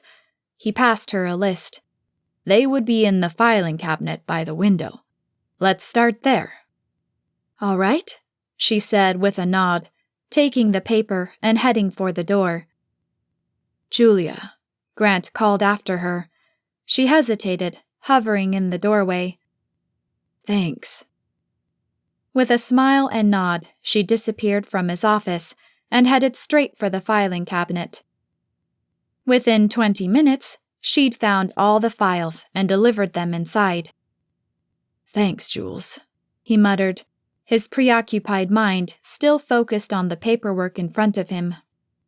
He flicked the folder closed and passed it to her. Can you update these in the electronic files? Oh, you'll need a password. Use mine. He scrawled his credentials onto a sticky note and passed it to her. She retreated from his office and tugged back the wheeled chair neatly tucked in at the desk, her hand touching the cardigan still draped over the back. A sweater the woman would never wear again. Her heart broke for the kindly woman who suffered an unknown fate as she slid into her chair and cleared her throat. She tapped at the mouse, pulling closer to the desk and crossing her ankles. Her shoe caught something underneath. She wheeled back and glanced under the desk. A large bag lay on its side, with a few items spilled out on the floor. Oops, she muttered as she reached for it.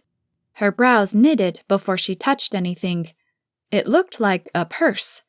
Did she normally leave it here at the office?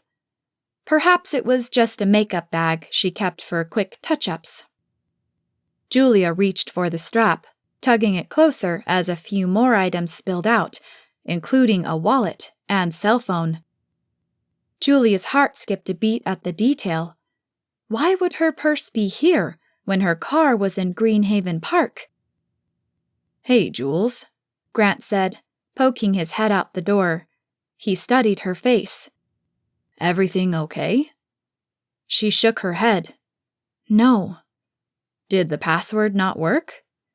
It's not that, she said, letting go of the strap as she stood, her heart racing as she steeled herself to divulge the information to Grant. I found this. I think it's Evelyn's purse. Grant skirted the desk and glanced underneath. She kept her purse under the desk, but what's it doing here if she was in Greenhaven Park?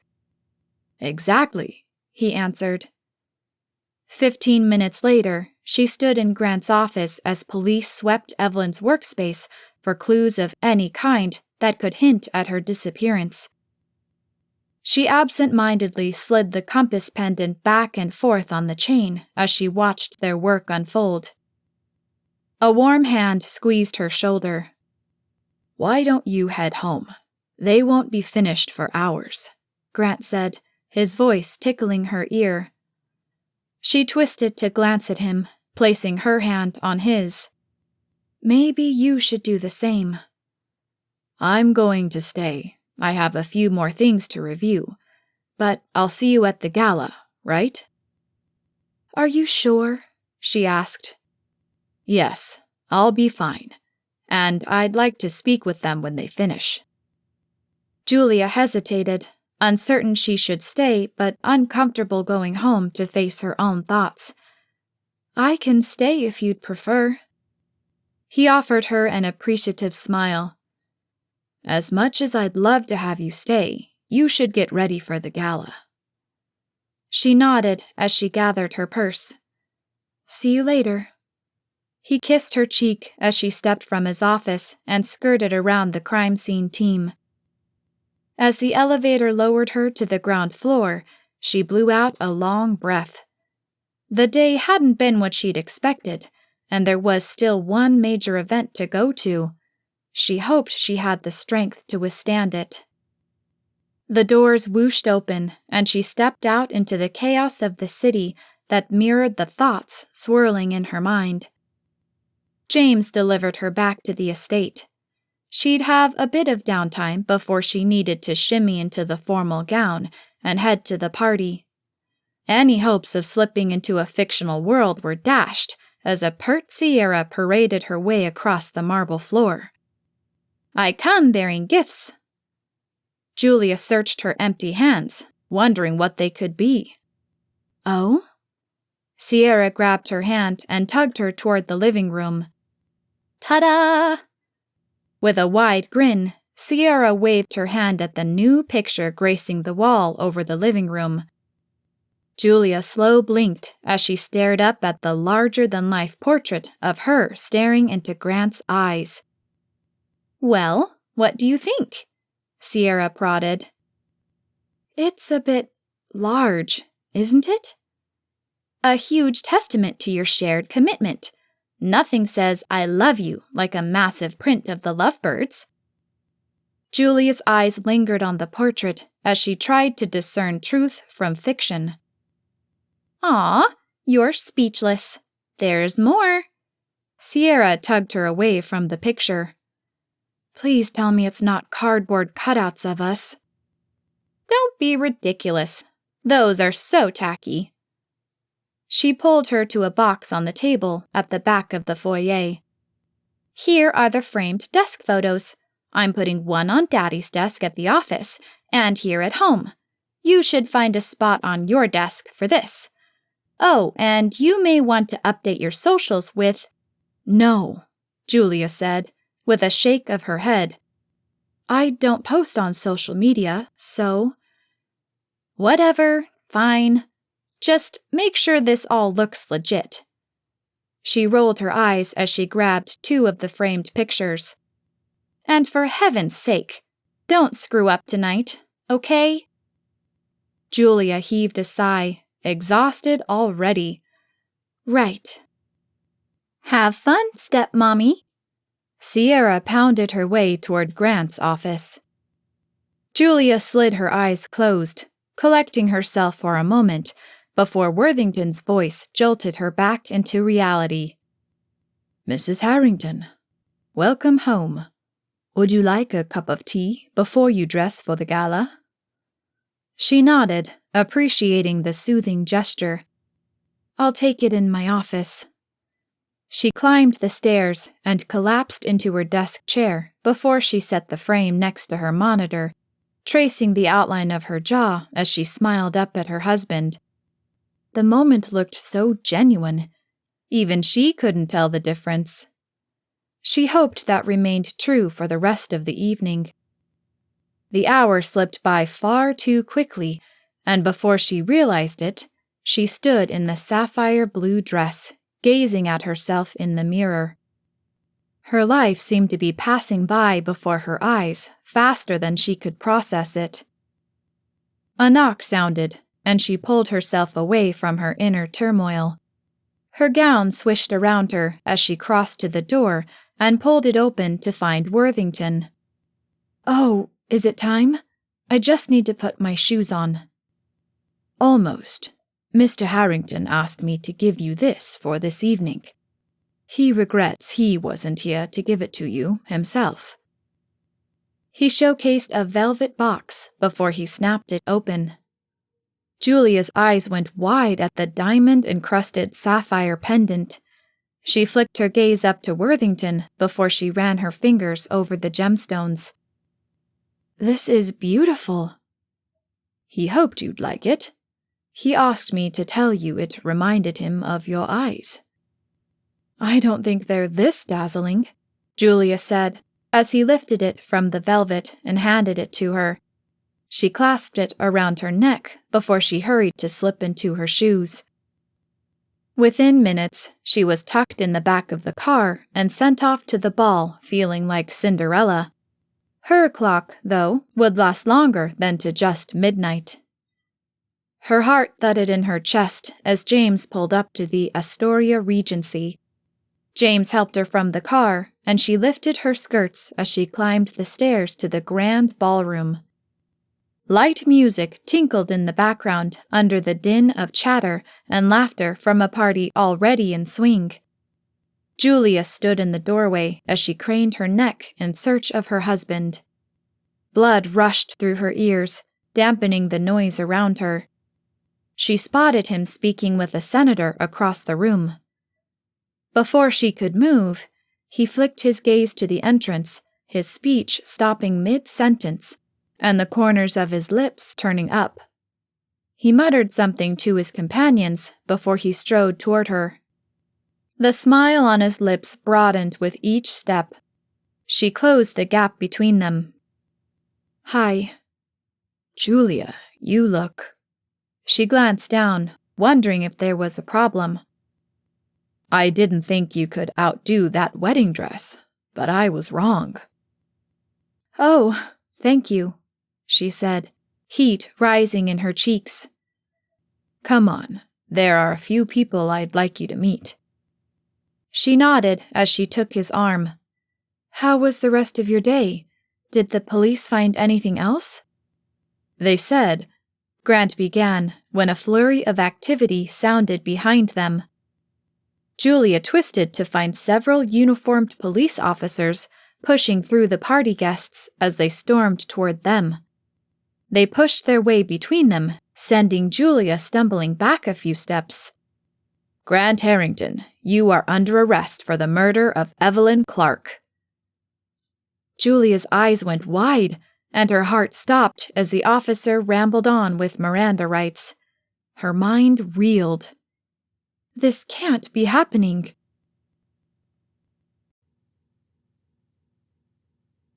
Chapter 13. Grant. The cold shackles closed around his wrists tighter than he would have preferred as the officer read off the charge. He huffed out a sigh, disgust laced with an undercurrent of disbelief. A murder accusation was absurd. The publicity stunt had been designed to embarrass him, and when he found the person responsible, he'd sue them out of the country. His heart pounded a bit faster as one of the officers roughly tugged him toward the door. What if they couldn't untangle this mess quickly? He flicked his gaze to Julia, who stood stunned a few steps away. "Julia, go straight home," he called as they led him away. His last vision of her before they dragged him from the room twisted his gut. Her wide eyes and stunned expression cut through him. His mind, already maneuvering to find a solution to this situation, stuck on that image as they shoved him into the back of a waiting squad car.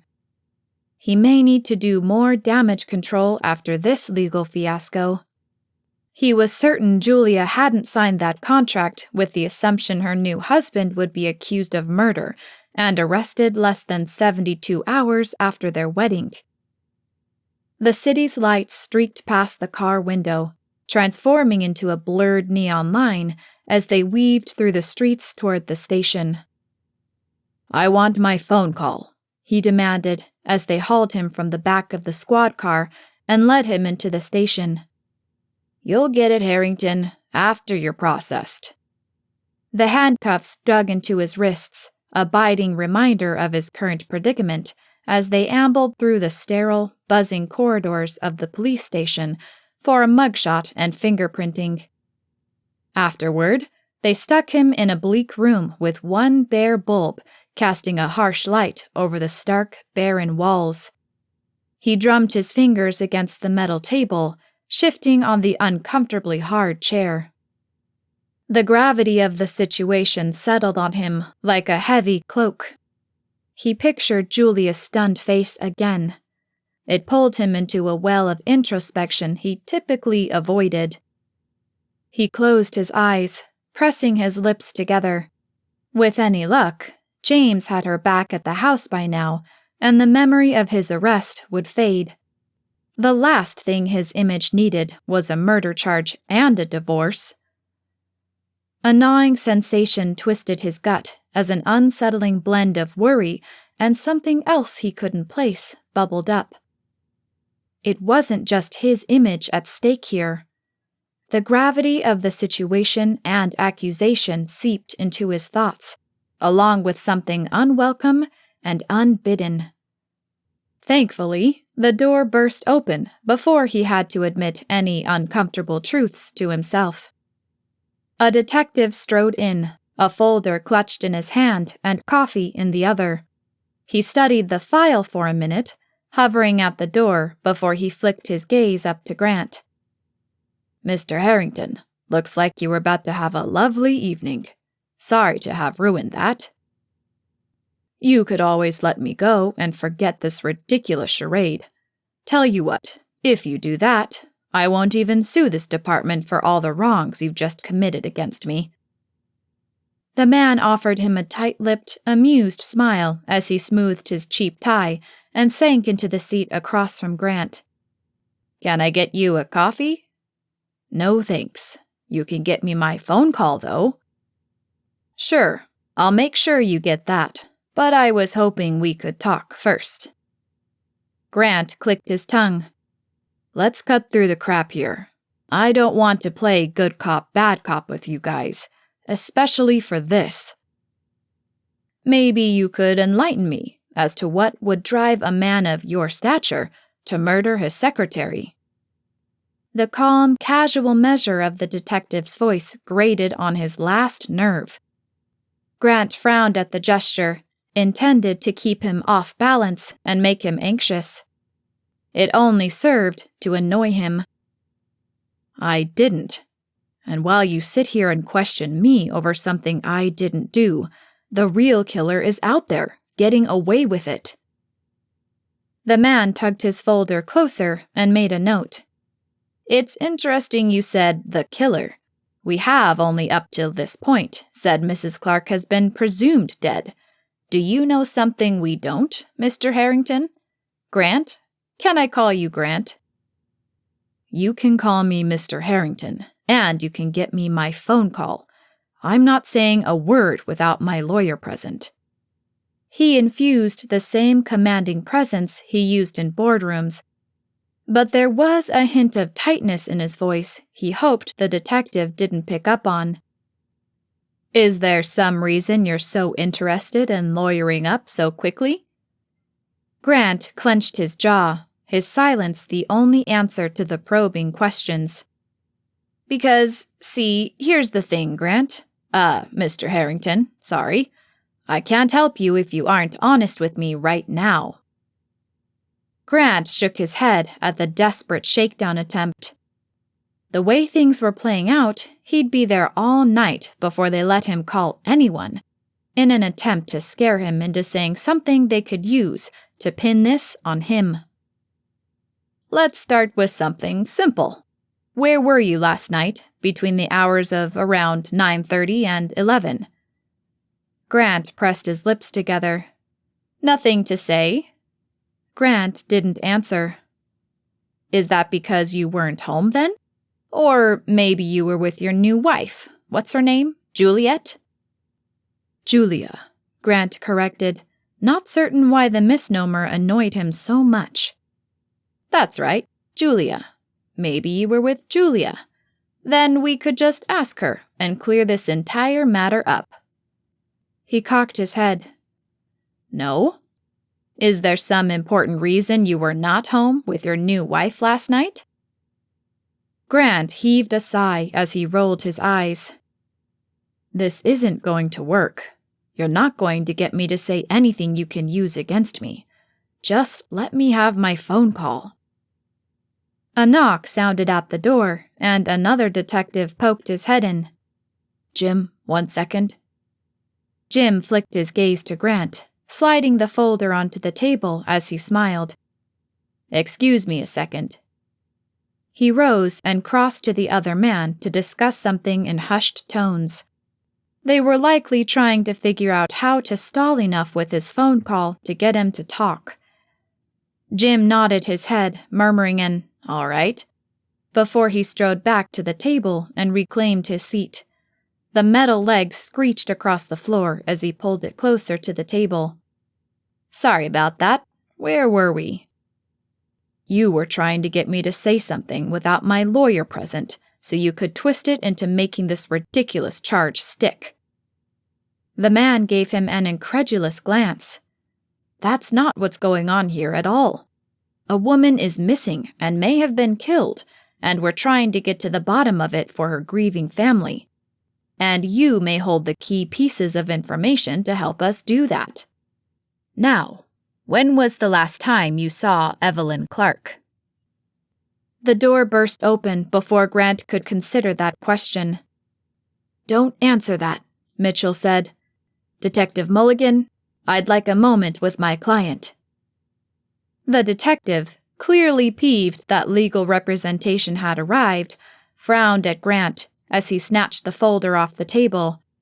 He leaned closer, his face inches from Grant's. "If you did this, no amount of money is going to get you out of it." Grant let out a groan as the door clicked closed. "Thank heavens you watched the news, Mitchell." The man clicked open his well-polished briefcase. "I don't. I was enjoying dinner with a colleague." Grant's brow furrowed. "Julia called." He removed a pen and notepad from his briefcase and flopped them onto the metal table.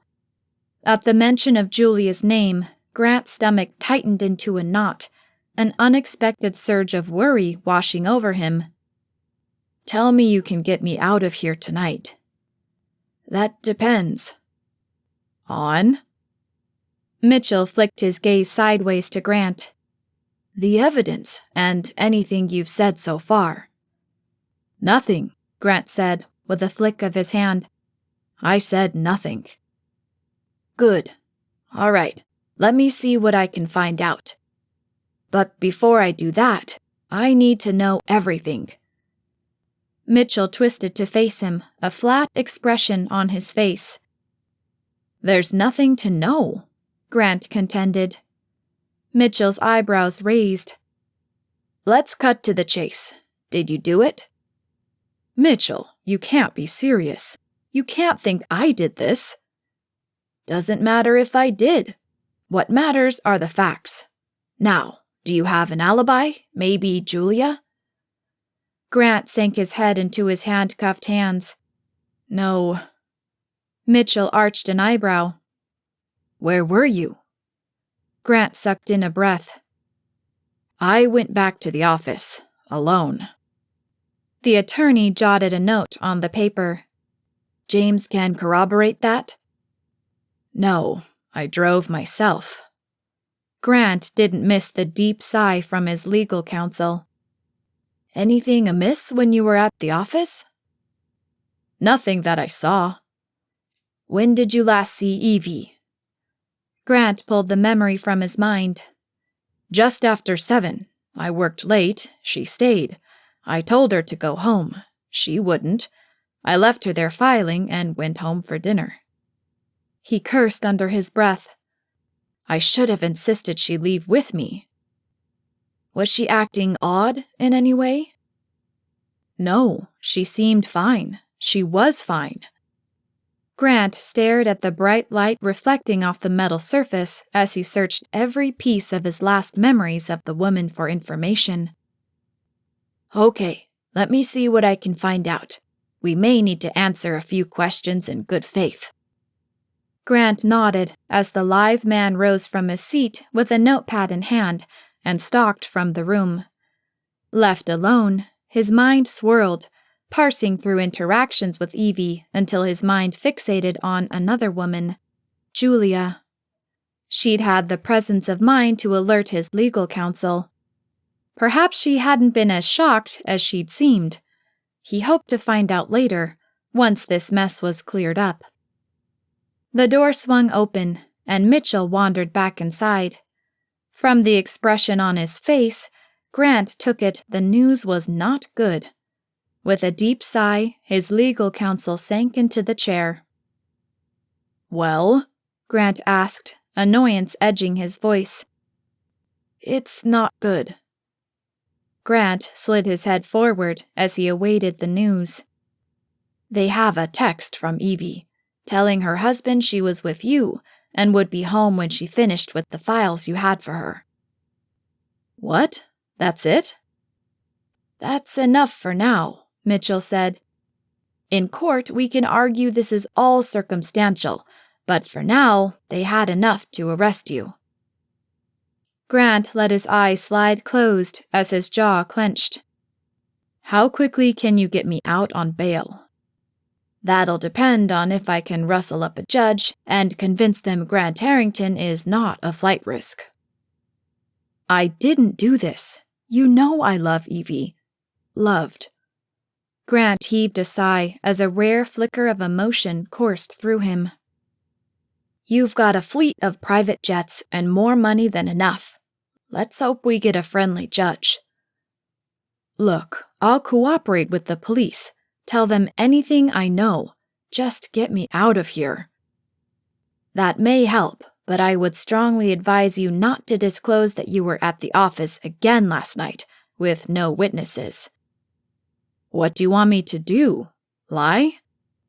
No, just refuse to answer that part. Say nothing.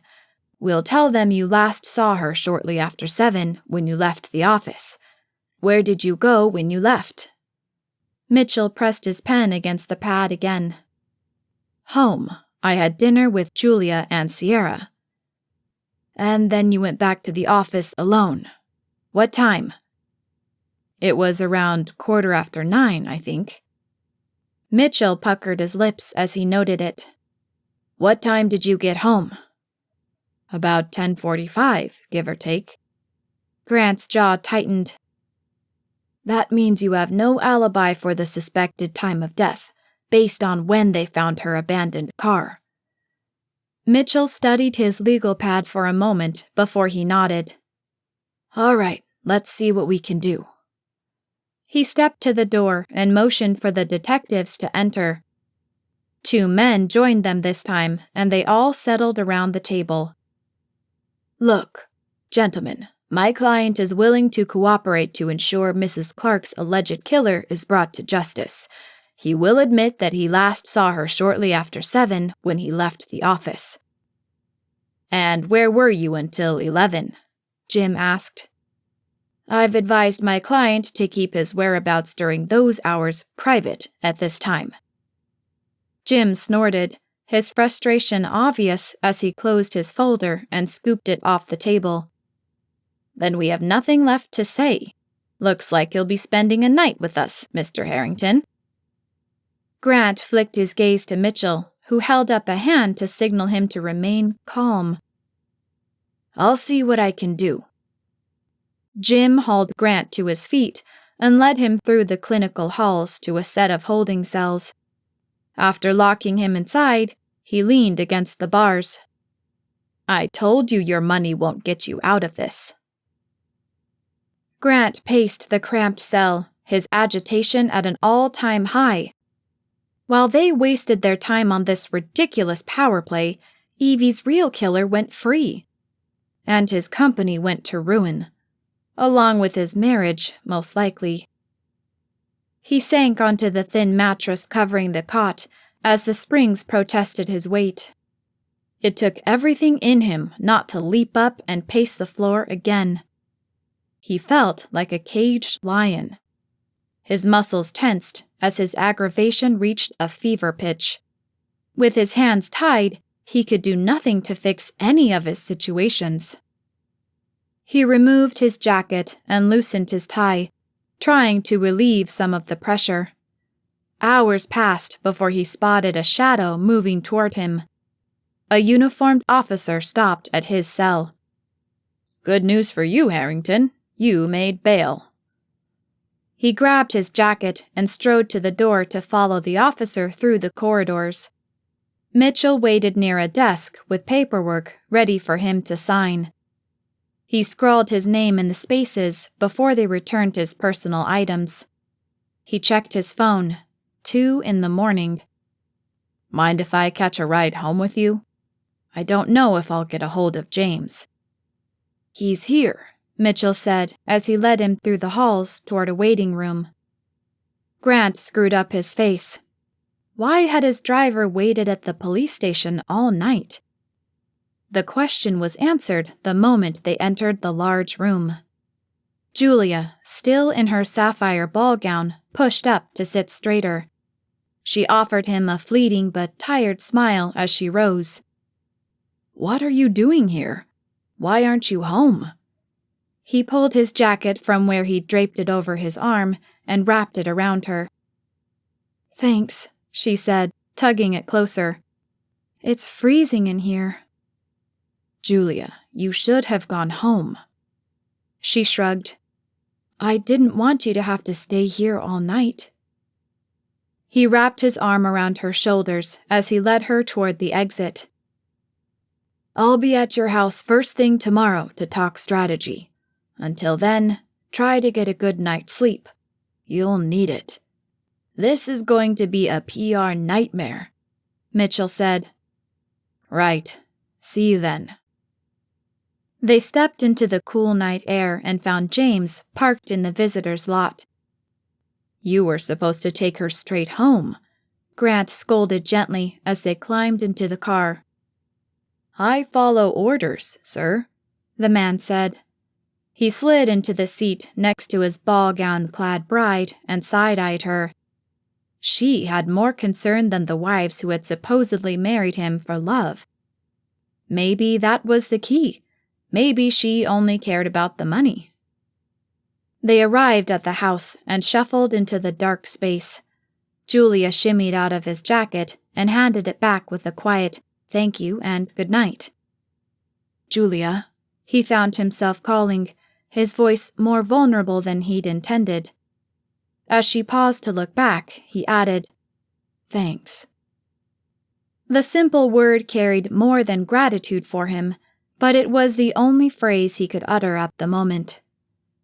She offered him a fleeting smile as she climbed the stairs, pulling her earrings from her ears as she went. He watched her go, his heart more uncertain than it ever had been. She'd waited at the police station all night, but she seemed so quiet now. Would Julia withstand the coming storm? Her quietness in the car and now hinted at unspoken fears he couldn't help feeling were the tip of the iceberg. Would she survive this ordeal? It didn't seem like it would be easy, and the fallout could be colossal.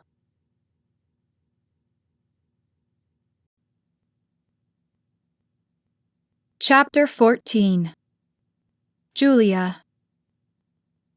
Collapsing into the luxury of her bedroom's armchair, Julia couldn't shake off the cold, uncomfortable sterility of the police station's waiting room she'd left just 1 hour earlier. Her entire body ached, a physical manifestation of the whirlwind of fear, confusion, and tension that churned within her. Each thought of the current predicament sent fresh waves of cold disbelief through her veins. She wasn't certain she'd have felt any better after the pressures of the gala. She dodged one bullet, only to have it replaced by a more lethal one. She leaned forward to tug her shoes off her swollen feet. The large sapphire necklace, still clasped around her neck, swung forward, its weight suddenly like a noose around her neck. She grabbed hold of it before she reached to unclasp it.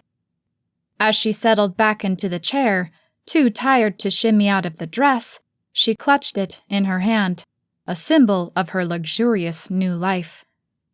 Her fingers brushed the brass compass at her neck, a talisman from a simpler time. Days filled with genuine laughter and simple dreams contrasted starkly with her opulent yet hollow world. Her eyes grew heavy when a soft knock startled her fully awake. "Yes?" she called out softly. "Mrs. Harrington," Worthington whispered as he stepped inside. "Is there anything I can get you?" She forced a smile onto her lips.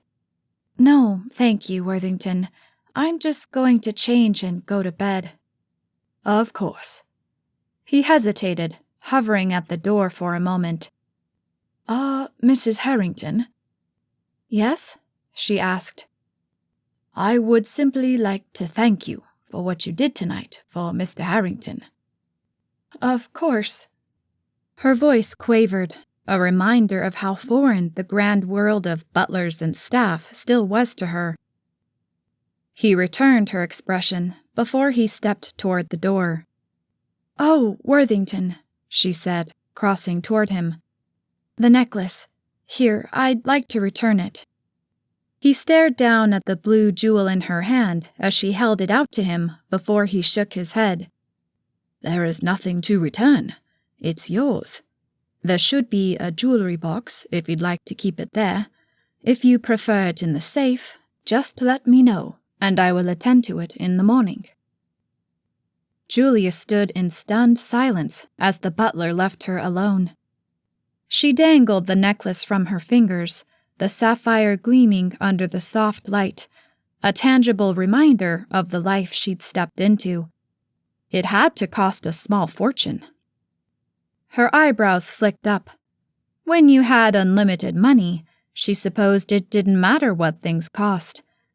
She placed it in a drawer of the jewelry armoire against the wall before she changed out of her dress and into her pajamas. The difference in material starkly reminded her of the dual lives she currently led.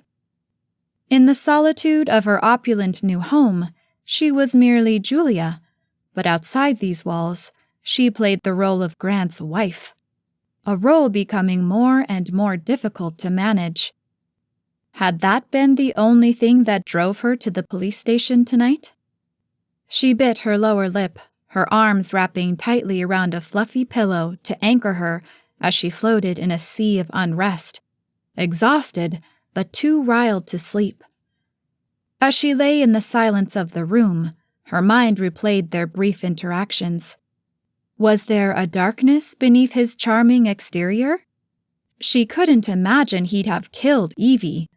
The woman seemed devoted to him. He had no reason to do it. Though, she admitted as another hour passed, she didn't know Grant well enough to know his tendencies. But the idea that he'd murdered her just didn't sit right with her. She hoped she hadn't been fooled by the glitz and glamour of her new life into protecting a killer. The thought echoed in her mind as she finally drifted off to sleep. She awoke well after her alarm was intended to go off. Bright light already filtered through the curtains. She glanced at the clock, finding it was already after 9. Her heart pounded as she wondered what had happened to her alarm. The house seemed quiet. Perhaps everyone had slept in. With tension at her temples, the events of the previous night lodged themselves in her brain. She hadn't come to any new conclusions overnight. She planned to stay close to her suite today, certain the house would be in disarray. She headed to the bathroom, catching sight of herself in the mirror and flicking her gaze away quickly as she tried to move on with her day and not delve into introspection. When she emerged, a knock sounded at her door.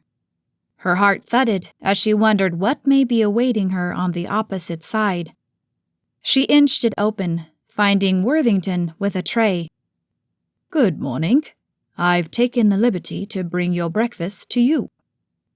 "Oh, thank you," she said as she stepped back and opened the door further. "I'll stick close to my room today and stay out of the way." "You are never in the way, Mrs. Harrington." The genuineness in his voice suggested the truth of his statement. She licked her lips as he set the tray on the bed, wanting to ask about Grant, but unsure. She opted not to ask, thanking him for the delivery again. "Of course," he nodded as he stepped toward the door. She closed her eyes, cursing a part of herself as the words slipped from her lips. "How is Grant holding up?" Worthington spun to face her, his features betraying the joy that she'd asked. "Tired, but moving forward to fight this absurd charge. He has been with Mr. Caldwell since early this morning." Julia nodded. "Good. Thank you." Worthington excused himself, leaving her to her own thoughts as she sank onto the bed to dive into her breakfast. She forced down a few bites before she returned to her thoughts. Worthington seemed to believe in the absurdity of the charges against Grant. Was that merely a loyal employee, or did he know the man under the suit well enough to trust that he couldn't commit this crime? Her mind stretched, testing theories, weaving and tearing apart scenarios. The more she thought, the less she knew. She shoved the tray away after a few more bites, unable to stomach any more. She reached for her phone, feeling the cold metal in her hand. She desperately wanted to call her sister and confess every detail. Maybe she could help her through this uncertainty. Her shoulders slumped, and she let the device fall into the rumpled duvet. Her sister would tell her what an idiot she'd been to marry this man she didn't even know. And maybe she had been. Her heart ached as she dissected every glance and word she'd shared with Grant. Each memory offered comfort and fed her fears. Her mind whirled, threatening to engulf her in a sea of doubt, when a sudden knock pulled her back to reality. Her stomach twisted as she eyed the wooden barrier. With a long breath, she hurried to it. It was likely Worthington returning for the tray. She tugged it open to find Grant on the other side. "Good morning," he offered her a tired smile. "Hi," she answered, finding herself suddenly uncertain in his presence. "May I come in?" She nodded as she stepped back and motioned for him to enter. He stalked inside, eyeing her rumpled bed and the half-eaten breakfast amidst the mess. "Breakfast not to your liking?" "I didn't have much of an appetite this morning," she admitted, her eyes flitting around the room. When she flicked them to Grant, she found him standing closer to her than before. Her heart beat a little harder as he came even closer. "Julia," he said, his voice soft, "I think we need to talk." She nodded, and he led her to the pair of armchairs across the room. She sank onto the edge of one, tension building in her body. In Harrington House, she found she couldn't predict what would come next. Grant moved his gaze to the floor as he leaned forward, his elbows on his knees. He raised his eyes to hers, studying them for a moment. I don't know where to start." His words faltered, a hint of vulnerability flicking across his eyes. She licked her lips as she tried to search for the right words. "I know this situation isn't easy, but there's nothing you need to explain to me." "But there is," he said quickly. "Julia, I need you to know I didn't do this." She studied his features, his unwavering eyes, the small pinch between his eyebrows. Was he this practiced at lying, or was he being truthful? "I know we don't know each other well, and I can't imagine what you must think of me right now, but I didn't do this. I need you to know that." As he spoke, a rare crack in his usually composed facade appeared. His usually sure eyes flickered with a shadow of uncertainty. She stared at him for a moment as the gears of her mind ground through their process. She wanted to believe him, and she supposed she had to trust him. If he lied, that was on him. She raised her gaze to find his pleading eyes still on her. "I believe you." Did she detect a slight sag of his shoulders as he blew out a sigh of relief? He swallowed hard as he bobbed his head. "Good. I really appreciate what you did last night, and I hoped all of that went without saying, but I wanted to say it just the same. I wanted you to hear me say it." He hesitated, tapping his fingers together.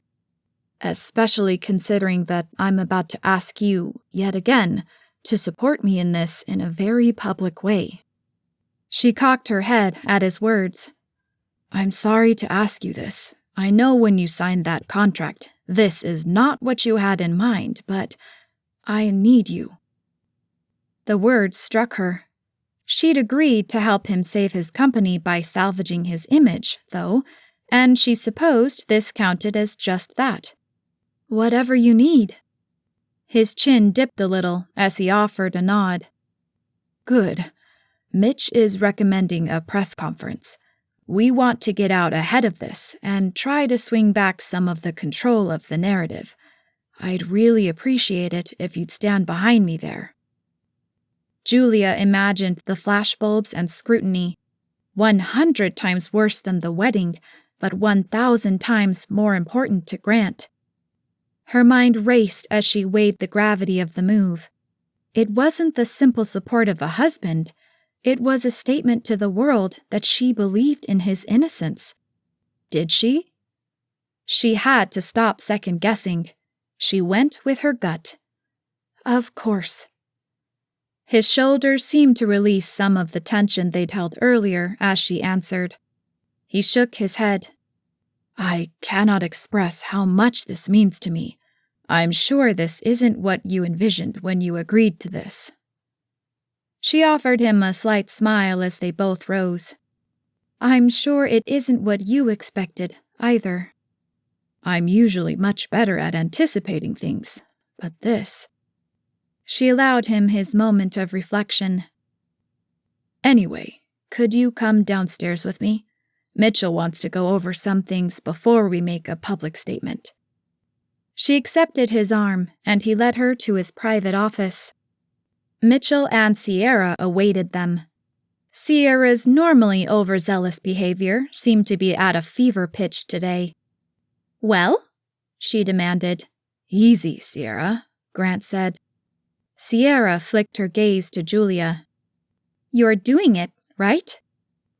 She nodded as Sierra blew out a sigh. Good. Not that you couldn't do it. You signed a contract. Grant shot her a quick glance.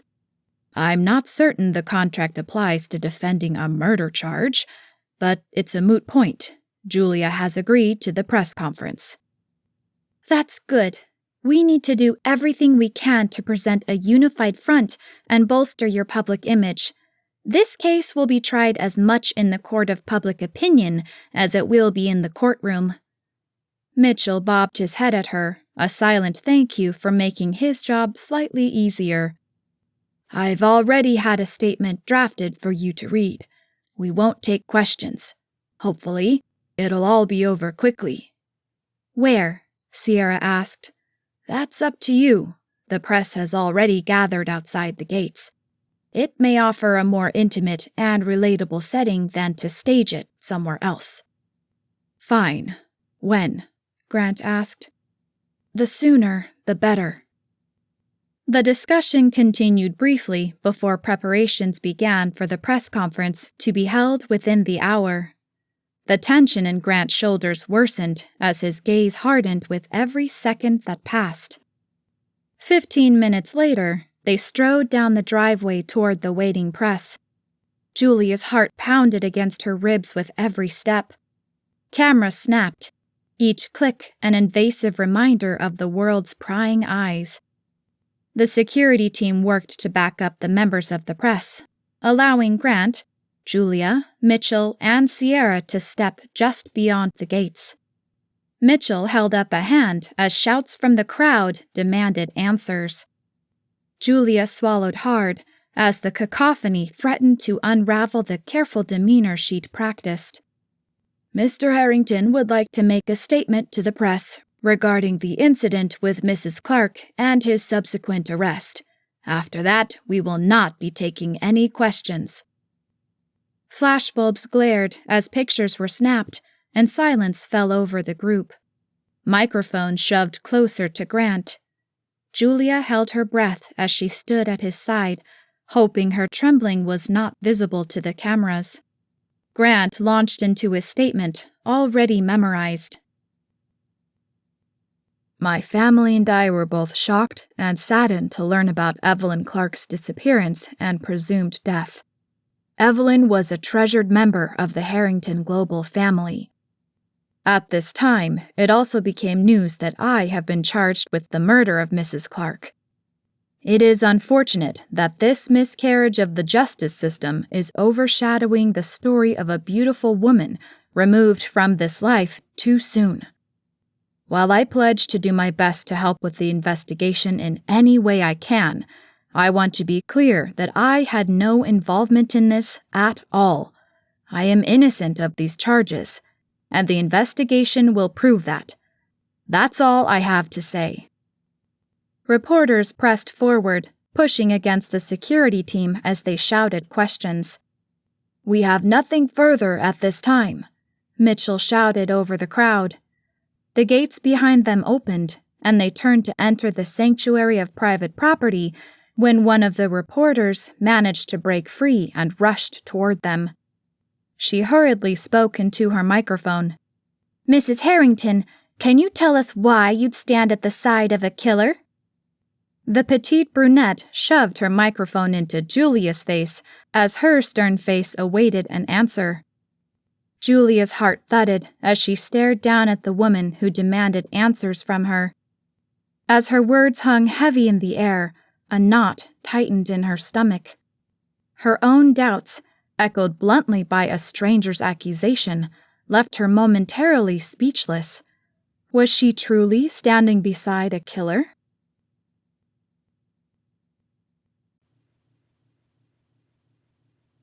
Chapter 15. Grant.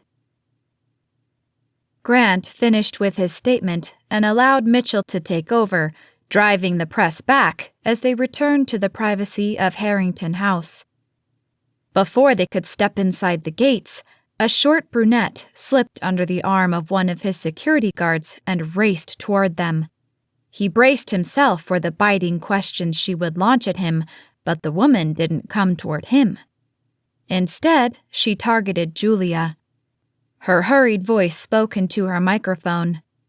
"Mrs. Harrington, can you tell us why you'd stand at the side of a killer?" His stomach tightened into a knot and jaw clenched as the question hung in the air between them. Julia seemed speechless. He reached for her, concerned about her sudden thrust into chaos, as he bit back guilt for involving her in this complex world.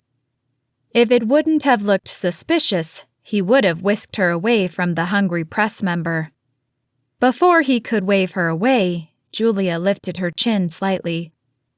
"That's simple," she answered. "My husband isn't a killer, and the truth will come out." Grant's fists unclenched as he stared in admiration at the woman he'd married. He'd been unsure of her earlier, but he was beginning to learn the strength hiding under her quiet demeanor. "All right, that's it. This press conference is over," Mitchell bellowed as the security team finally managed to grab the woman and wrangle her away from his new bride. Julia's eyes met his as she turned. She offered him a fleeting, barely there smile before he ushered her ahead of him down the driveway. They stalked back toward the house as the gates closed behind them. Cameras continued to snap. How would the public perceive their pairing? Would Julia be painted as another of his victims, or would they give her a more sinister appearance? His arm slid around Julia's shoulders, hoping to offer her some support after the taxing moment. He was surprised to feel her arm slip around his waist for a few steps before they parted, their hands coming together as they finished the walk. They stepped into the quiet coolness of Harrington House. Worthington awaited them. "I hope it went well, sir. Can I get you anything?" "As well as it could," Grant answered. "Extremely well," Mitchell agreed. "Julia, you could not have done better with that question. That is going to go a long, long way." Julia offered his legal counsel a demure smile. "Yes," Grant agreed, placing a steadying hand against her back. "You did wonderfully. Thank you." "Grant, we should discuss a few further things if you have a minute," Mitchell said. "Sure, I'll be in a minute." Grant bobbed his head at the man before he returned his attention to Julia. He searched her face for any signs of regret on her part. "You okay?" She nodded at him. "We'll talk later?" "Of course. Take your time. I'll be upstairs." Actually, I had something I wanted to discuss with you, if you have a minute," Sierra said. "Sierra, now may not be the best time," Grant began. "It's fine," Julia said, with a pat on his arm before she crossed toward his daughter. Grant watched Sierra loop her arm through Julia's and drag her away. This may be worse than the press conference for his poor wife. He sincerely hoped Sierra did not drive her away, especially as he found himself needing her more and more. With a sigh, he retreated to his study with Worthington, the familiar scent of aged leather and mahogany enveloping him. Normally, the framed accolades on the walls would give him comfort, but today they did not. He poured himself a bourbon. "Tell me you have a way to get me out of this, now that we've gotten all the public relations nonsense out of the way." "It wasn't nonsense," Mitchell told him. "That's almost as big a part of your defense as the legal maneuvering. And you should double the amount you're paying Julia after the last 24 hours. She's gone above and beyond for your personal image. Her lack of hesitation and short but clear statement shut that woman down." Grant stared down at the reflective surface of his liquor, studying the distorted image of his face. Was she that good at playing a role? "She has been fantastic." "She certainly has been. Now, in terms of your defense, I'm meeting with the district attorney in 1 hour. I'll see how far they're planning to go with these charges. It could be a scare tactic.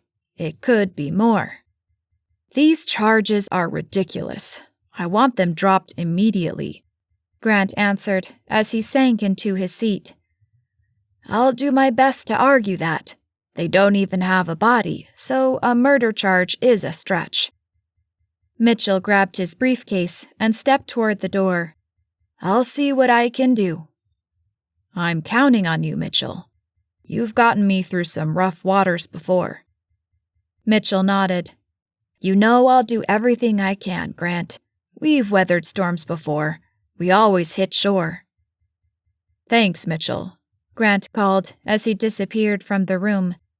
They had always made it through before, but what would be the cost this time? He sighed and settled back, the supple leather of his chair creaking under him. These baseless and absurd charges threatened his freedom and the empire he'd built. The thought of it all crumbling due to a fabricated accusation made his stomach churn. What a mess this is. "Is there anything I can get for you, Mr. Harrington?" Worthington asked. "No, I'm going to try to get some work done." Grant flicked his gaze over his front lawn. The snarl of reporters still waited at his gates. Grant felt a mix of indignation and vulnerability. Public scrutiny was a familiar game, but the rules had suddenly changed, and now the stakes were both his legacy and life. His mind reverted back to the moment Julia had answered the reporter. It brought him a slim measure of comfort to have her in his corner. "Of course, sir. If you need anything, please call." Grant nodded at him as he spun to face his computer monitor. He tapped the mouse before he waved a hand at Worthington. "Actually, Worthington, there is something." The man spun from the door, clasping his hands in front of him as he awaited the order. "Check on Julia?" He tugged a corner of his lips back. "She's with Sierra. Make sure she's still alive and sane, please." Worthington offered him a grin. "I will check on her and report back, sir." "Thank you." Grant focused his attention on the screen, clicking through his emails without really seeing them. Tension built at his temples. Evelyn usually screened these for him. He sucked in a deep breath as her loss hit him again. The moment was short-lived as the doors burst open. He hoped to see Worthington with a report on Julia, but instead Sierra paraded into the room, smiling at her phone as she walked. "Oh, Daddy, my plan is working wonderfully," she squealed with excitement before she spun to face him, her ponytail flying. "What plan?"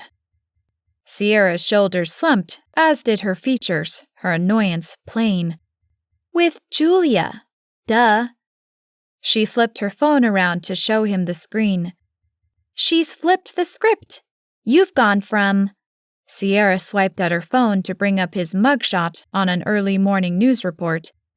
"Grim Grant, billionaire behind bars, to—" He rolled his eyes at the headline as she flicked at the screen again. Grant stared at a close-up image of their clasped hands through the gate. "United Front, from grim to grateful, billionaire bride sparks new narrative." Sierra turned the phone around to stare at it, her grin broadening. "It's on all the networks." She shifted her screen and swiped through several reports. Pictures of Julia's arm around him, their clasped hands, her head slightly tilted toward him with his arm around her, flitted by on the screen. "Harrington Harmony. Public opinion shifted as billionaire's wife speaks out. Billionaire bride backs him up. This is perfect." Grant let his eyes fall from the screen to the polished mahogany below his fingertips. "Why aren't you smiling?" "I'll smile when Mitchell gets these charges dropped." "I know this is hard, but look on the bright side. Until the charges are dismissed, at least your image isn't taking a hard hit." Grant tugged a pen from the cup and turned it over in his hands. "Thanks to Julia." "Right?" Sierra said, her eyes going wide as though she was stunned. "Who knew? I mean, who could have predicted she'd be this good?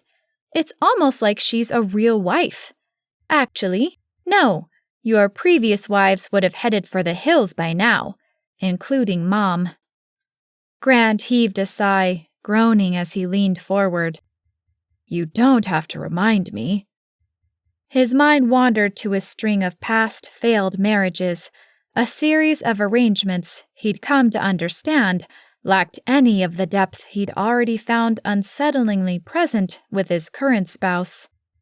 He couldn't help comparing the superficial bonds of his past to the complex connection that seemed to grow steadily now. He recalled when even a whiff of insider trading charges was whispered during his second marriage. His wife hadn't stood by him.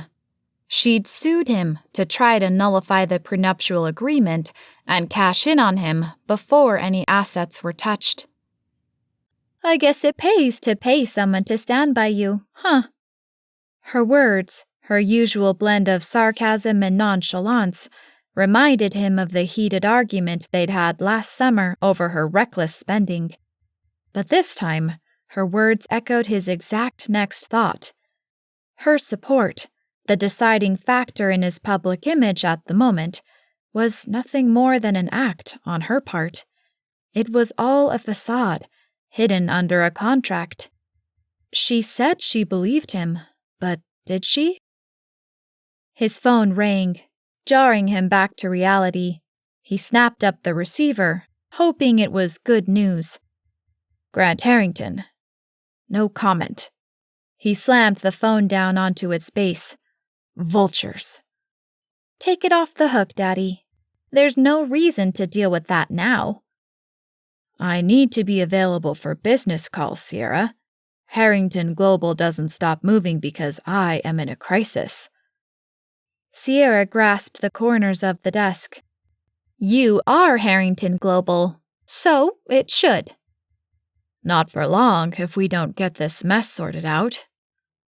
"You'll figure it out, Daddy. I believe in you." Her phone chimed, and she straightened as she glanced down at it. "Gotta run. Bye, Daddy." "Sierra, where are you?" Grant began as she flitted out the door, the red bottoms of her designer shoes visible as she hurried. Going. He pressed his lips together as the question went unanswered. He tugged over a few folders and flicked them open, though he found himself unable to concentrate. The emotional strain of the past few days settled around him, tightening his shoulders. With a huff at himself, he closed it and shoved it across the desk. He couldn't concentrate. He rose from his chair and stalked to the drink cart, tugging one of the crystal decanters from the mix and pouring himself a drink. He took a sip, finding little comfort in the hints of vanilla that tickled his tongue. With a glance at his watch, he wondered when he'd hear from Mitchell. Maybe it would all be over. With another sip, he discarded the tumbler on the desk. It brought him no comfort this time. Instead, his mind focused on one thing and one thing only he yearned for: Julia. He weighed it in his mind. Should he seek her out? Would she find him an annoyance? Perhaps he'd taken enough from her already today. He hadn't heard back from Worthington yet, though. He should check on her. He left his drink behind and emerged from his office, his eyes floating up the grand staircase. Would he find her upstairs in her room? He'd try there first. He climbed the stairs and navigated the halls to her suite. He spotted her through the open door to her writing office. She bent over a notebook, scribbling madly into it. He swallowed hard, his resolve suddenly fading. With a step backward, he toyed with the idea of retreating to his office. Instead, he reversed course and rapped against her door. She twisted to face him, seeming surprised. "Grant, come in." He strode toward her, pulling a chair closer as she slid her work away from him. "Making good progress with the novel?" She glanced at the papers before she returned her gaze to him. "Something like that."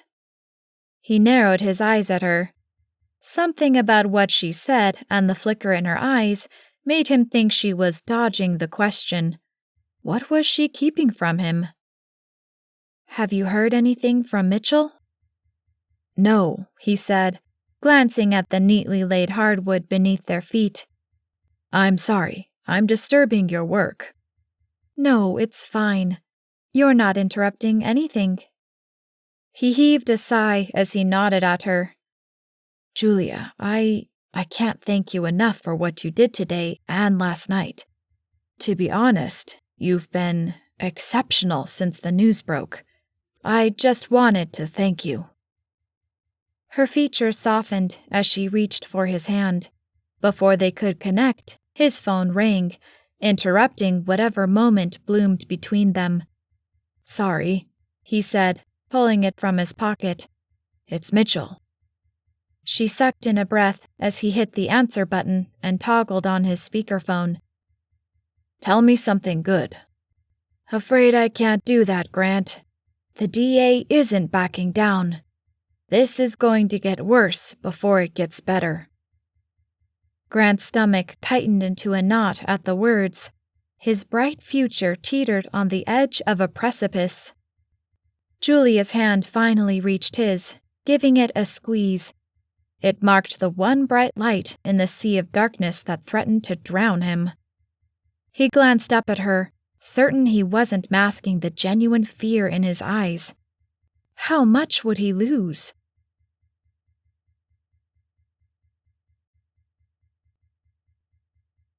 Chapter 16. Julia. Julia bit into her lower lip as Grant strode toward her, tugging a chair with him before sinking into it. "Making good progress with the novel?" She glanced at her notes, her pulse quickening. Her hurried scrawl was far from the novel she was supposed to be working on, but she couldn't explain it to Grant. Her eyes flicked up to meet his, a mix of apprehension and secrecy in them. "Something like that?" He narrowed his eyes at her, assessing her again. Was she that transparent? "Have you heard from Mitchell?" she asked, trying to put an end to his questions before she fibbed any more. No. He let his eyes sink to the floor. I'm sorry, I'm interrupting your work. She sensed the tension building again in his shoulders, noticed his clenched jaw. "It's fine. You're not interrupting anything." He sighed, his head bobbing as his eyes flickered with a vulnerability she hadn't seen before. He seemed to be searching for words. "Julia, I can't thank you enough for what you did today and last night. To be honest, you've been exceptional since the news broke. I just wanted to thank you." The flicker of genuine gratitude seemed to pass through his eyes. She reached for his hand, trying to offer him some comfort and reassurance when his phone rang. He apologized, digging it from his pocket. "It's Mitchell." A knot tightened in her stomach, a tumultuous mix of hope and dread. She wanted the news to be good, not just for the sake of their contract, but because she found herself genuinely concerned for Grant's plight. "Tell me something good," Grant answered. "Afraid I can't do that, Grant. The DA isn't backing down. This is going to get worse before it gets better." A cold sensation washed over Julia, her chest tightening as if an invisible weight pressed down on her. They'd married to improve his image. It had only gotten worse since she'd been around him. Instinctively, she reached for him, squeezing his hand. When he glanced up at her, she spotted raw emotion, maybe even fear in his eyes. "I'm heading out to the house. We'll talk strategy this afternoon," Mitchell said. "See you when you get here." Grant ended the call, his hand still gripping hers as he stared down at the darkened device. After a second, he spoke. "Well, seems like—" "Grant," she began. "Julia," he interrupted. "Don't panic," she said. "Maybe it's not as bad as it seems." Grant's face contorted briefly, a glimpse of turmoil flashing in his eyes before he mastered his expression. "Right. Well, I should leave you to it." His voice betrayed a hint of disappointment, or perhaps relief. Julia couldn't discern which. "I'm happy to wait with you until Mitchell gets here." He rose from his seat and pushed away the chair. "No, it's okay. You're working." Julia knitted her brow at the sudden about-face. He seemed to be reeling. Whatever she'd said to him hadn't helped. Maybe she should just stay out of it. "Good luck with Mitchell." "Thanks," he murmured, his voice trailing off as he lingered for a moment, his eyes noticeably not on her. Abruptly, he turned and left the room, leaving her alone. Her shoulders slumped as she studied his retreating form. She tugged a corner of her lips back as she swiveled back and forth in her chair. She supposed he hadn't asked her to offer her support emotionally.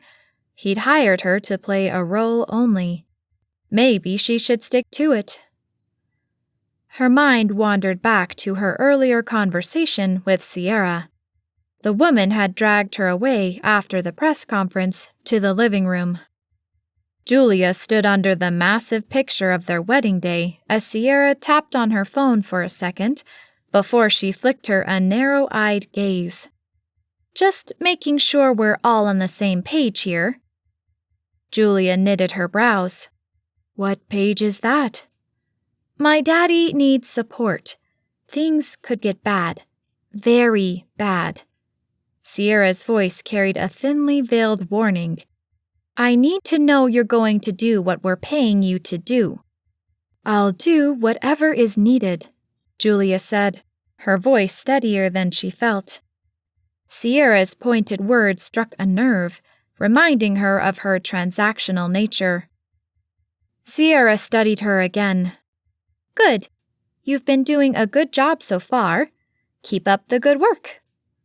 Her phone chimed again, and she checked it before firing off a text. "Gotta run, stepmommy." Julia heaved a sigh as the conversation replayed in her mind. Maybe Sierra had seen the subtle hints of genuine concern in her eyes. Had she meant to put Julia in her place, to remind her she wasn't part of this world? Julia pressed her lips together. The interaction with Grant moments ago had certainly cemented that in her mind. She wasn't a part of this family. She was part of the staff, hired for a role. She'd try to remember that in the future. With a hard swallow, she pulled the note she'd been working on closer. She clicked her pen when a knock at the door drew her attention. She twisted to find Worthington.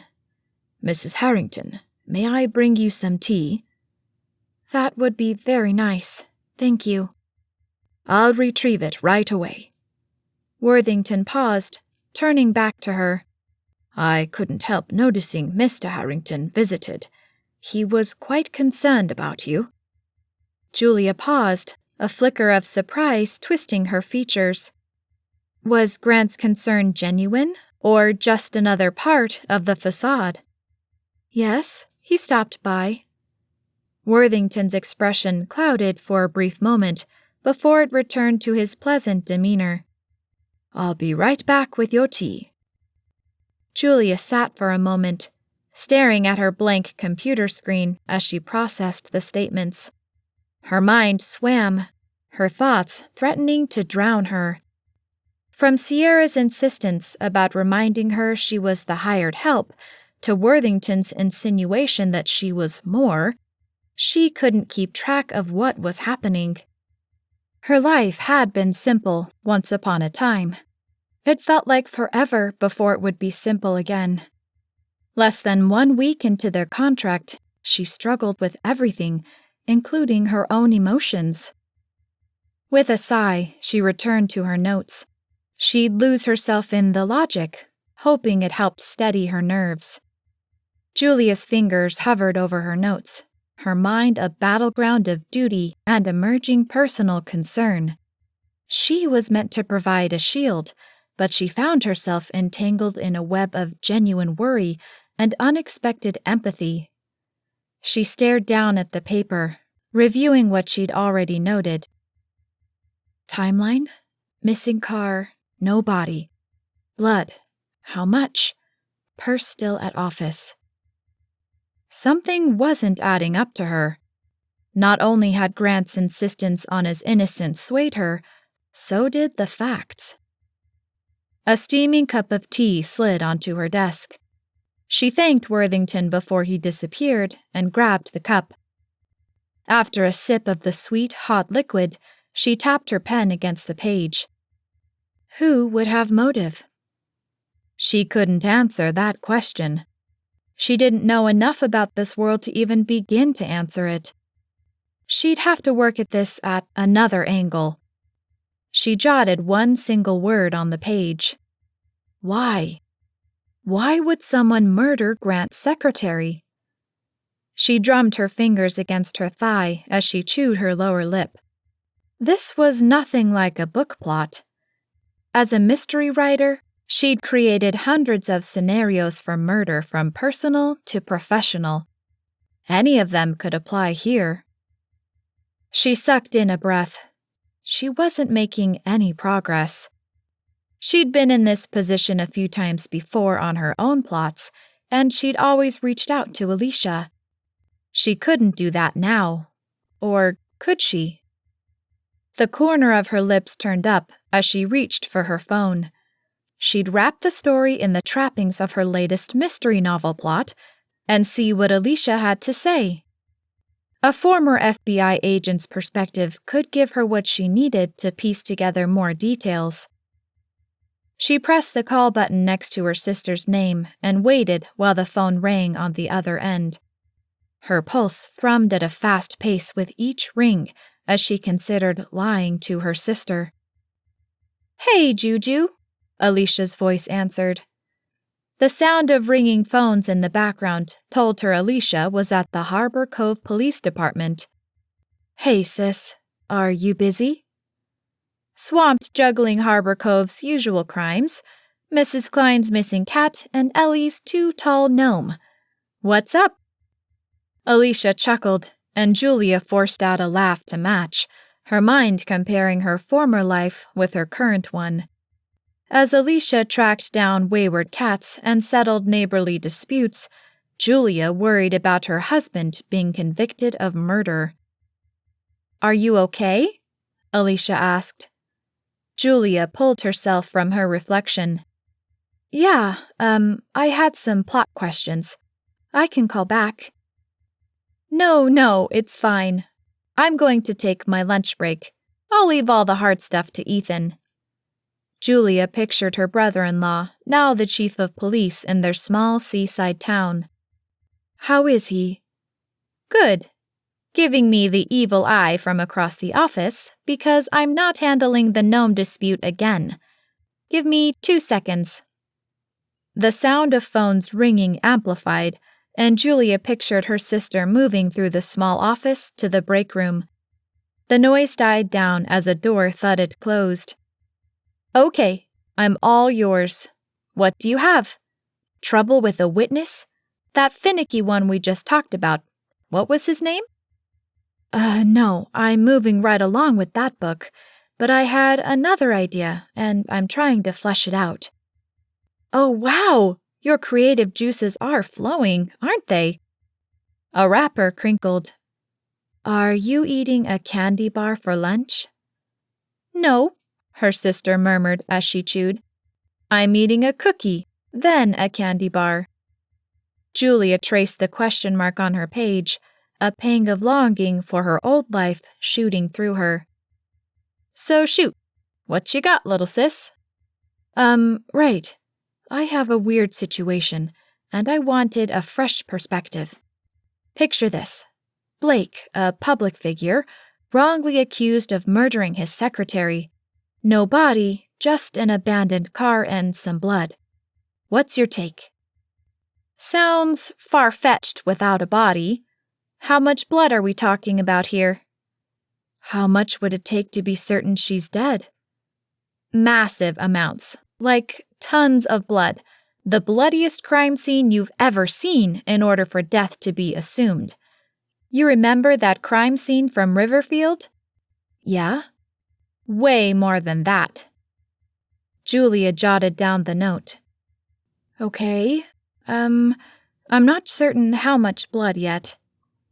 Alicia cackled in her ear. Well, it's your story. You withholding information from yourself? I haven't vetted through all of this, Alicia. I'm just trying to see if this story can even get off the ground. Okay, sorry. Keep going. Mr. Blake is accused of murdering his secretary. He has an alibi? No, he was alone at the time of the supposed murder. Motive? None. They had a good relationship. What I'm trying to work out is, if he is accused of murder, how would he figure out what happened? Oh, the other clue I have so far is her purse was found at the office. She'd stayed late with Blake, and he'd left her there filing papers.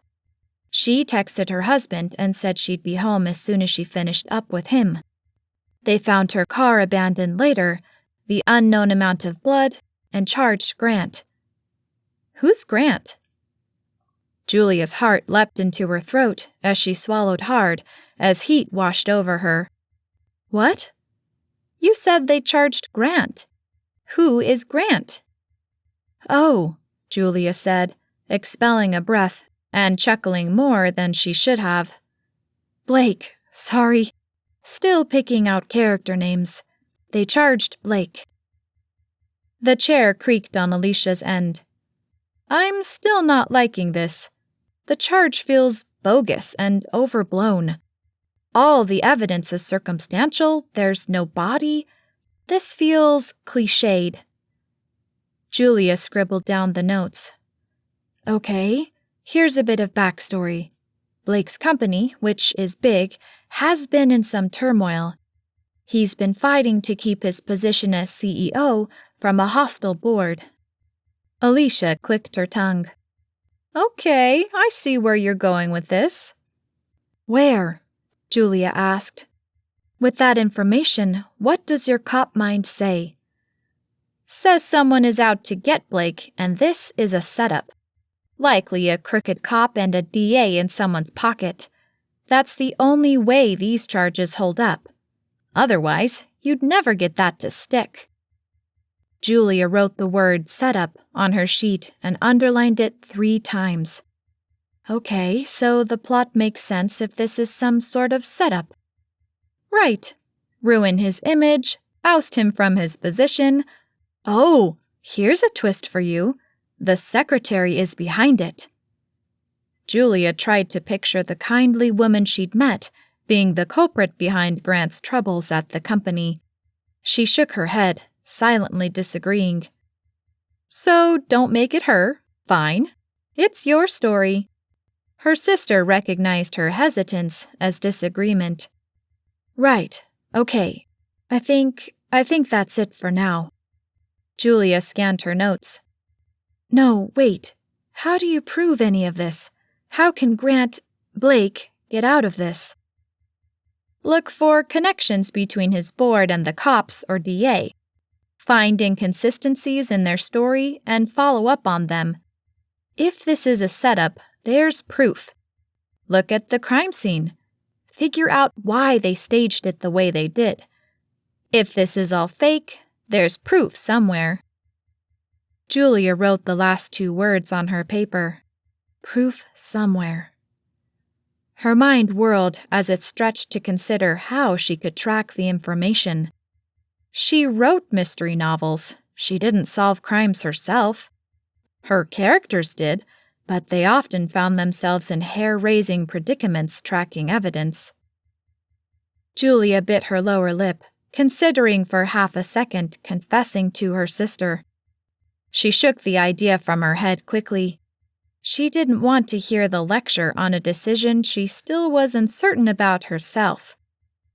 Go work on your plot, kid, her sister said. I can practically hear your gears turning from here. Julia's lips curled at the statement. Okay, I'll call you if I need more help. Thanks, sis. You're welcome. Love you, Juju. I love you too. And give Ethan a hug for me. Will do. Take care. The line clicked as her sister ended the call. Julia stared down at her notes, her eyebrows knitting. Was someone setting Grant up for murder?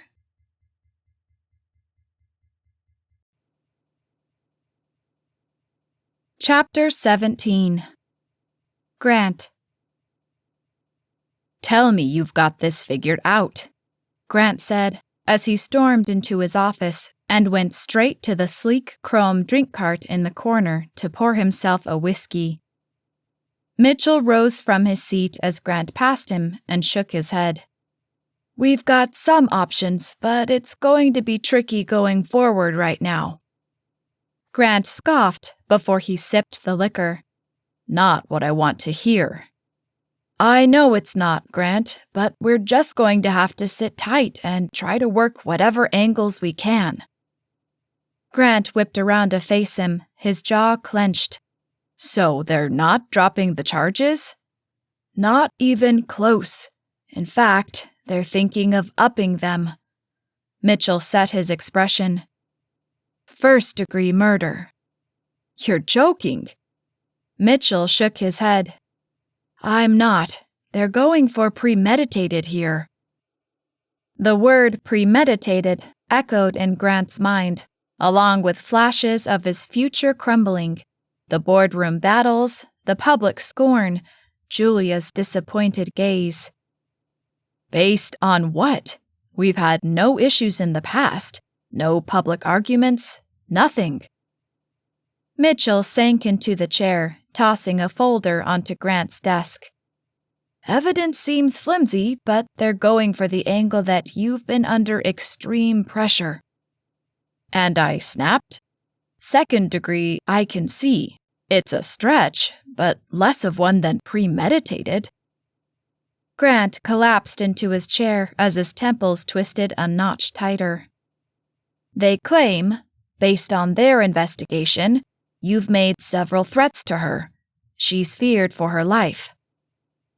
The tumbler rattled against the desk as it slipped from Grant's hands. The clink of the glass against the mahogany echoed his unspoken fears of prison bars and orange jumpsuits. "Oh, come on. That's ridiculous." "Still, Grant, have there been incidents where you've lost your temper with her, particularly in the presence of other employees who could testify to this?" Grant sank his head onto his hand as the other one flung into the air. "I don't know, maybe. I'm passionate sometimes." "That passion may be construed as volatility." Mitchell's voice took on a rehearsed tone as he recited back his conversation with the DA. "They claim they have evidence of increasingly erratic behavior, that it's been documented at board meetings. Even if it's circumstantial, they're spinning a narrative that you've been a powder keg waiting to explode." Grant settled back in his chair with a sigh of disgust. "What about the angle that there's no body?" "DA maintains that it's just a matter of time before it's found. They're dredging the lake and searching the woods."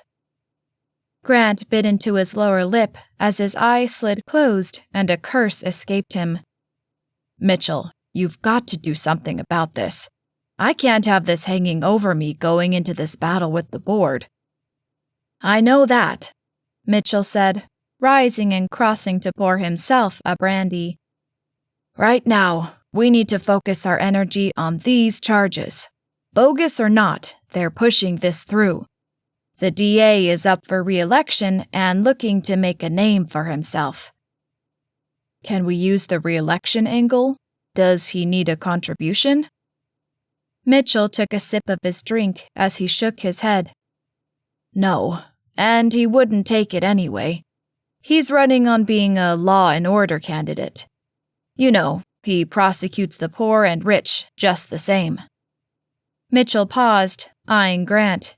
"Even Grant Harrington isn't above the law." Grant scoffed. "Since when has justice been blind?" Mitchell cocked his head.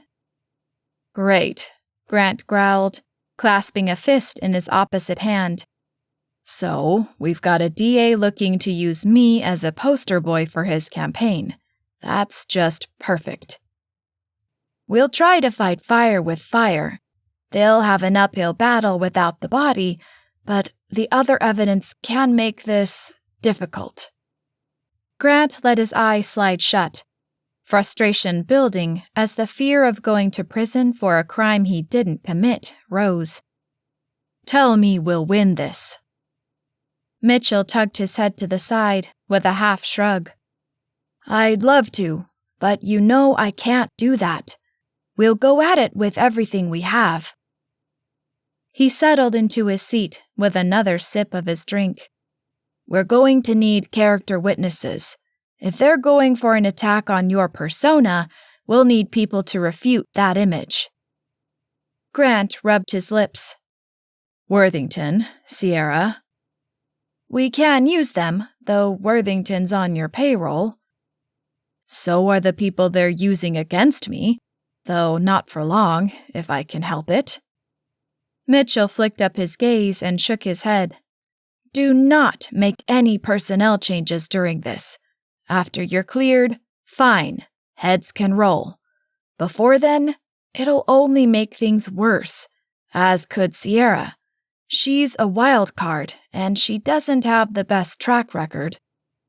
Grant rubbed his face as he recalled a speeding ticket Sierra had pleaded with the traffic court judge over, stamping her feet and shouting that she had to exceed the speed limit because she'd wanted to get a new leather handbag at the Gucci store before a friend.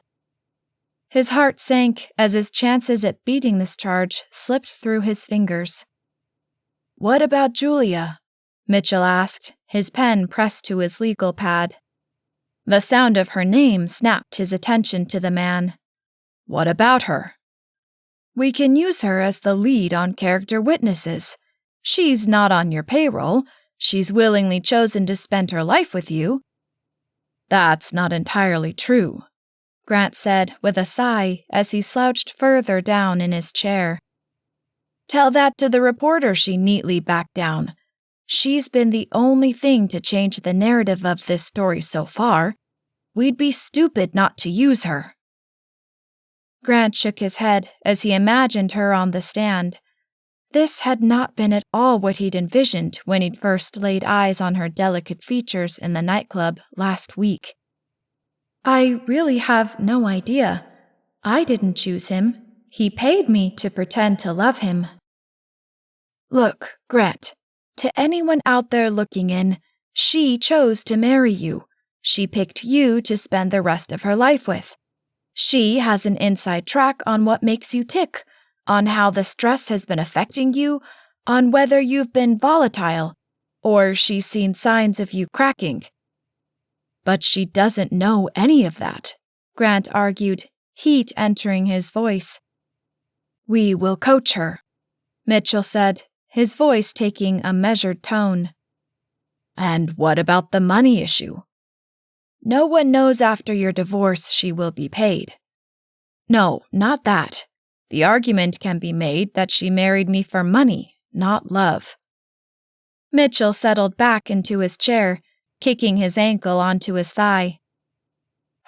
"I'm sure the DA will make that argument, yes. We'll coach her. Grant, she comes across as one of the most genuine people I've ever met. She's poised, she's quiet, she's intelligent. This isn't one of your former wives getting on the stand. This is Julia." He rubbed his temple with his finger. "I'll think about it." "You'd better think fast. They want a preliminary hearing in the next day or so, pending where they are with their investigation. And if we're using her as a character witness, we want to get her prepped and ready." He stared at the empty chair next to Mitchell, imagining Julia there as Mitchell put her through the grueling process of preparing to twist the truth on the stand. A twinge of guilt knotted his stomach. His choices had unfairly dragged her into a nightmare. He leapt from his seat, pacing the floor in front of the large window. "And you think parading Julia into court will solve this?" His voice turned sharp, cutting through the tension. "Maybe we could focus on finding evidence that exonerates me, rather than putting the weight of this around Julia's neck." "I'm working every angle." Mitchell tossed his legal pad aside before he leaned forward, concern flashing in his eyes. "Grant, I've seen you handle crises, but this one is personal. I need to know you're holding up okay." "I'm perfectly fine," Grant muttered as he retrieved his drink. "If I lose this, it's only my entire life's work, and everything I've built goes up in smoke." "There's no denying the pressure, but I'm concerned about your state of mind in terms of making decisions." Grant scoffed at him before he sobered. "You're serious? What, are you on the board side now?" "No," Mitchell said with a shake of his head. "In business, there's nobody better. On a personal level, your judgment may not be the best." "What's that supposed to mean?" "It means you have an ace in the hole, but you're tying my hands. Let me use Julia." Use Julia. The words echoed in his mind as his stomach turned over again. "I said I'd think about it. Maybe we can avoid it if anyone did their job." Mitchell downed the rest of his drink before he grabbed his legal pad. "I'll get working on things, and I'll keep you informed." He eyed him as he stood. "Think about what I said." "Yeah," Grant muttered as the man left the room. He heaved a sigh, flicking his gaze to the setting sun, casting long shadows across the lawn that stretched toward him with dark, spindly fingers. For a moment, he became lost in the sunset's dying light, the colors bleeding together to create blurred lines, mirroring his current predicaments. He'd seen Mitchell look grim before, but never this grim. He twisted to stare at the folder containing the evidence against him so far, still sitting on his desk. As his eyes rose from it, he caught sight of a new addition next to his monitor. In shiny silver that sparkled against the dark wood, a framed photo of him and Julia smiling at each other. He grabbed it, staring down at the sparkle in her eyes as she laughed at his joke. He read the raw emotion in his own, too. He wasn't sure what scared him more, his murder trial or the growing attraction he felt to Julia. Their earlier conversation pushed into his brain, demanding his attention.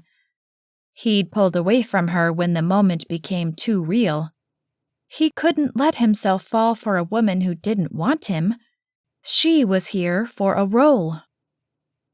"I've never met someone so genuine," Mitchell's words echoed. Were her words and actions earlier genuine too? He recalled the first time he'd heard her laugh, a sound so warm it felt like home. Was there more to them than just a contract? A knock sounded at the door, interrupting his thoughts. He called out, and Worthington stepped inside. "How did things go with Mr. Caldwell?" "Don't ask," Grant said, sinking his head into his palm, his other hand still clutching the photo. "I take it the news is not good." Grant gave a shake of his head, tossing the picture onto the desk. Worthington's lips curled up at the corners as he strode forward and lifted the frame before replacing it next to the monitor. "A lovely photo of the two of you."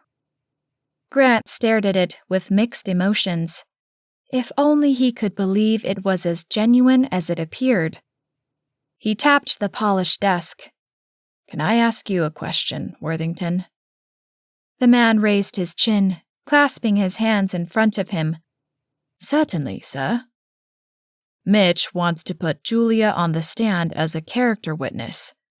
What do you think about that?" Worthington raised his eyebrows as he mulled it over. "It's likely a very safe bet that she'd be an excellent witness." Grant reclined back in the chair. "Really?" Worthington shot him a surprised glance.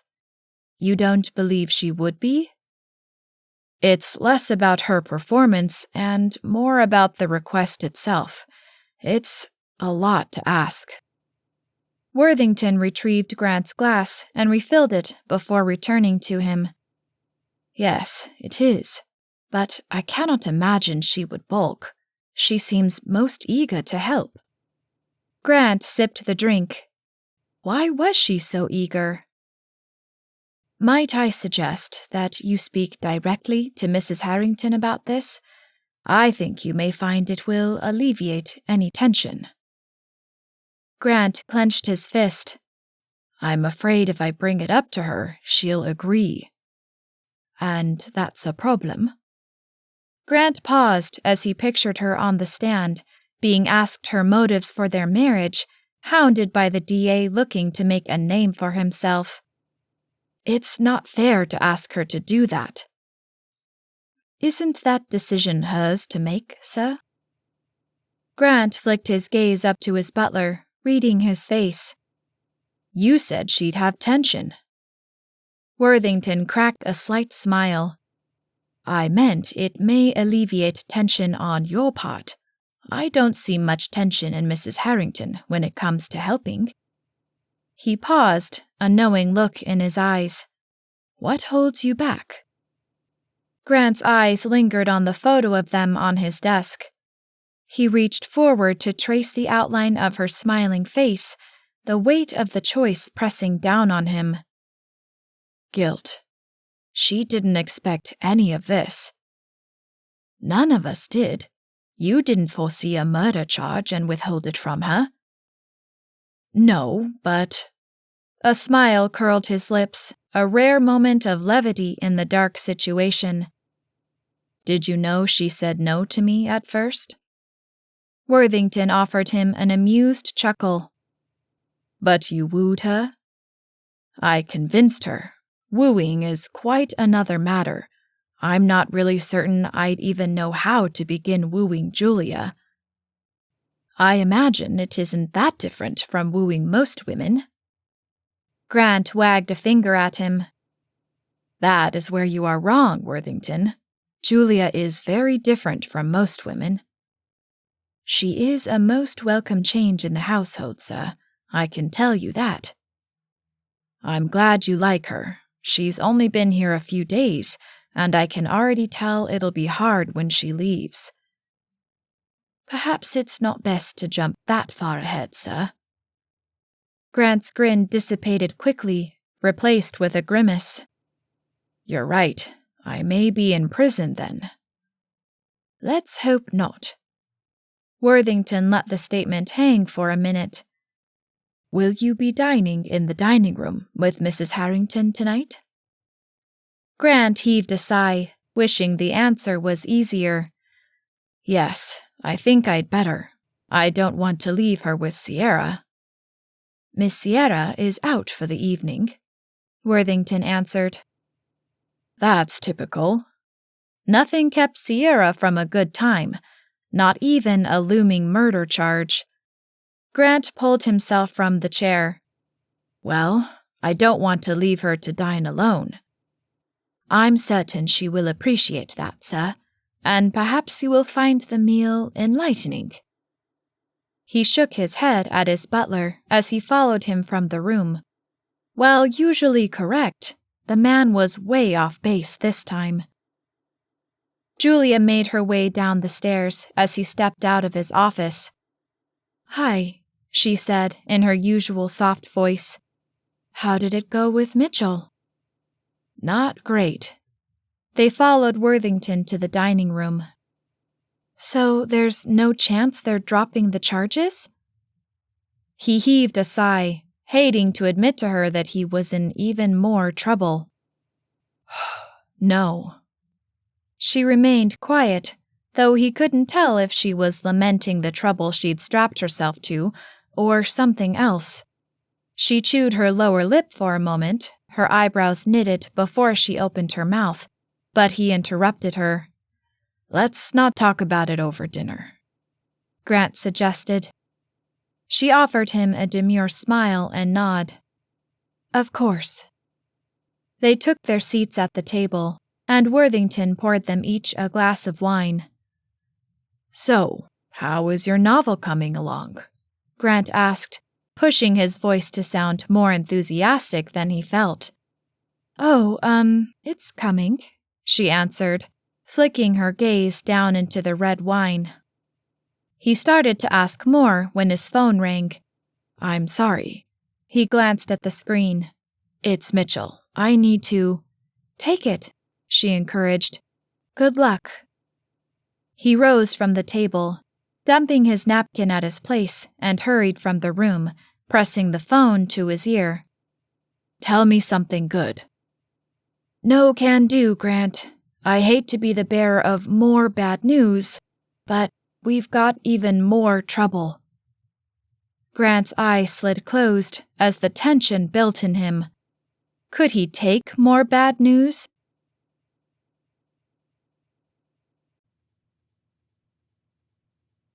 Chapter 18. Julia.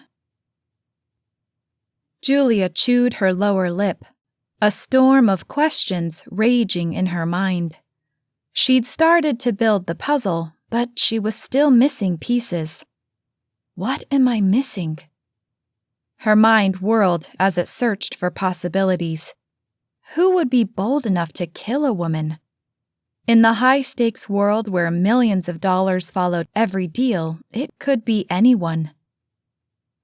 She stared down at her notes from the conversation with her law enforcement-inclined sister and circled the words crooked cop and DA in someone's pocket. She shoved the paper aside and swished her mouse on the desk to wake the computer.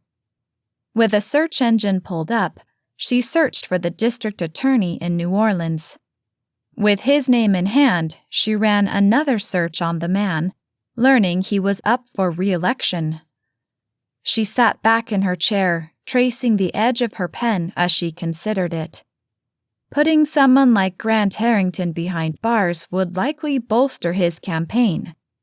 Did he owe someone a favor? She leaned forward again, her fingers hesitating. Was she doing this to satisfy her own curiosity or for Grant?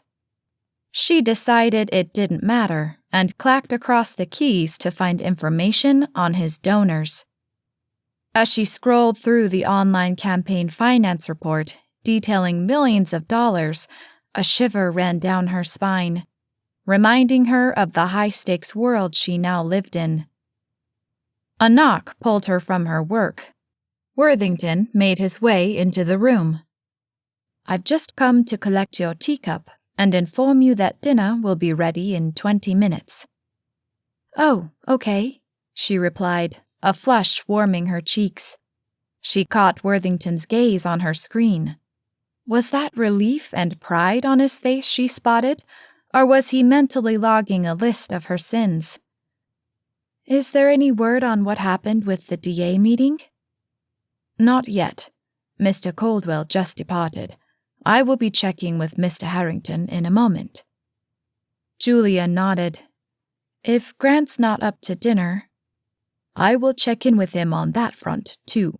If not, I'll be down. There's no need to fuss to bring me a tray. I can eat with Sierra." "It is no fuss at all. Miss Sierra is out." Julia offered him a kind smile. "There is enough turmoil in this house right now that you don't need to be fretting over me. I'll come down, even if Sierra isn't here." "If you prefer it." He flicked his gaze to the screen again, curling the corners of his lips before he disappeared. Julia blew out a long breath as she returned her gaze to the long list of contributors. She'd need to download this and sort it to focus on the donors with a serious stake. It wouldn't be the people who donated small amounts. She'd then have to cross-reference the large donors with anyone who may have crossed paths with Grant, particularly in business. She'd have her work cut out for her, but at least she'd be doing something useful. She didn't see how else she could help. She clicked to download the list to tackle after her meal. Connecting the dots between campaign donors and business adversaries seemed like a long shot, but even the most unlikely connections could be revealing. Leaving the computer behind, she rose and made her way through the halls. They seemed so quiet tonight. A pall hung over the entire house. She couldn't imagine the pressure Grant faced. He'd already been at his wits' end with the board's pushback, and now this. She plodded down the stairs as he emerged from his office, with Worthington preceding him. The tension in his jaw belied the weight on his shoulders. "Hi," she said, sounding more unsure than she'd hoped. "How did it go with Mitchell?" His face turned to stone. "Not great." "So there's no chance they're dropping the charges?" The sigh he heaved made her regret asking. He probably hadn't expected to have to entertain his new fake wife while the crisis loomed. "No." She bit her bottom lip, her features pinching as she struggled to come up with her next statement. She wanted to tell him about her work so far, but she wasn't certain it would be appreciated. She opened her mouth to ask about evidence when he cut her off. "Let's not talk about it over dinner." She had her answer and plastered a smile on her face. "Of course." They took their seats at the table. Julia fidgeted in hers as Worthington poured their wine. Maybe she should have taken Worthington up on having her dinner delivered to her. Grant seemed distracted. She wondered how much he resented her appearance for dinner. "So, how is your novel coming?" His voice changed as though he donned a new mask of polite host. She wouldn't blabber on and on about the topic that she was certain didn't interest him, particularly now. "Oh, it's coming." He started to answer when his phone rang. The tension built again in his face as she glanced at the screen. "I'm sorry. It's Mitchell. I need to—" "Take it," she encouraged, adding, "Good luck." He rose from the table, leaving her alone in the dining room. His voice echoed as he stepped from the room. She drummed her fingers on the table, gnawing at her lower lip again. Worthington flitted back into the room, fixing his eyes on the empty seat at the head of the long table. "I see we've lost a key member." "Mitchell called," Julia answered as he held the plates. "I see. Would you like your dinner now, or shall I keep it warm, along with Mr. Harrington's?" Julia let her eyes sink to the white tablecloth, her features pinching. "I don't know." She slid her eyes closed, certain the butler wished she'd stop being so indecisive. She flicked her gaze to him. "I'm so sorry, Worthington." The man set the plates aside and eased into the seat next to her. "There is nothing to apologize for. You seem upset. Was it the coal?" She shook her head.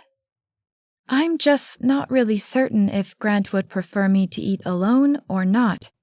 I don't want to take up his time, but I don't want to abandon him either."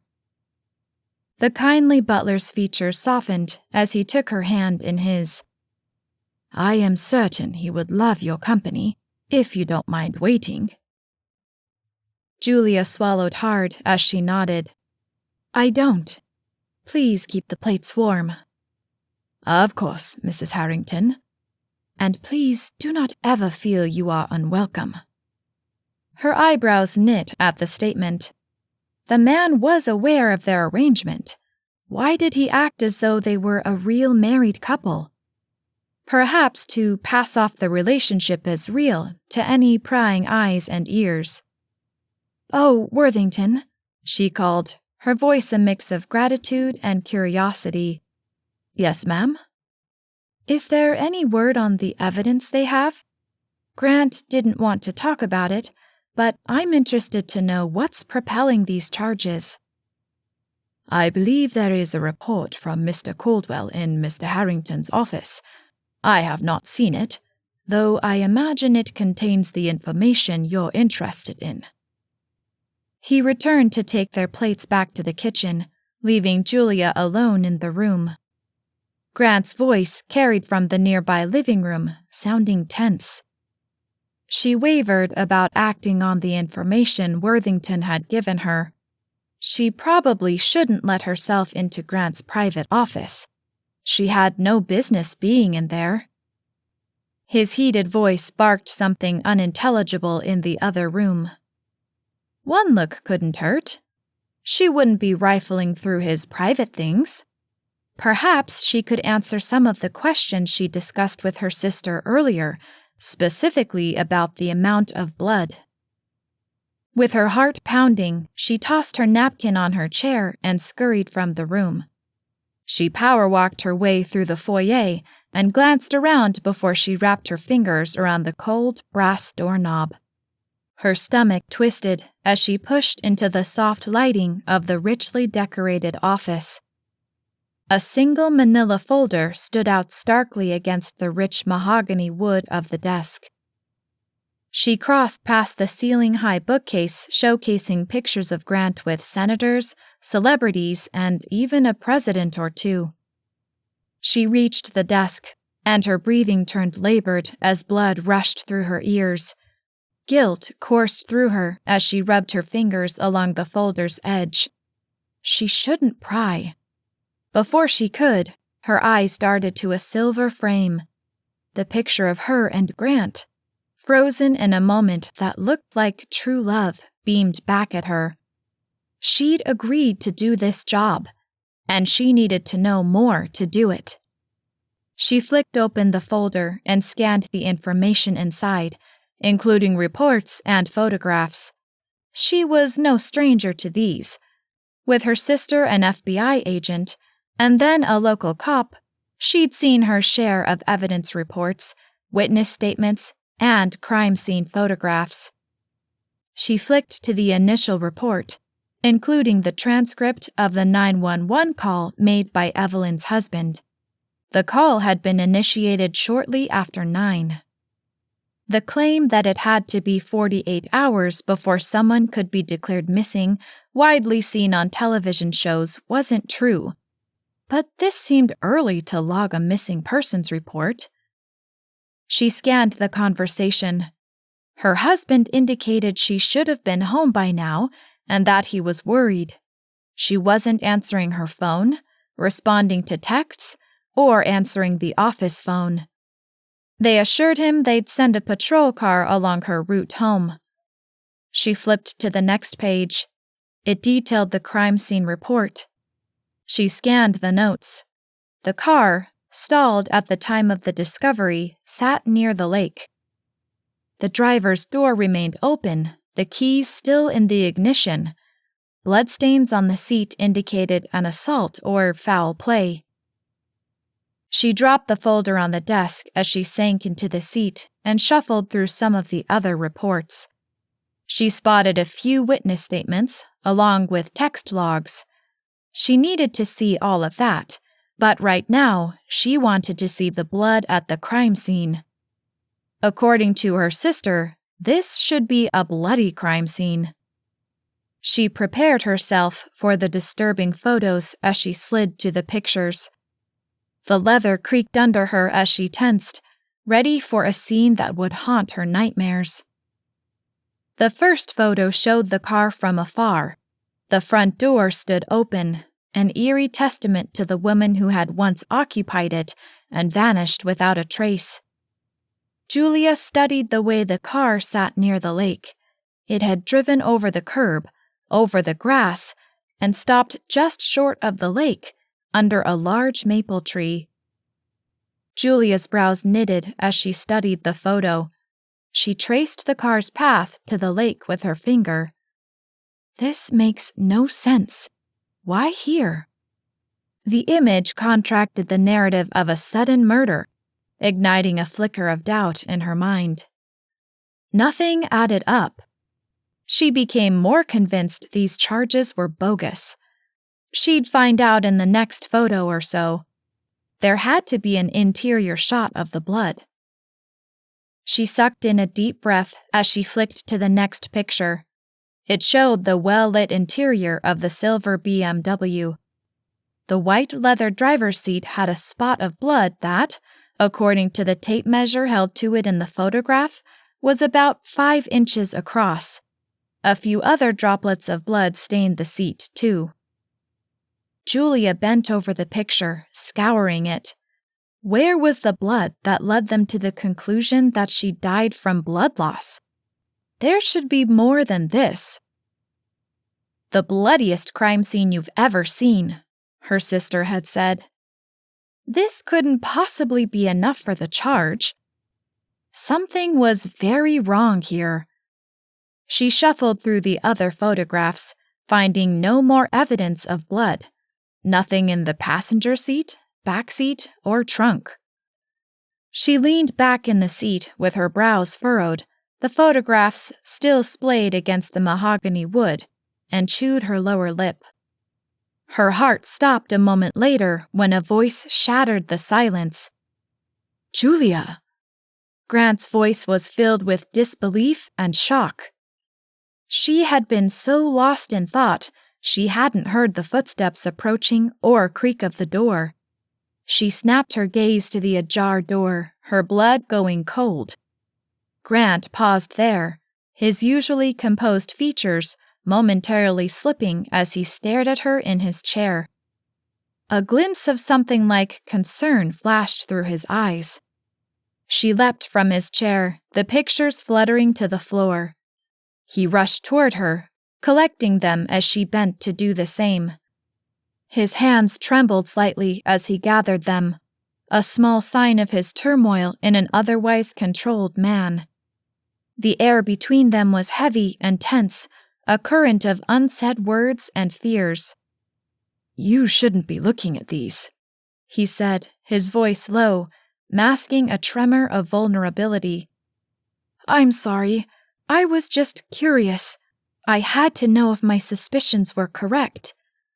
Her words tumbled out in a waterfall of anxiety. Grant's eyes, stormy with a mix of confusion and perhaps betrayal, met hers as he snatched the photos from her. She spotted a flicker of hurt. He ran a hand through his hair, a gesture that belied his inner turmoil. "Julia, His voice faltered. "I thought you believed me." "I did. I do," she stammered, her heart still pounding frantically. His brow furrowed as he snapped his gaze to her. His jaw clenched, though he did not appear angry. "What suspicions?" "About what's really going on here. Grant, none of this adds up. I think you're being set up."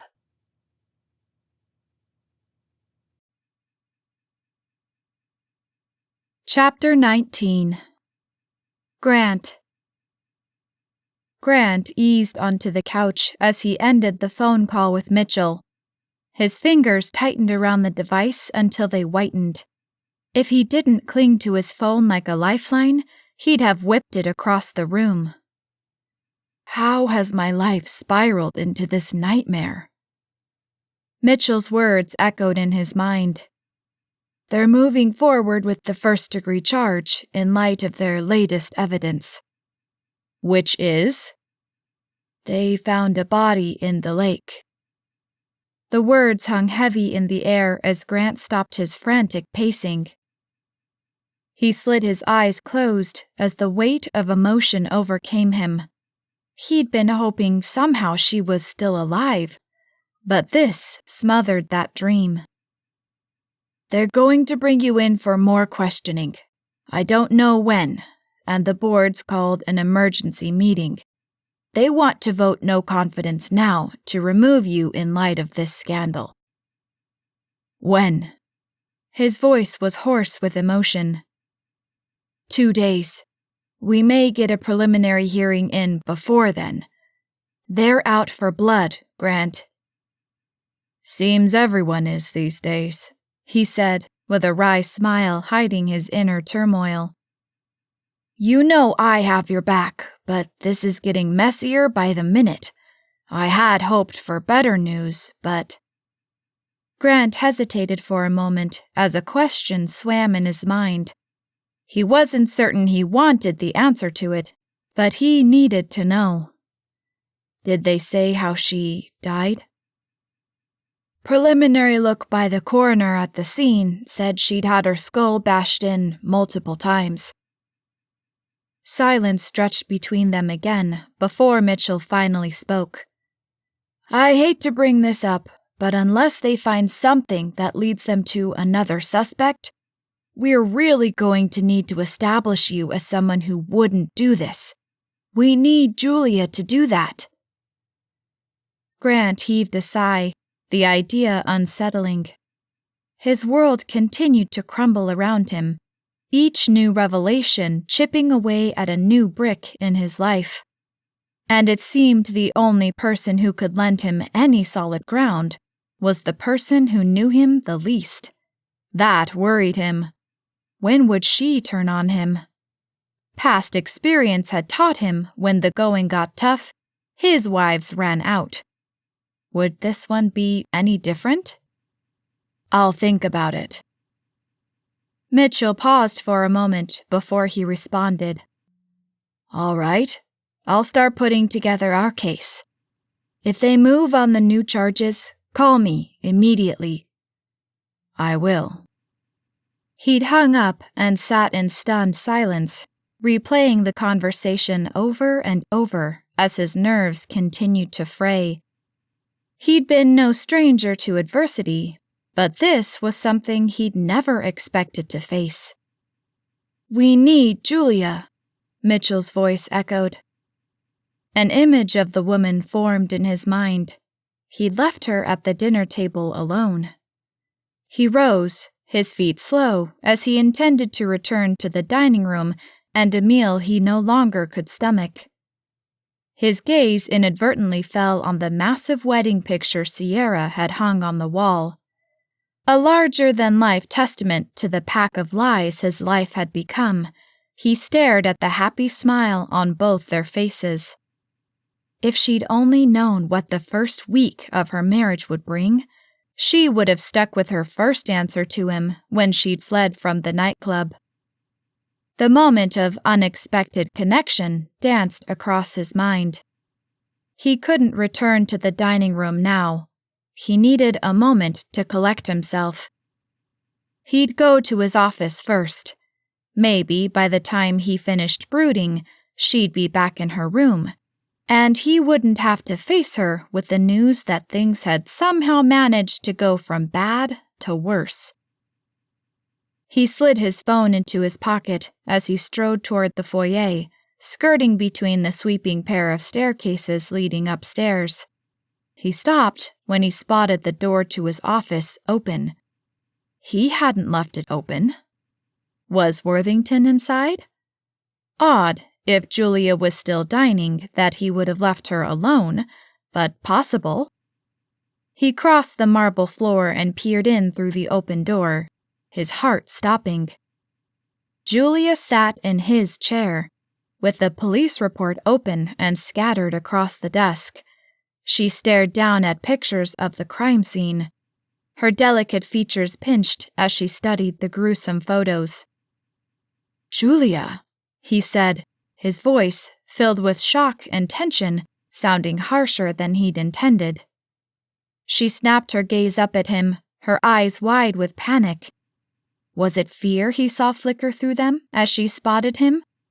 She leapt from the chair, the picture slapping against the hard wood below her. He rushed toward them, scooping them away from her as she joined him, collecting a few, too. "You shouldn't be looking at these," he said, desperate to control his voice. "I'm sorry. I was just curious. I had to know if my suspicions were correct." He raised his gaze to hers as he pulled the photos away from her. He couldn't read her face. Was she turning on him? Had she finally had enough?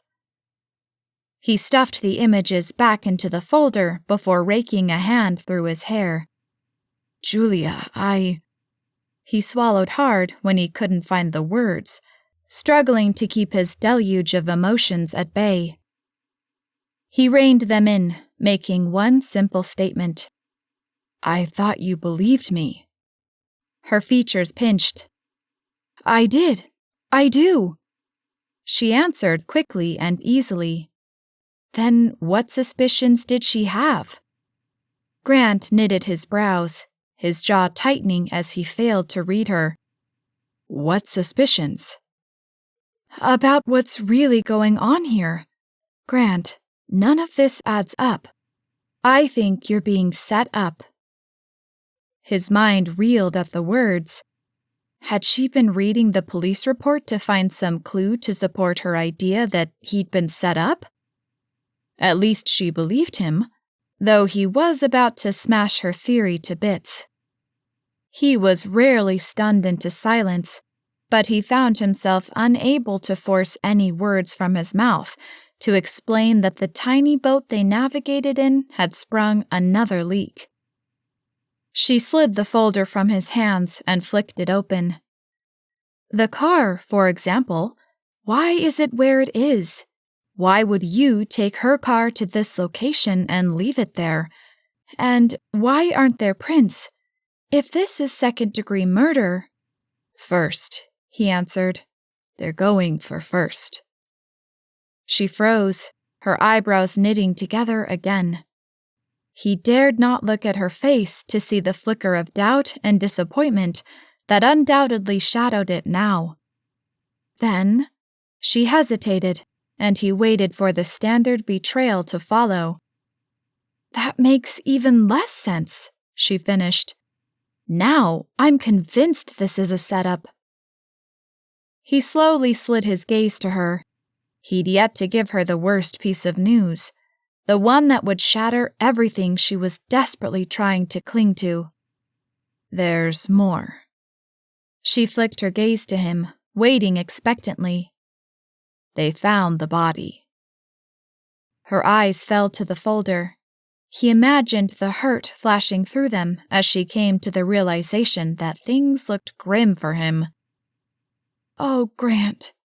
She heaved a sigh as she tightened her grip on the folder and slowly closed it. He braced himself for her to leave, maybe for good. Sierra would pitch a fit and demand she stay, as per the contract. Even if she did, he'd be in prison. His divorce papers would arrive while he sat in a cell. I'm so sorry. This must be so difficult. But the body turning up is hardly unexpected, right? Her voice softened with the last statement. What do you mean? I mean, someone killed her. But whoever did it, I think did it so they could set you up for this murder. His eyebrows pinched as he followed her logic, made all the more difficult by his inability to understand her support. Had she taken her contract so seriously that even this didn't rattle her? Perhaps it was easier since she was emotionally removed from this. She flicked the folder open again before she snapped it shut. I'm sorry if this is too difficult. I can just work out the details on my own. No, wait, he said as she took a step to the door. I'm sorry, I'm not following your logic. She pulled the folder open again before shooting him a concerned glance. Well, okay. Julia grabbed hold of the pendant around her neck before her words tumbled from her lips. If they're going for first-degree murder, that implies premeditation. But this...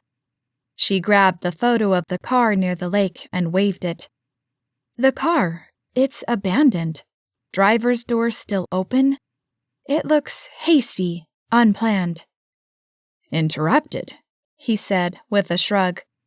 They can make the case I was interrupted and fled the scene. On foot? And made it back to the office to drive home in that short of a time frame? Why would you have taken her car to begin with?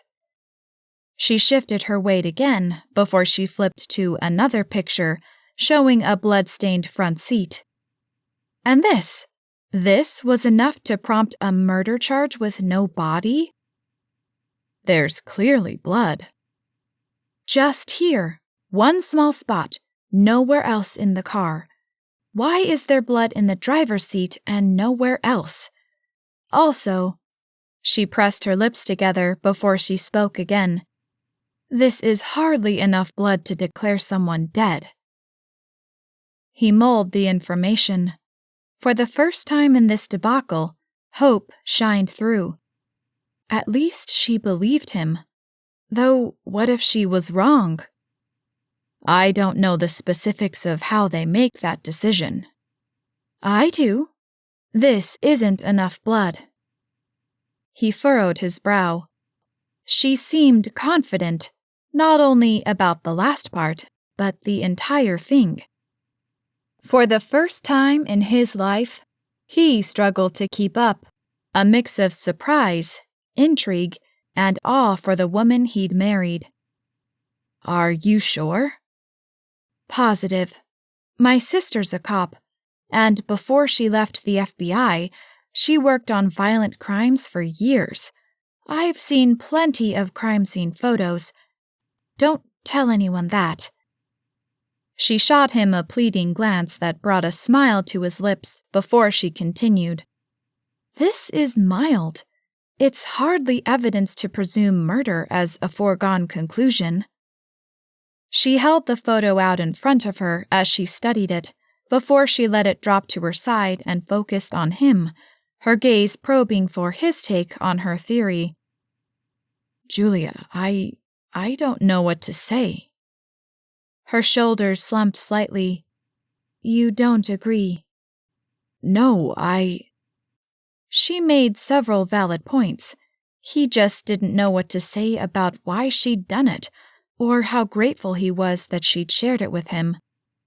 What you're saying makes sense, because I know I didn't do this. Someone else did this, but they seemed determined to pin it on me. She bobbed her head up and down, matter-of-factly. A setup. I'm certain someone benefits from this. A business rival, a member of the board who hopes to oust you? He clenched his jaw again as she brought up the board. Speaking of, they've called an emergency meeting to move forward with a vote of no confidence. Julia chewed her lower lip. He imagined her concern. Perhaps he shouldn't have been that candid with her, but something about her made it easy to open up. The way things were moving, their contract would be bust in a matter of weeks. She'd never get paid, despite her best efforts to fulfill her end of the bargain. We should start there first, then, she finally said. There has to be some way we can tie together the DA with someone who's fueling this. My best guess would be campaign funds. As a member of public office, he couldn't accept big gifts from anyone, but his campaign could. We'd need a list of his donors to see if any names match up. I have it upstairs, she answered. I haven't had a chance to study it yet. His eyebrows shot up as he shot her an impressed glance. His other wives wouldn't have been nearly this resourceful. Wow, Julia, I am impressed. Don't be. This means nothing unless we can prove it in court. It hardly meant nothing, at least not to him. She shuffled through the papers another time, her forehead pinching again. What are you looking for? He asked. Fingerprint analysis. If you drove her car to dump the body, your prints would be there, unless you wore gloves. Or wiped the car down, but then no one's prints would be here. She frowned before she flicked the folder closed with a sigh. It's not in there, which is just another reason to think this was a hastily put-together case designed to attack your image. He grinned at her, his familiar confidence returning for a minute. But I have you to protect my image. She chuckled at him. I don't care how wholesome Sierra thinks I look on camera. I can't protect you from a murder charge without some proof. He studied her for a moment, recalling that instant connection he'd felt with her when they'd met. Well, I suppose I should look at that donors list. Yes, we can look at it now.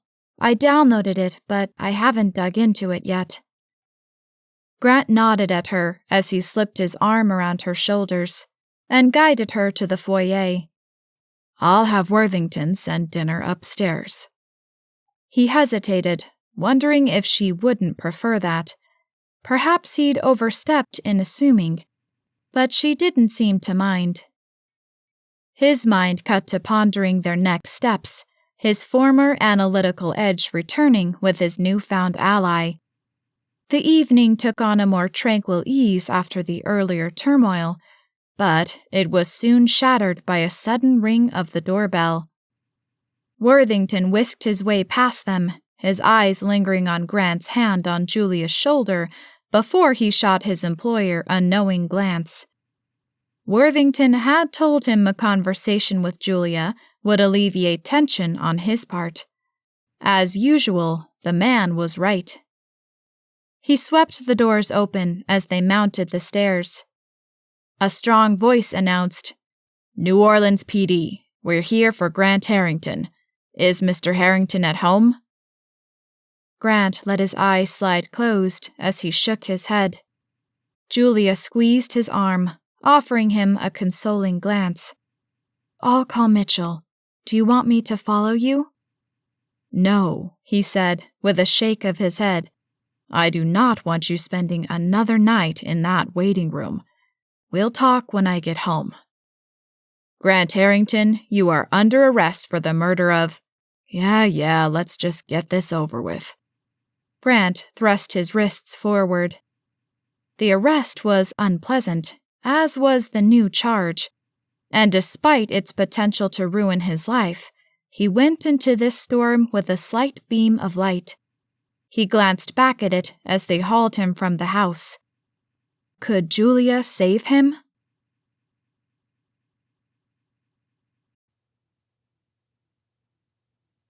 Chapter 20. Julia. Julia's heart sank, a sense of helplessness washing over her as the cold metallic handcuffs clasped around Grant's wrists. She bit hard into her lower lip, trying to anchor herself.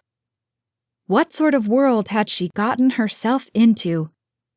She'd seen so many crime scenes from her sister's work. She'd never thought she'd be plunged into a world of them, too. Mrs. Harrington? Worthington's voice was tinged with more than just formal concern. Personal worry edged it, hinting at the loyalty to the family he'd served for years. Sorry, she murmured, her gaze lingering on the blue and red lights, fading into the distance as the police cruiser disappeared down the long drive. He raised a phone to her. I have already put the call through to Mr. Caldwell. He would like to speak with you.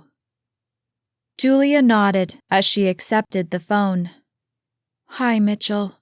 Grant's been arrested again. I'm on my way to the police station now. With the new charge, things are looking grim for bail, but I'll keep you informed. Thanks, she said, expecting the call to be over. Julia, did Grant happen to mention testifying on his behalf to you? Julia's eyebrows knitted. No. Mitchell sighed on the other side of the line. He doesn't seem keen on the idea, but I'm going to be honest and say we may need you. We'll be facing a tough crowd. Someone who could, I don't know, show Grant in a more favorable light may turn the tides. But it's your call. Julia hesitated. Could she paint a favorable picture of a man she'd only known for such a short time? She believed him, of course, but did she really know him? She'd do what she could. Of course, Mitchell. I'll do whatever you need. You can count on me. Thanks, Julia. The line disconnected, and Julia lowered the receiver, holding it out to Worthington. He's not sure Grant will get bail this time. Julia's mind raced with the next steps. How much could she do without Grant? She wouldn't recognize names like he would. How distressing, Worthington said, though we all appreciate your help, as I'm certain Mr. Harrington does. She offered him a tight-lipped smile. Her help wouldn't do much good without some concrete proof. How could she get it? Would you like me to send your dinner up to your room? She sighed. I suppose so, though I've lost my appetite. You should try to eat. She nodded with a sigh. She'd use the time to look at the list and see if she could glean any information. Maybe they'd be able to get a running start whenever he came back. Her eyebrows popped up as an idea occurred to her. Worthington? Yes, Mrs. Harrington? He asked, turning back to face her. Are you familiar with any of the names of Grant's competitors? He puckered his lips, clasping his hands in front of him. I may recognize them. Why do you ask? Would you mind joining me for dinner? I have a project I'd really like your help with. Certainly, Mrs. Harrington. I will meet you in your office. She smiled at him before he strode to the kitchen, and she climbed the stairs. She wondered if Sierra was home. Someone should tell her the latest developments before she heard it on the news. Julia dug her phone out of her pocket and stared down at it. Was it her place to call Sierra? Who else would do it if she didn't? With another moment's hesitation, she pressed the call button next to Sierra's name. The line trilled on the other side as her heart thudded against her ribs. Why, she couldn't say, but the idea of having to pass bad news to Sierra made her palms sweat. Sierra's sharp voice answered, "Stepmommy, I hope this isn't a butt dial." Julia tempered her sigh as she answered, "No, it isn't. I'm afraid I have some bad news." The sarcasm melted from Sierra's voice, replaced with an undertone of genuine concern. "Is it Daddy? Is something wrong? What happened?" A male voice sounded in the background. "Come back to bed." Julia paused, her eyebrows knitting. The voice sounded so familiar, but she couldn't place it. Sierra hissed something before she returned her voice to full volume. "Julia? Hello? What's wrong?" "Your father was arrested again." "For what now?" she shouted. "Same thing, new charge. And they found the body. I didn't want you to see it on the news." "They found Evelyn?" Her voice cracked, and Julia detected a hint of raw, genuine emotion. She nodded, despite Sierra not being able to see her. "Yes, I'm sorry, Sierra. I think things are going to get a little worse before they get better." "Did you call Mitchell?" "He's on his way to the station." Silence stretched between them for a few seconds before Sierra snapped, "If anything else happens, let me know." The line clicked, and Julia pulled the phone from her ear, staring down at it. She shoved the device in her pocket as she continued to her room. It wasn't any of her business who Sierra was with, and she had more important things to piece together. But that voice in the background nagged at her. Something lingered in her mind, but she needed to focus on the immediate crisis. It would take concentration to delve into the depths of potential culprits, searching for a clue that could turn the tide. She stepped into her office with a sigh and shuffled to the computer, waking it as she sank into her chair. Her phone buzzed in her pocket, and she dug for it, hoping for some news on Grant. Instead, she found a text from her sister. "How's that plot coming along?" As she waited for the donor spreadsheet to load, she typed back her answer. "Still working out the details." Names, contributions, and a variety of other information populated the screen as her phone chimed again. "If you need anything else, just call." She fired off a text, telling Alicia she'd reach out if she needed more information, and dumped the phone on the desk before she scrolled through the list. Thousands of entries. She let her chin sink into her palm as an overwhelming feeling sped up her heart. A second later, her phone chimed again. She glanced at the lock screen's preview, her muscles tightening again at the words. She shoved the phone aside, not willing to answer the message at the moment.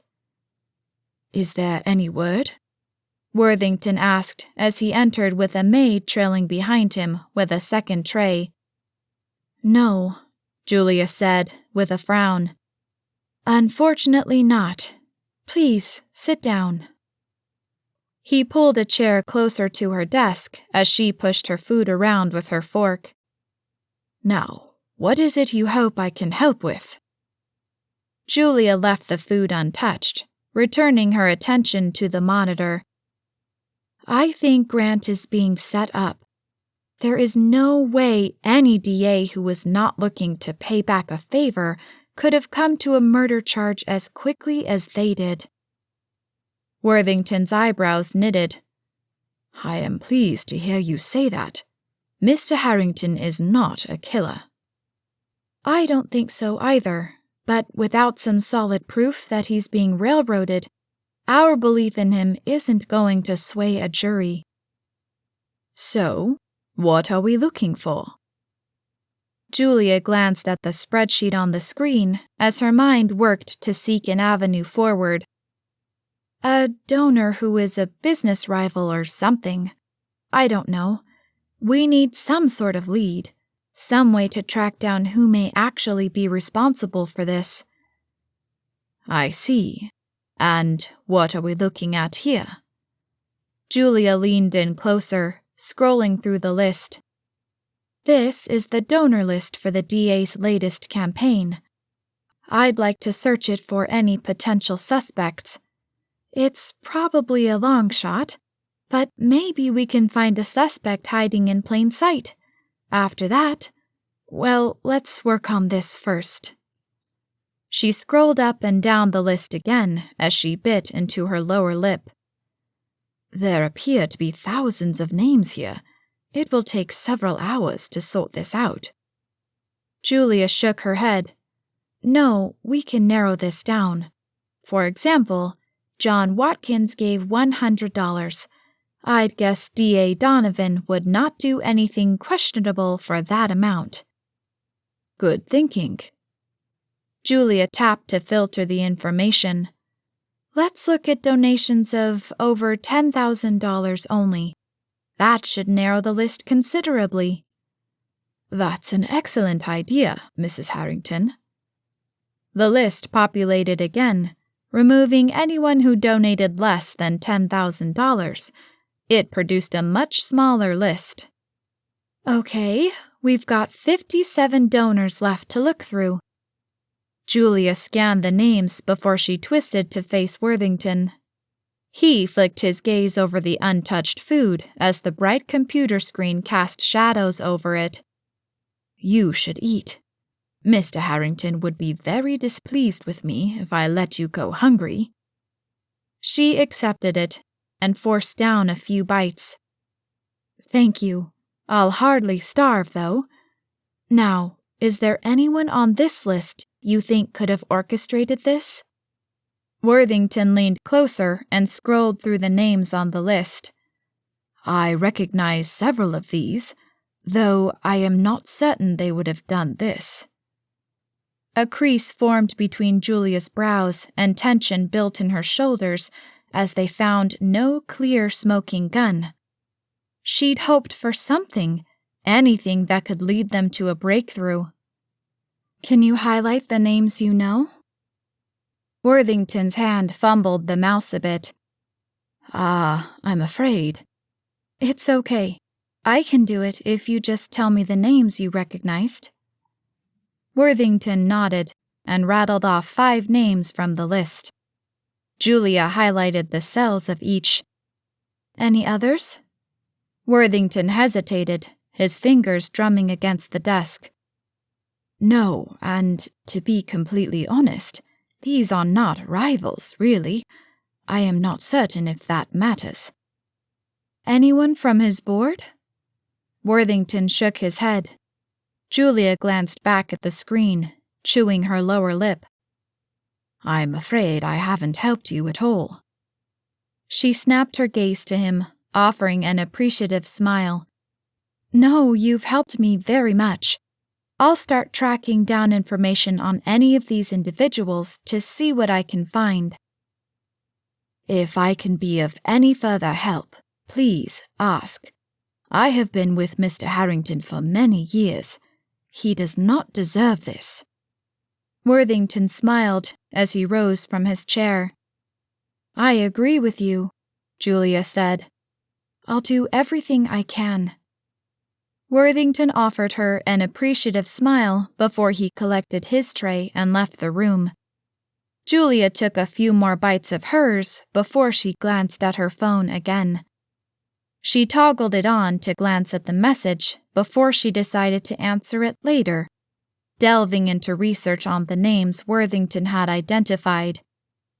She spent hours scouring the internet for some hint as to why any of the highlighted names would have been involved, or some clue as to how to link them to the crime, but found nothing. As she leaned back in her chair, biting her index finger with a sigh, her phone jangled, buzzing across the desk's polished wood. She snatched it and answered without checking the ID, figuring it would be Mitchell with an update. "You could just say no instead of ignoring me for hours," her sister's voice said. Her heart skipped a beat as she recalled the ignored message from earlier. I'm sorry, Allie. I got really involved in some research and didn't even see your message." "Uh-huh, right. The minute I asked you about coming home, you suddenly got busy with research." Julia chewed her lower lip, her habit when processing information. "I told you." I know. You didn't see it. I'm a cop, remember? I can tell when you're lying." "Cops aren't lie detectors." "No, but sisters are. This is the third time you've dodged the question." Julia slid her eyes closed as her hand instinctively went to the compass pendant around her neck, its weight a grounding reminder of choices and directions. "I'm just busy. I know. You said that the last time, and the time before." Julia's mind raced. She couldn't leave now. She wondered if she could get away discreetly sometime over the next year. She was certain she couldn't avoid a visit with her sister much longer, and she couldn't have her come to New Orleans. Maybe around the holidays," she said with a shrug. "Do you promise?" Julia chewed her lower lip. She couldn't promise, but the holidays may be an opportune time to allow the family some time alone. "Yeah, I didn't think so," Alicia answered before she could. "I'll try, Alicia. In fact, I'll check plane ticket prices later this week to see when it would be best." "Oh, progress. A promise to at least consider coming back to Harbor Cove." Julia tried to chuckle, but between the latest events with Grant that seemed to be consuming her life, to the memories of her hometown, to the uncertainty of her contract and the complications it was causing in her life, it came out sounding hollow. "I promise I'll look. If you need money..." "No, I don't. I'll look, Alicia, okay?" "You can't stay away forever, sis. You have to face it sometime." Julia closed her eyes, letting the compass drop from her fingers.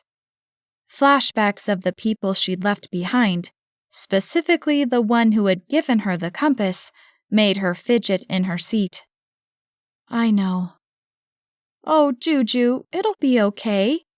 Let me know what you come up with for travel plans." "I will." Her sister blew her a kiss through the phone, and they said their goodnights before they hung up.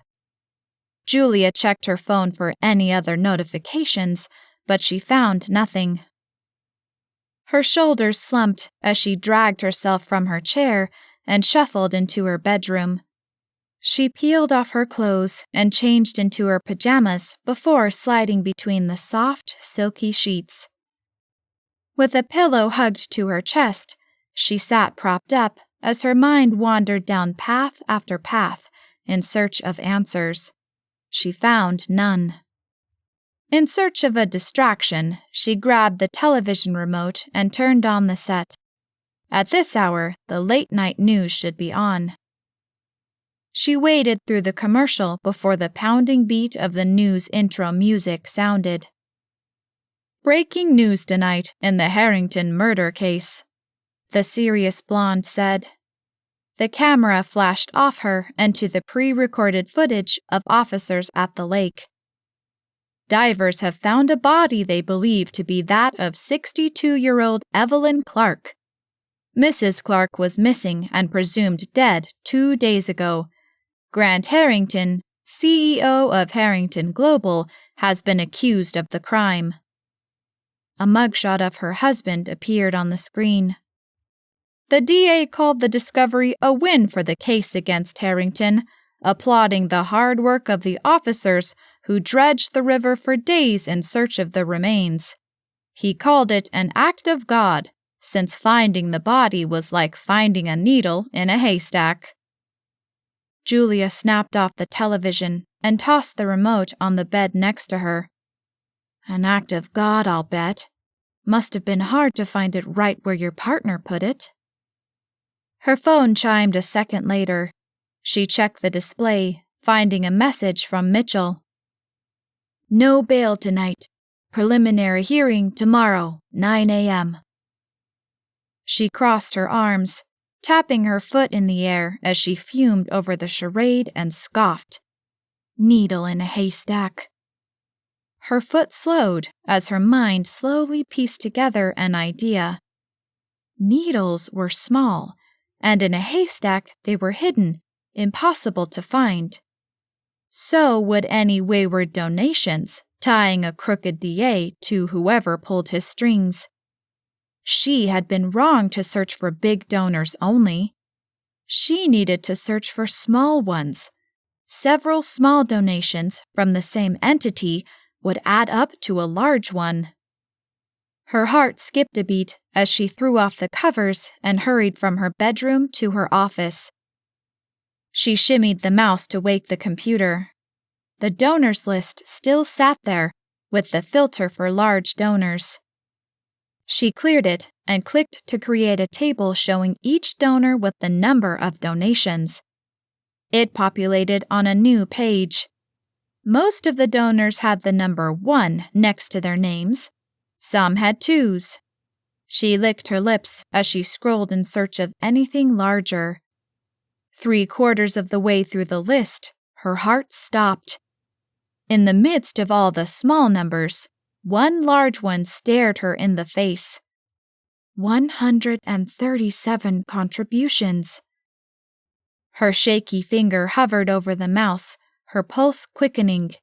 The name, DG Industries, LLC, glared from the screen.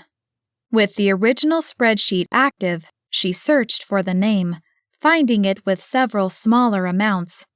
She totaled them up, finding it added up to over $100,000. Her lips curled on the edges, and she slapped a hand against the desk. Bingo! She opened a browser and spent hours trying to find any information on this company. It appeared to serve no function, and finding information was difficult. By 2 a.m, all she'd cobbled together was an address. She punched it into the map and viewed the location. Satellite mode showed what appeared to be an abandoned warehouse. She sat back in the chair as something niggled at her. She needed to track the information, and she needed to do it quickly. With the board vote in 2 days and preliminary hearing hours away, they couldn't waste time. But she needed help to do it. After hastily pulling on clothes, she hurried from her bedroom, down the stairs, and out the front door. Moonlight cast the opulent estate in haunting shadows as she hurried through the cool night air, tugging her sweater tighter around her. Each step cut through the eerie stillness of the night until she reached the house the chauffeur lived in off the massive multi-car garage. She pounded on the door, her heart in her throat, as she wondered if they'd find anything useful.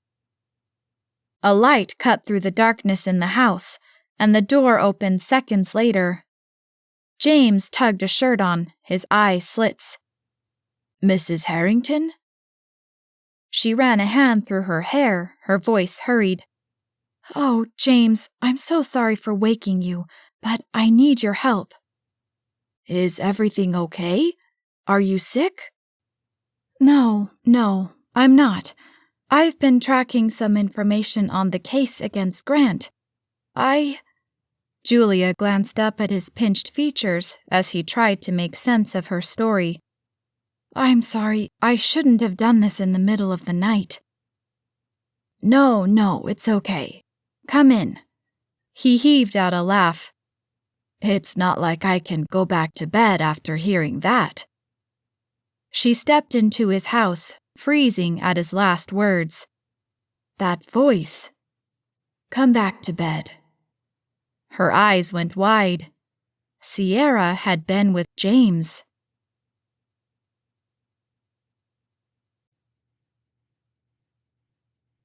Chapter 21. Grant drummed his fingers on the cold metal table, the handcuffs still clinking around his wrists. The unforgiving chair pressed into his back in the suffocatingly small, starkly lit room that felt smaller by the minute. The cop across from him slouched in the chair, his face hardened with displeasure. "We can't help you if you don't help us." Grant heaved a sigh. "I've already told you. I am not talking without my attorney present." Still playing silent. Classic move from the guilty party. Lawyer up, clam up. Seen it 100 times. We can't help you unless you talk, though. Grant resisted the urge to roll his eyes at the man. The game they were playing was one he wasn't interested in. He'd been ripped away from Harrington House at the wrong moment. He and Julia were about to try to find a path forward to determine the real culprit here. The cop leaned forward, his voice a low growl. "You know, people like you think you can get away with anything, but not this time." Grant's hand clenched involuntarily as a surge of annoyance turned to anger. He reminded himself to stay calm and not give in to provocation. The man across from him gathered his papers and snapped the folder shut. "It's your funeral, Harrington." He shuffled from the room and slammed the door shut behind him, leaving Grant alone in the cold, starkly lit space. Grant leaned forward, cupping his forehead in his palms. His second arrest marked the second time he'd been ripped away from his new wife at the exact wrong moment. He recalled the sight of her in the sapphire blue dress as she entered the ballroom, uncertain if it rivaled the moment burned into his mind from earlier, when she'd showcased how quickly her mind moved to solve problems. He remained lost in thought when the door burst open. A grim-faced Mitchell entered, snapping his mind back to reality. "We really need to quit meeting under these circumstances," Grant said. "Believe me, I'd love to." Mitchell slid into the seat and snapped open his briefcase. "You seem to be in somewhat better spirits, despite the situation being worse than it was before." "Not as good of spirits as I'll be in when you get these charges dismissed." Mitchell uncapped his pen and scribbled on his paper. "The good news on that front is Julia is willing to testify on your behalf." Grant stared at his legal counsel, his features tightening. "I told you I'd think about that." "And when you were arrested for a second time, I took it upon myself to ask your lovely new bride myself. She agreed. That's one thing that'll go our way." Grant felt a twinge in his chest, a mix of both relief and concern. Given her adamant display in his office earlier, she likely could turn the tides for him. But at what cost? The harsh glare of the courtroom and twisted portrayals by the prosecution may prove too much for her. "How about the fact that I didn't do this? That the evidence is all circumstantial?" "We're not just up against circumstantial evidence anymore. With the body turning up, The DA's got a tangible narrative. We need to dismantle it, piece by piece, especially since you don't have an alibi." Grant drummed his fingers against the table. "Do we have to answer any of their questions?" "Maintain the fifth, Grant. Don't give them anything to pounce on. We've cooperated as much as we're going to." "Fine. When can you get me out of here?" His voice had its usual demanding tone. Mitchell sucked in a sharp breath.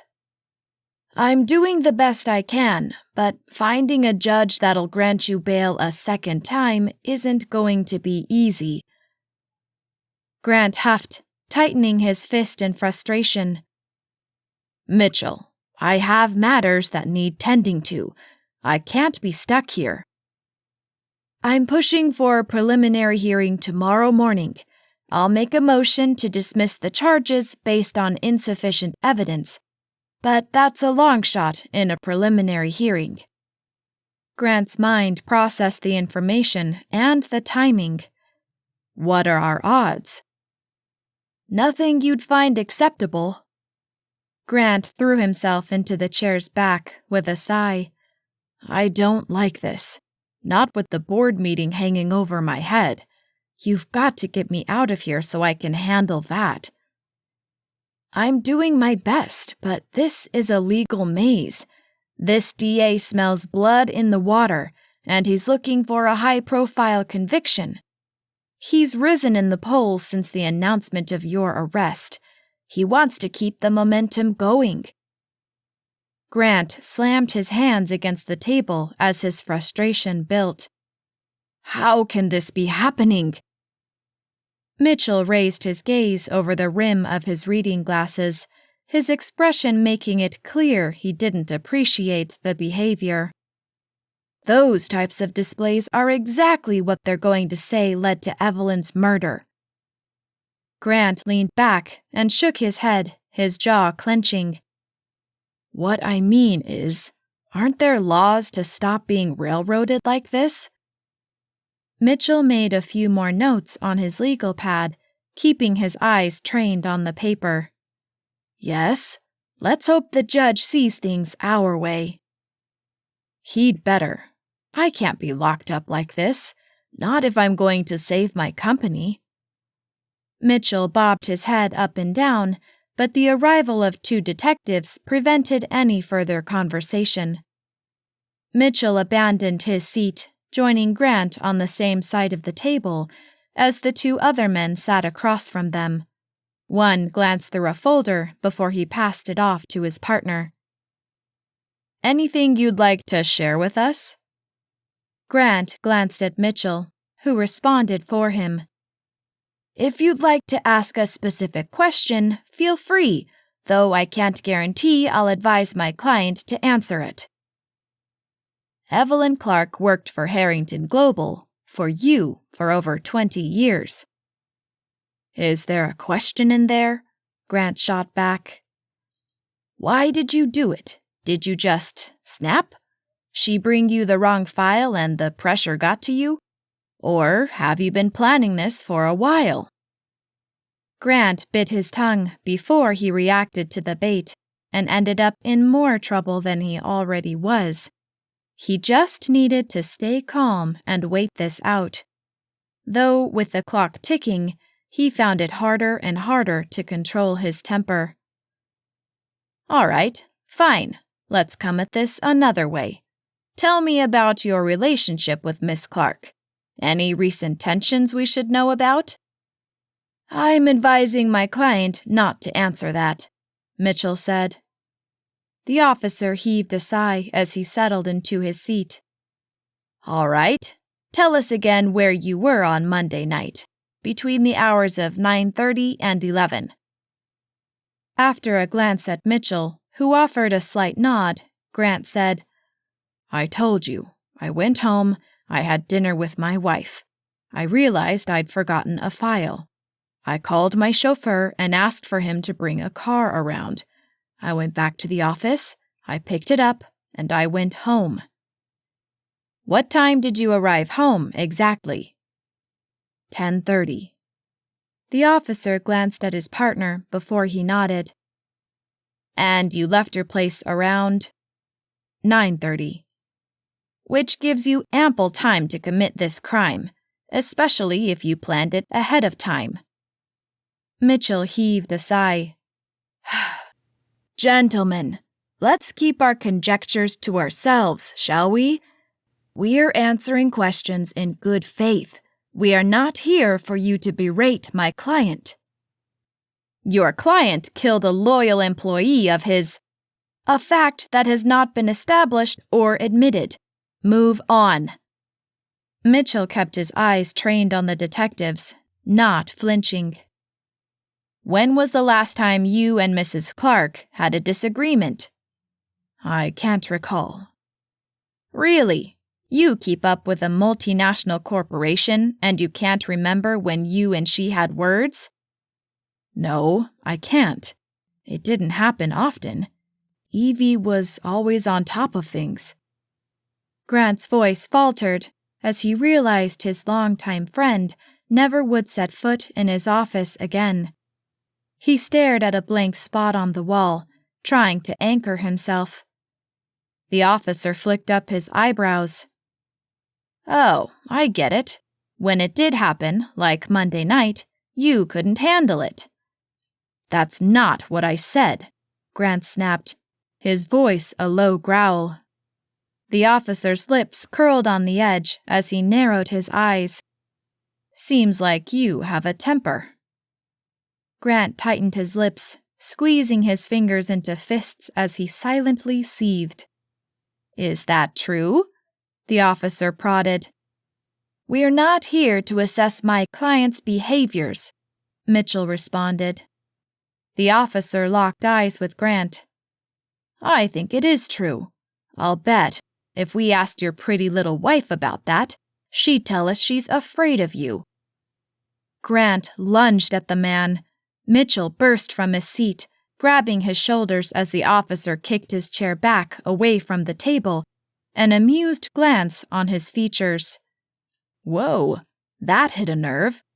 Don't like people talking about your little missus, huh? Mitchell dropped his voice to a whisper. Remember what we talked about. They're just trying to rattle you. Grant's nostrils flared as he settled back into his seat, his hackle still raised from the remark. The officer leaned forward, a look of amusement still on his face. I wonder if poor Evelyn Clark said the wrong thing that night about Julia. Okay, I think that's enough conjecture on your part, Detective, Mitchell said, tossing his legal pad on the metal table. Oh, I don't think it's even close to enough, Mr. Caldwell. Well, I do. This interview is over. You're only attempting to needle at my client using any means you can. Mrs. Harrington has nothing to do with this matter whatsoever, but you've brought her name up multiple times. This ends now. The man held Grant's gaze for another second before he shrugged nonchalantly. Fine, have it your way. I'll happily escort him to a holding cell. I'd like another moment with him before that. The man rose from his seat and swiped his folder off the table. We're gonna nail you on this. He strode from the room with his quiet partner, slamming the door behind them. Mitchell, don't apologize. Grant, you've got to keep yourself together better than that. That cannot happen again. He shouldn't have brought up Julia. They're going to go after anything they can that they see as a weakness. You have to control your temper. If we put Julia on the stand, I can't have you attacking the DA when he asks her if she's afraid of you. Grant heaved a sigh.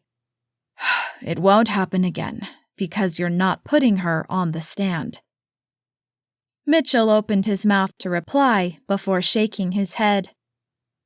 We'll talk about that later. For now, keep your emotions under control. It'll make my job far easier. Grant heaved a sigh as Mitchell rose, collecting his briefcase, and strode from the room.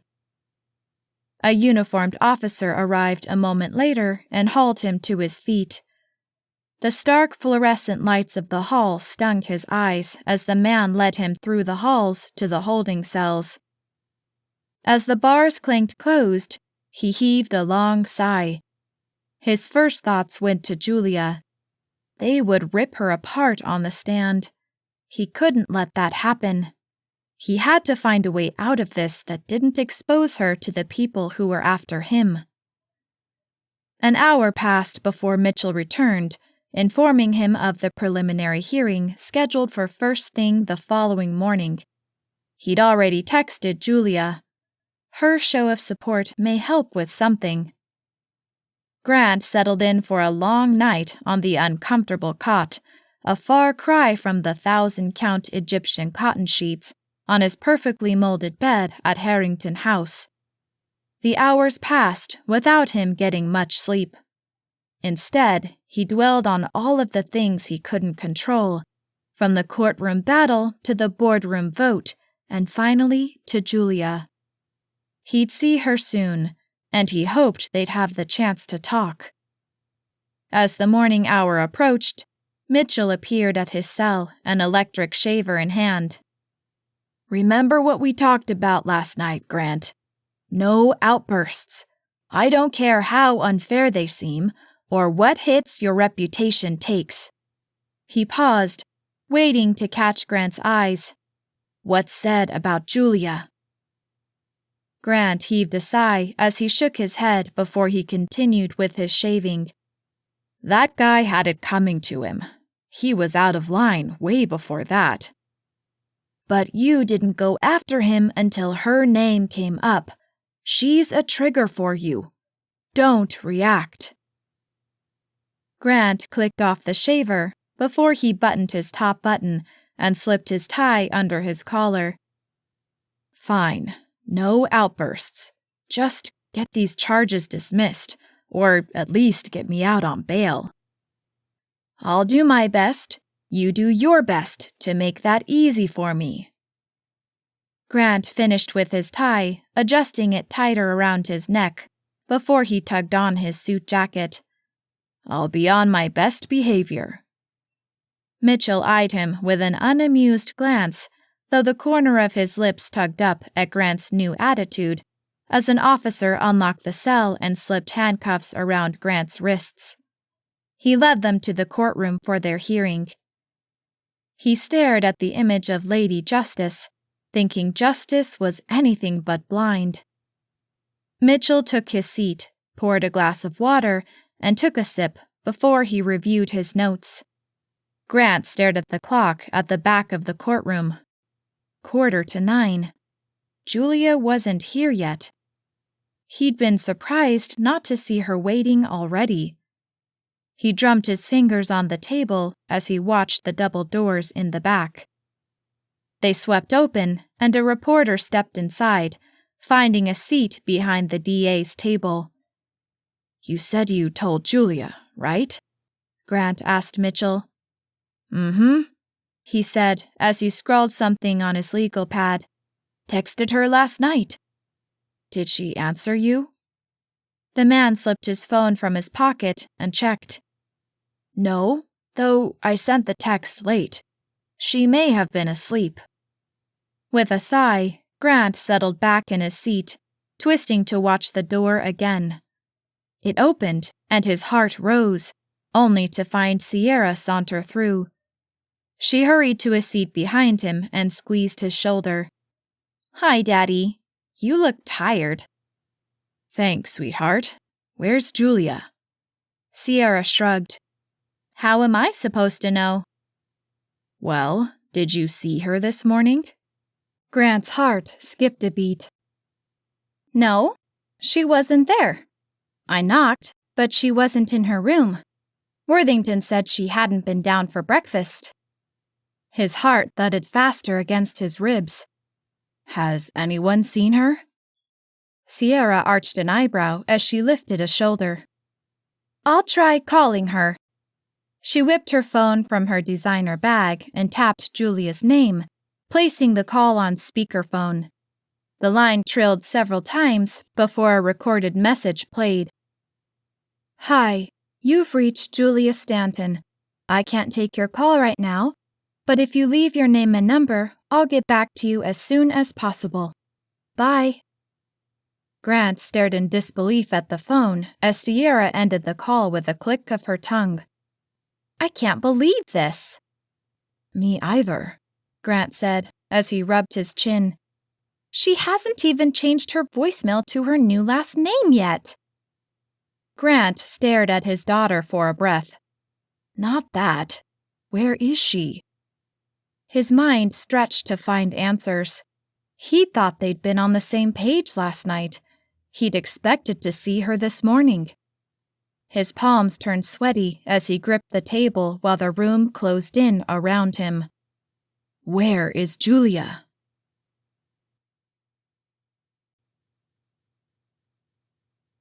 Chapter 22. Julia. Julia's breath hitched, her gaze lingering on the chauffeur's retreating form. A shiver traced her spine as recognition bloomed. It had been his voice she'd heard earlier when she'd called Sierra. Her head swam as questions formed. James twisted to face her, his features pinching. "Mrs. Harrington, are you all right?" She blinked rapidly, her thoughts a jumble. "Maybe you better sit down." James gently wrapped an arm around her shoulders as he led her to a stool at the breakfast bar and eased her onto it. She stared at 2 empty wine glasses on the counter in front of her, one smudged with the same shade of lipstick Sierra wore. James perched on the seat next to her. "You said something about the case against Mr. Harrington?" Julia ran a hand through her hair as she turned to face him, her eyes still wide. She swallowed hard, shaking her head to clear her thoughts. "Yes, I think Grant's being set up." James mulled it before he nodded. "Okay, and you said you needed my help." "Yes." She tugged a scrap of paper from her pocket and slapped it on the marble counter. "I need to go to this address." James studied the paper, his forehead creasing. "Why here? Why now?" His voice blended skepticism with concern. Julia's heart hammered in her chest, a storm of anxiety swirling within her. Julia forced her mind and speech to slow as she explained. "I've been trying to figure out who would do this. I scoured the campaign list for someone who may have done this. The only clue I found is a company called DG Industries. They made over 130 contributions to the DA's campaign, totaling over $100,000. James bobbed his head up and down. "And you think they had something to do with Mr. Harrington's arrest?" "Yes," Julia said, with a nod, twisting in her seat. "Yes, the evidence they have doesn't add up. It's like—" She paused, searching the dark flecks in the granite countertop as the first rays of morning light cast a soft glow over the kitchen. "It's all wrong. It's like they're framing him, manufacturing evidence out of thin air." "So what does this address have to do with it?" "I figured whoever was doing this was funneling money into the DA's campaign. At first I looked for major donors, but I couldn't find much there. But then I looked for the most donations. I found DG Industries. This is their address." "Okay, surely this is something better handled by Mitch Caldwell's team, or Max." Julia heaved a sigh as she fidgeted in the seat. They didn't have time.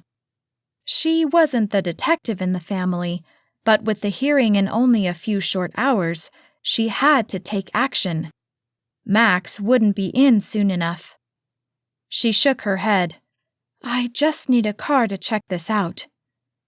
James sucked in a breath, shaking his head. This is a bad idea. We should leave it to the security team. There's no time for that.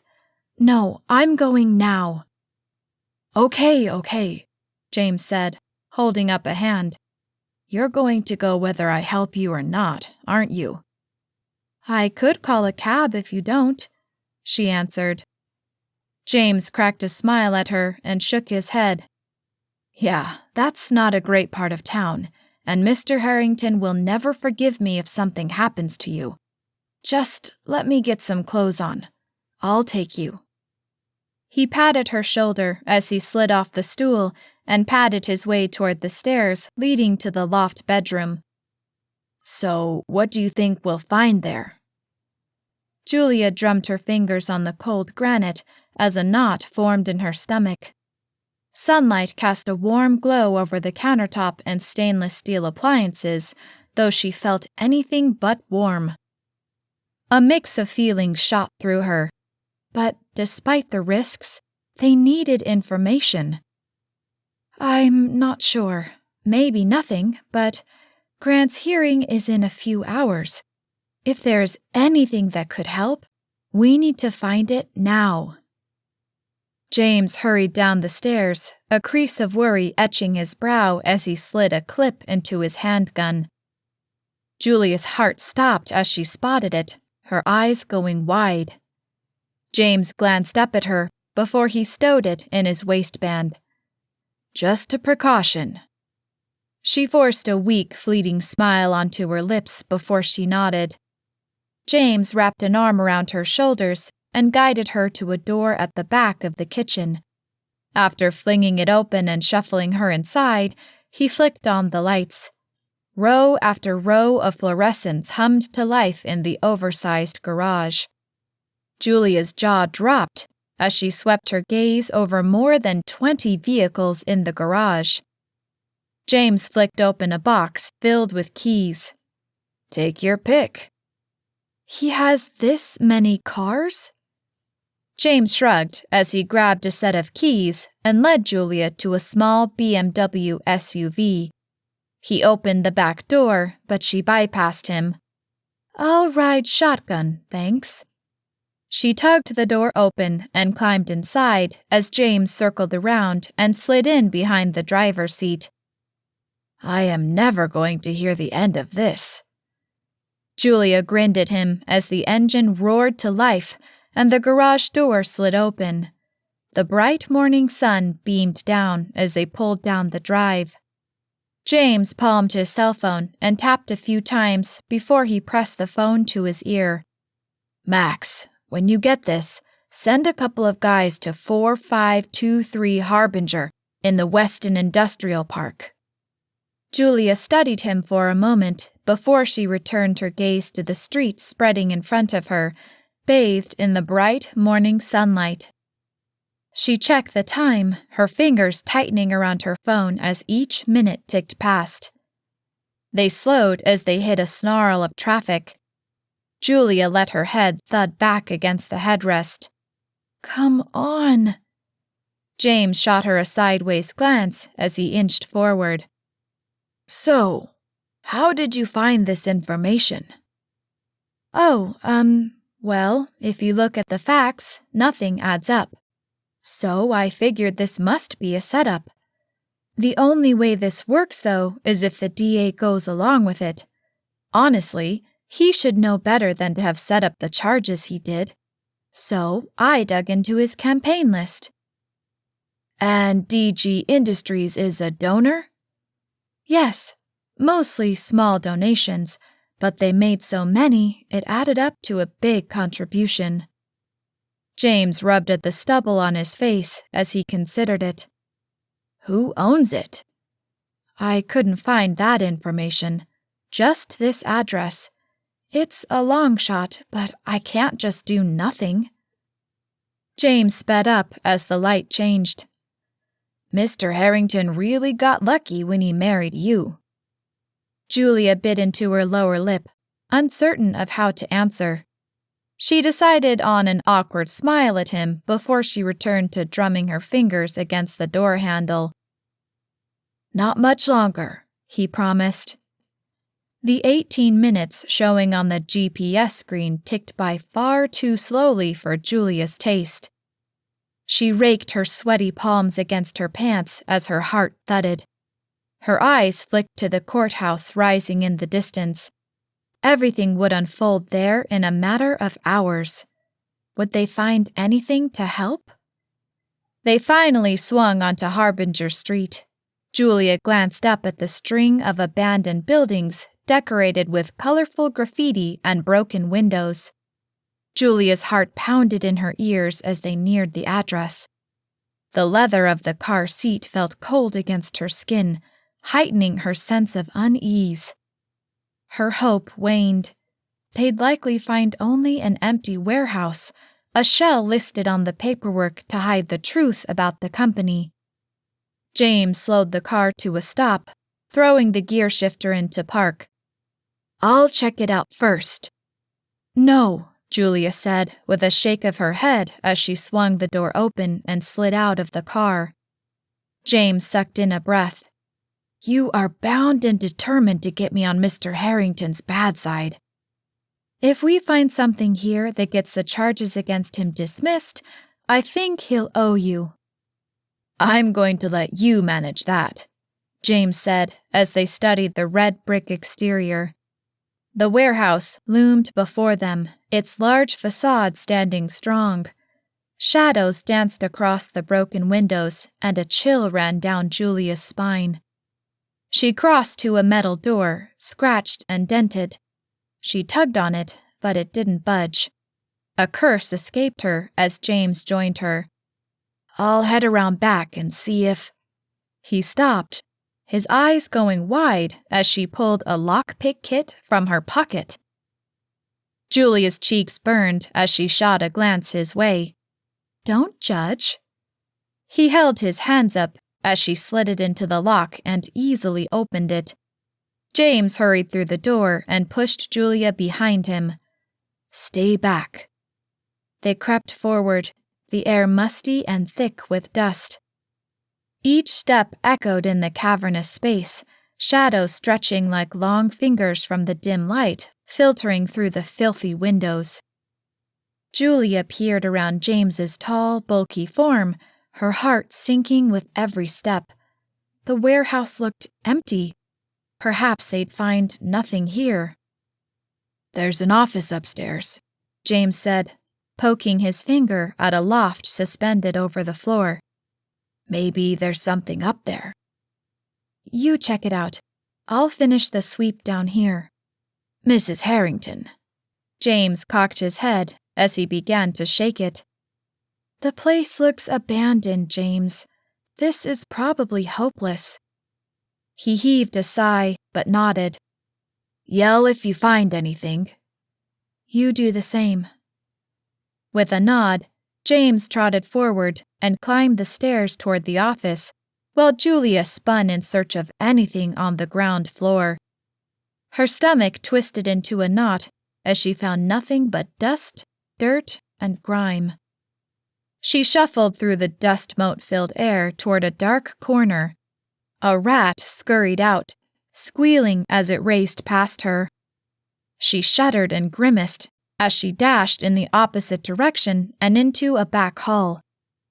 Wrapping her arms around her midriff, she wandered through the back storage rooms. Come on, she whispered, her voice lost in the vast emptiness of the warehouse. Shadows closed in around her, mirroring the sinking feeling in her chest. Maybe James had had more luck upstairs. They just needed a name or something to point to who may be behind this. She checked her phone. Nearly 9.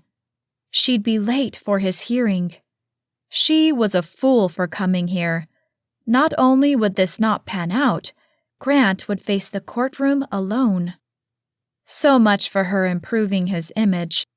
She'd fail at her first major task. Julia slid her eyes closed as tears burned them. Exhaustion from her sleepless night was catching up with her. She opened her eyes, blinking away her emotions before she pressed on. She glanced into 2 more boxy rooms before she continued toward a set of hanging plastic curtains. She shoved them aside, a sticky grease coating her hand, as she slid through into another room. Her breath caught in her throat as she stepped into the dimly lit space. In the center, something, or someone, that defied her belief. Her hand flew to her mouth, her eyes wide with shock and disbelief. Oh my word! Julia's knees wobbled as her mind struggled to process the information in front of her. How could this be? There, amidst the shadows, sat Evelyn Clark, a fragile figure bound to a metal chair, her eyes wide with fear. Duct tape was plastered over her mouth, silencing her cries. Julia's heart tightened in disbelief. Against all odds, Evelyn was very much alive. "Evelyn!" Julia exclaimed as she rushed forward and dropped to her knees. "You're alive!" She murmured something unintelligible, her tear-stained cheeks tugging against the tape. "It's okay. Let me get this tape off your mouth." Julia carefully tried to peel the corner away from her lips, trying to be gentle with the woman's delicate skin. Evelyn gasped as Julia yanked the tape away before her eyes fell over Julia's shoulder and went wide. "Look out!" Suddenly, a shadow loomed behind her. Julia's heart leapt. She barely registered the movement before a crushing blow slammed into her skull. Pain exploded in her head, stars dancing before her eyes as she stumbled, disoriented and reeling from the impact. She pressed a hand to her head as warm liquid slid through her hairline. When she pulled her fingers away, she found them tinged in blood. Her vision swam as she glanced up at her attacker. A masked man wielded a bat and strode toward her, his heavy boots echoing in her head. Despite the screaming pain, she stumbled backward, ramming into a wall behind her. Julia gasped, each breath a battle. The room spun, the attacker's silhouette blurring and sharpening as her eyes struggled to focus. She prepared for another blow. As the attacker advanced, a cold realization washed over her. She may have found Evelyn alive, but now they were both trapped. Their fate hung by a thread. A tear ran down her cheek as she desperately searched for a solution.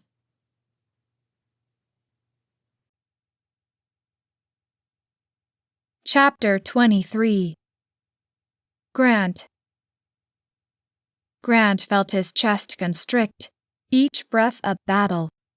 He pressed his clammy hands against the cool, polished wood before reaching for the water to quench his parched throat. The bailiff shuffled into the courtroom and ordered them to rise for the judge's entrance. He rose, his eyes trained on the grain of the wooden table in front of him. Why is Julia not here? Has she changed her mind? Memories of their last conversation raced through his mind. Did her absence signal a change of heart? The judge strode to his chair and collapsed into it, allowing everyone else to settle into their chairs. His stern face pierced the courtroom with an air of authority. Words were exchanged that Grant barely heard. Mitchell rose next to him, making a motion to dismiss the case on insufficient evidence. Your Honor, we are just beginning to explore the newest physical evidence. However, the case we've already built against the defendant is solid. The judge shuffled through the papers as the DA continued his defense of his case. The defendant has a reputation, Your Honor. In fact, not more than 12 hours ago, he lunged at one of my own detectives for making a remark about his wife. We've got the right guy. My client's reputation is not grounds for a first-degree murder charge. The prosecution's evidence is circumstantial at best. We didn't need a body to discern what happened to Evelyn Clark. On top of that, the defendant has no alibi." "Enough," the judge said, holding up a hand. "Mr. Caldwell, do you have supporting evidence for your motion?" "I do, Your Honor." Mitchell strode forward, handing off his paperwork before he thrust a copy toward the DA. Grant pushed his mind to focus, trying to read the judge's face as he read through the information. Behind him, Sierra's phone buzzed. He shot a glance over his shoulder as she read her display and swiped to take the call, hurrying out of the room. He swore he heard her hiss, "Where are you?" Was it Julia? The judge's gaze lingered on the papers, the room thick with anticipation. Grant's fingers tapped a nervous rhythm on the table, his eyes darting toward the door with a mix of hope and dread. "I'm prepared to make my ruling." "What?" Sierra's shrill voice sounded through the door from the hall. She burst into the courtroom, her expression a dramatic blend of urgency and triumph. She pushed through the wooden swing gate and flung her arms in the air, clutching her phone like a trophy. "Stop everything!" The judge furrowed his brow as Grant's heart sank. This would not bode well for his case. "Miss Harrington, this is highly irregular. I will have order in this court." "Sierra, sit down," Mitchell hissed. "I have groundbreaking information critical to this case. On this call is my stepmother, Julia Stanton Harrington. Julia, would you please tell the court what you just told me?" Sierra raised her eyebrows as she waited. Grant's heart thudded in his chest. "Julia?" The courtroom fell into a hushed, tense silence. The judge leaned forward, intrigued but skeptical. Julia's voice sounded through the tiny speaker, filling the courtroom as a siren rang out in the background. "Evelyn Clark is alive. I'm here with her right now." Grant's heart skipped a beat, a variety of emotions swirling. Was it possible? Could Evelyn be alive? Hope and fear cascaded through him, along with a looming question of what this meant moving forward. Gasps rose from the others in the courtroom as the news broke. "Your Honor," the DA shouted, "you can't possibly be falling for this little stunt pulled by the defense." "We had nothing to do with this. This is new information to us, too," Mitchell said. The judge narrowed his eyes at Sierra as she refused to look away, her face frozen in a triumphant smile. "I can assure you this is no stunt. This is breaking information from a woman who would not lie." "Would not lie? She's married to the defendant," the DA shouted. "This reeks of a desperate attempt to buy time on the defense's part." "Oh, this is hardly desperate," Sierra said, as the display on her phone changed to a video chat. The camera bobbled around for a moment before it focused on the frail form of Evelyn Clark, clinging to someone as she squinted against the bright morning sun. Sierra's grin widened as the proof bloomed on her screen. She spun the phone for everyone to see. "There we have it. Proof." She shot a coy glance at the DA.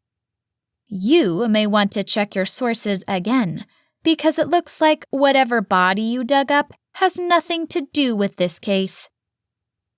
"Mr. Donovan, would you like a brief recess to consult with your sources before you move forward with these charges?" the judge asked. He rubbed his ashen complexion as he bobbed his head. "Yes, Your Honor," he said, his voice barely above a whisper, before he stumbled through the swinging gate and hurried from the courtroom, fumbling with his phone. Sierra finally lowered the phone, but before Grant could follow up with her about any of the shocking information they'd just heard, The DA returned to the courtroom. He strode to his table, balancing his fingers against it, his eyes staring at the floor as he moved his colorless lips. Your Honor, at this time, the prosecution would like to withdraw all charges against the defendant, pending further investigation. The judge bobbed his head as he slammed down the gavel. Mr. Harrington, you are free to go. Grant flicked his gaze to his legal counsel. Is that it? Is it really over? It is. For this round. I'll keep my ear to the ground for anything else looming. But for now, you're free to go. Grant grinned at the news as he rose from his chair and stuck his hand out to shake his attorneys. Yay, Daddy! Sierra said with a clap of her hands before she wrapped her arms around his neck. He pulled back. Is Julia still on the line? No, call dropped. Where is she? Is she okay? She seemed okay. I'll try to call her again. Sierra tapped on her phone and waited as it rang, going to voicemail again. Seriously? You call and drop a bombshell like that, then you don't pick up? Try again. We have to find her. Grant's stomach gnawed as the high of his win waned, replaced with concern for his wife. Let me see if I can get any information from the police. They owe us at this point. Mitchell stepped away to have a word with the DA as he packed his papers in his briefcase. Sierra tried Julia's phone again, but received only her voicemail. She stamped a foot on the floor with a muffled scream. I don't like this, Grant said, tension building in his shoulders. Mitchell returned and hauled his briefcase off the table. Let's head over to dispatch. They should be receiving the information firsthand. No, Grant said, with a shake of his head. I want her location. We'll go straight there. They're not going to give us that. It's likely going to be closed as a crime scene. Grant gave his legal counsel an icy stare, his voice disapproving. Mitchell. Let's get our bearings with dispatch and go from there. The last thing we need is another charge. The DA is reeling, but that won't last for long. Grant heaved a sigh, gritting his teeth. He didn't like to be out of control in a situation that affected someone important to him. But with no other options, he followed his attorney, exiting into the bright morning sun to cross to the police station. Within a few minutes, they stood in the dispatch office behind one of the dispatchers in contact with the officers on the scene. Request status from the scene, the dispatcher said. A second later, the radio crackled to life as an officer's voice filled the air. Bus requested for 62-year-old female Vic with multiple injuries. Vic is alert and responsive at this time. Usually composed, yet dramatic, Sierra clasped a hand around her father's arm, her eyes shining with uncharacteristic vulnerability. Sounds like Evelyn is okay. Yeah, Grant answered, his mind going to the other woman at the scene. What about the others there? My wife is there. Julia. 1027, requesting status for second female on scene, Julia Harrington. Grant held his breath, awaiting the confirmation that she was okay. The officer's voice responded a moment later. Alert and responsive, with multiple injuries. Ambulance requested. Paramedics arriving on scene now. His heart lurched at the words, his chest tightening. Where are they? Mitchell held up a hand to silence Grant. Mitch, I want to know where she is. How extensive are her injuries? Mitchell bobbed his head up and down as he addressed the dispatcher. Are they sending her to a hospital? 1027, request destination for second female Vic. Grant slid his hands to his hips as he bit into his lower lip, his heart still pounding against his ribs. Dispatch, both Vics en route to St. Mary's Memorial. The news finally gave him an actionable result. St. Mary's, let's go. Thanks for your help, Mitchell said as Grant hurried from the room. We can walk from here, Grant said, his steps quick with the urgency of determining the extent of his wife's injuries and his secretary's. Daddy, slow down, Sierra said with a scoff. I'm calling James. He can drive us. It's not that far, Sierra. We'll walk. By the time James gets here, we could be there. Fine, she said with a groan. But you're paying for my foot massage. Done, he said as they hit the sidewalk and aimed for the hospital across town, arriving in the chaotic emergency room 15 minutes later. Grant dodged a few people, trying to get to the admissions desk to ask about Julia, his frustration growing with every step. Mr. Harrington, a familiar voice called from behind him. He twisted, finding James rising from a seat and waving. Grant crossed to him with Sierra in tow. James, what are you doing here? I was with Mrs. Harrington at the warehouse where we found Mrs. Clark. Grant's heart skipped a beat. What the hell happened? His next words lingered on his lips, but he wasn't sure he could get them out. His voice faltered, his tone low. How hurt is she? James flicked his gaze away from Grant, a move that suggested to Grant that he wouldn't like the answer he was about to get. They're doing some tests now, Tests? James, what happened? The man's shoulders slumped ever so slightly, betraying a sense of guilt. James? James pressed his lips together as he shook his head. I should have stayed with her. We split up. James, what happened to her? He tried to keep his voice as even-toned as possible.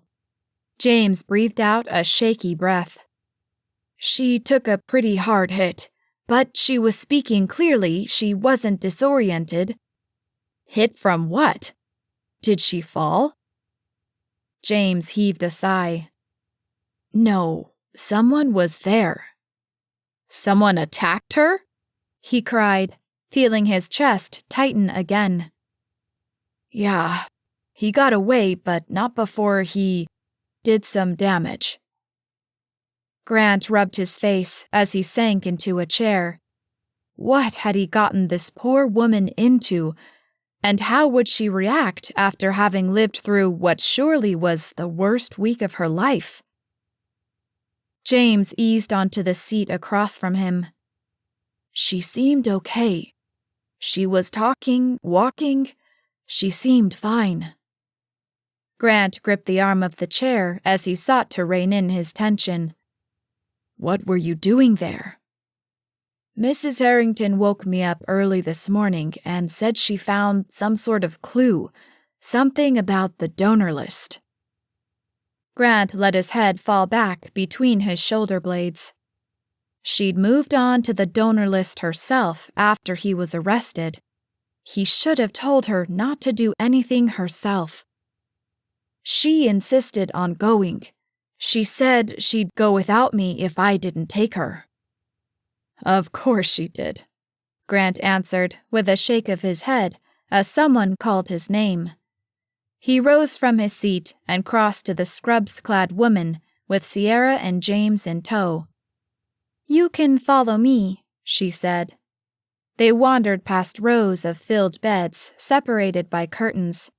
His stomach knotted as he wondered what he would find when he arrived at her bedside. Would she prefer not to see him? I told you I'm fine. Her voice floated toward him, making him quicken his steps. I feel fine. The woman in scrubs pulled the curtain back slightly and motioned for them to enter. Grant raced through the opening, his eyes wide as he studied her. Her normally pale features seemed a little paler, and her eyes looked tired. A surge of protectiveness coursed through him, mingled with guilt for pulling her into this world. The doctor tapped on a tablet next to her. Julia flicked her gaze to him, the familiar tiny smile curling her lips. "Hi." He breathed a sigh of relief as he closed the gap between them and took her hand. "What did you think you were doing?" "Getting a severe concussion," the doctor answered for her. "Does she need to stay?" Grant asked. "No," Julia answered. "She does not. She is fine. She is able to go home if she promises to rest. Close monitoring for the next 48 hours. You'll want to watch for signs of confusion, seizures, vomiting, weakness, or numbness in her arms and legs, slurred speech, or worsening of her headache. It's normal to have a pretty severe headache after a hit to the head, like Mrs. Harrington sustained, but if it becomes unbearable, you need to return her to the emergency room immediately." The doctor tapped on the tablet again. Strict rest, no activities that could result in another hit on the head, and nothing taxing mentally. No long hours on the computer, reading, or anything like that. Just rest. Julia heaved a sigh at the long list of restrictions as Grant nodded. "Absolutely. She will not move out of her bed for the next 48 hours, Doctor. I promise you." "Good. I'll send the nurse in with the discharge papers." The doctor pressed the tablet to her chest as she left the curtained-off area. Grant glanced down at Julia, shifting a lock of her hair to expose a cut on her forehead. "Are you okay?" She squeezed his hand and offered him a weak smile. "Yes, I am. I'm fine. How are you? What happened in court?" He couldn't stop a chuckle from escaping his lips. As she lay in a hospital bed, her first concern was him. "The charges were dropped." "Good. And have you heard anything about Evelyn?" "Not yet. I'll check before we go. You were my first concern. Julia, you shouldn't have done this alone." "I didn't," she said, with a shake of her head. "I took James." "James," Grant said, keeping his voice measured, "never should have agreed to take you to that warehouse." "We had to do something." "And now you're going to do nothing for the next 2 days." "But there is still so much to figure out," Julia pleaded. "We found Evelyn, but who would have taken her and why?" "Those are all questions we will find answers to, but not while you're recovering from a concussion." Julia tugged one corner of her lips back in silent disagreement, but the arrival of the nurse halted any further conversation. After a repeat of all the instructions, they discharged her. "Do you want to visit Evelyn?" Julia asked as she climbed from the bed. "No, I want to take you home and make sure you're okay." "I'm fine. I'm going home right now. I think you've had enough excitement for one day." They waited in the crisp morning air, the sun casting long shadows across the pavement while James brought the car around. They slipped inside, the leather seats cool against their skin, and arrived home 45 minutes later. The tension in Grant's shoulders eased as they stepped through the door into the quiet house. Worthington met them at the door. "Mrs. Harrington, we are so pleased to have you home." "Thank you," she said with a demure smile. "And now straight to bed," Grant insisted. "I thought that was all just for the doctor's benefit." Grant arched an eyebrow. "No, it was not. To bed, Julia." Julia heaved a sigh as she climbed the stairs. Grant watched her go, a mix of admiration and something else he couldn't quite admit to himself yet. But the ordeal had managed to pull back some of the layers he'd built up over the years, or rather, Julia had done that. And he wasn't certain he could deny that he cared for her much longer. "What can I do for you, Mr. Harrington? Would you like your phone or briefcase?" "I need to call Mitchell. I want him following up on what happened to Evelyn." "Yes, sir." Worthington crossed to his office, with Grant following. "And afterward?" "Afterwards, I'm going to make sure Julia does what the doctor ordered. I don't want her sitting alone after what she went through." Worthington bobbed his head as he dialed the number for Mitchell Caldwell and handed the phone to Grant. "If you're calling about following up on Evelyn, I'm already on that," Mitchell answered. "Not much information just yet, but I am keeping a pulse on this investigation." "Good. I'll pass along any information that led Julia to find her as soon as I have it. Otherwise, I will see you tomorrow at the board meeting." "Well, I've got a nice surprise for you. That's been cancelled since the charges were dropped. They still want to review your performance, but with the recent developments, no one's going to push this right now." The corner of Grant's lips turned up. It seemed they'd dodged one bullet. Perhaps the tides were turning. "Keep me up to date." Grant replaced the receiver and loosened his tie as he left the office behind and climbed the stairs, navigating the halls to Julia's suite. He couldn't stop the grin from spreading across his face. Light shined at the end of the tunnel in terms of keeping his company intact and under his control. And he couldn't deny the growing feelings he had for his new wife. Marrying her just may have been the best decision he'd ever made.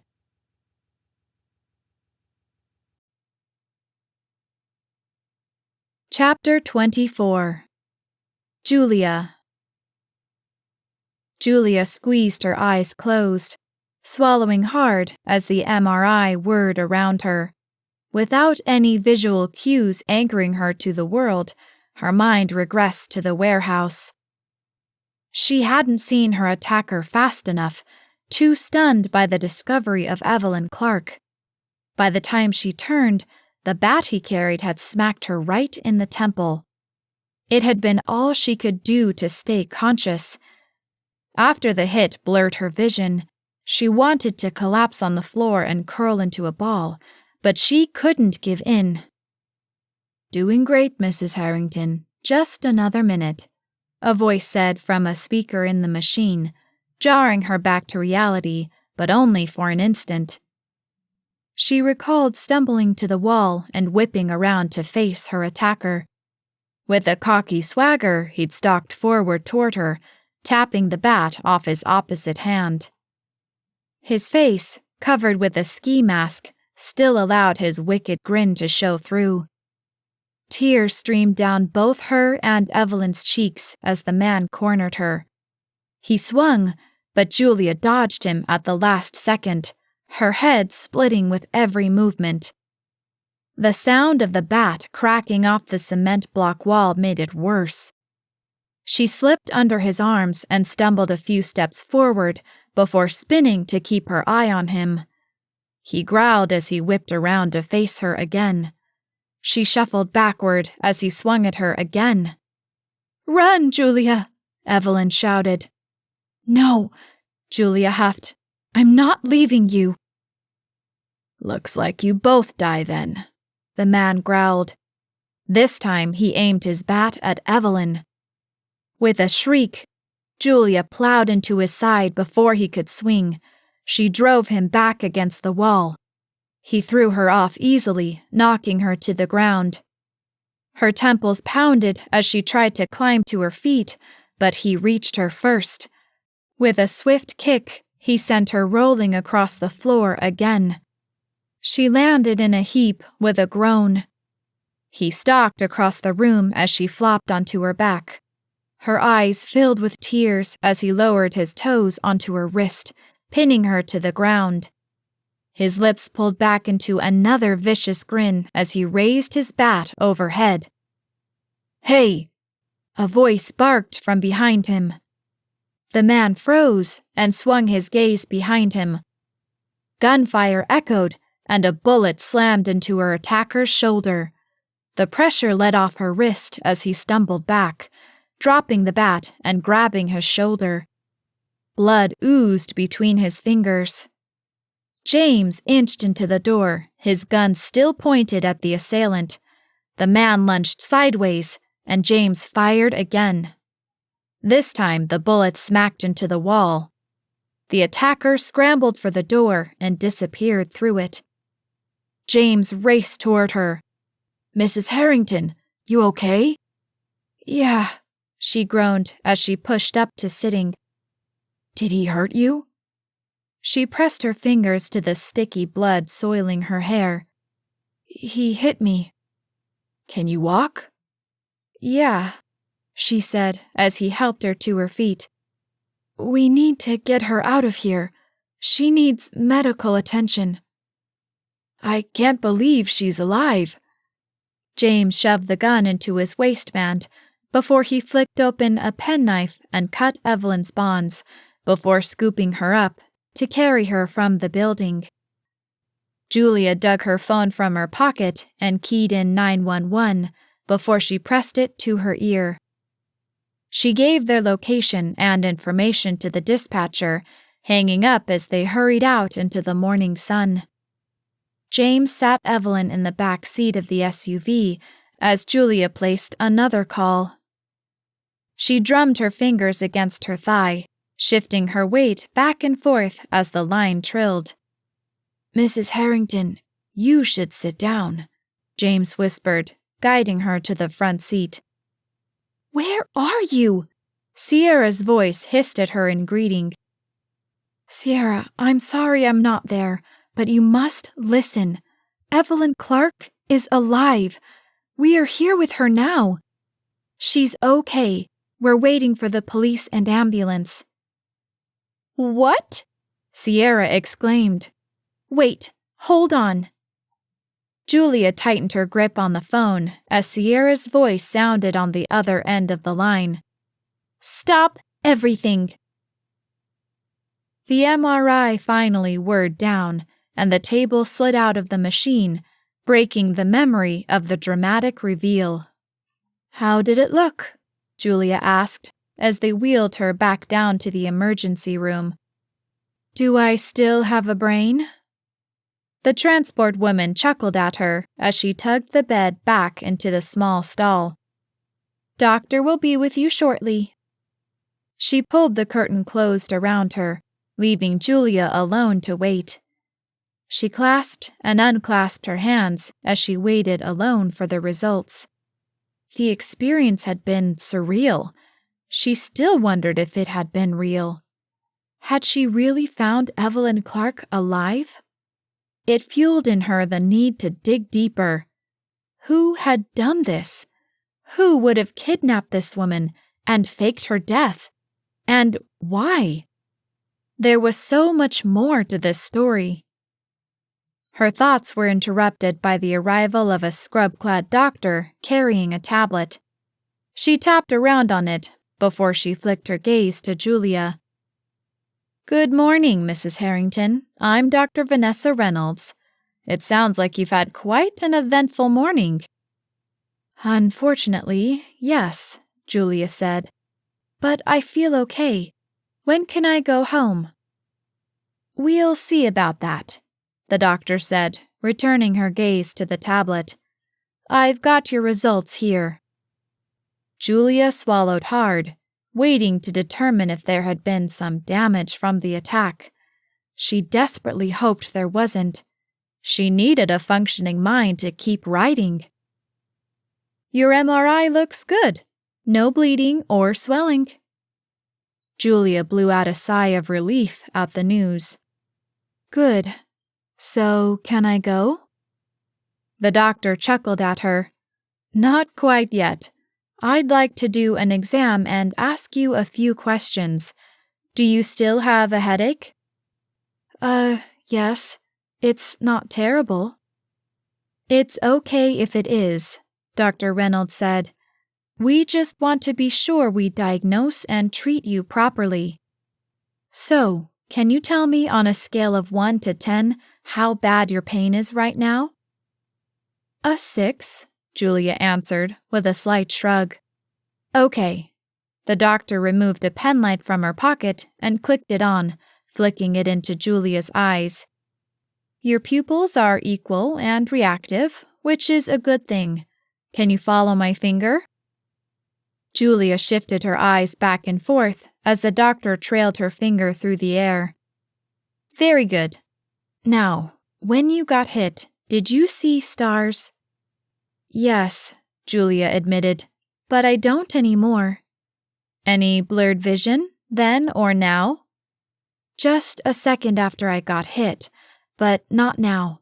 My vision is clear. Nausea? Julia shook her head. I told you I'm fine. I feel fine. The curtain around her stall slid back, and Grant appeared, his eyes wide. His usual composed demeanor had been replaced by a look that hinted at genuine worry. Was his sudden concern genuine or a facade? She was surprised to see him out of court. This was likely a chunk out of his day he didn't need after that fiasco. Behind him were James and Sierra.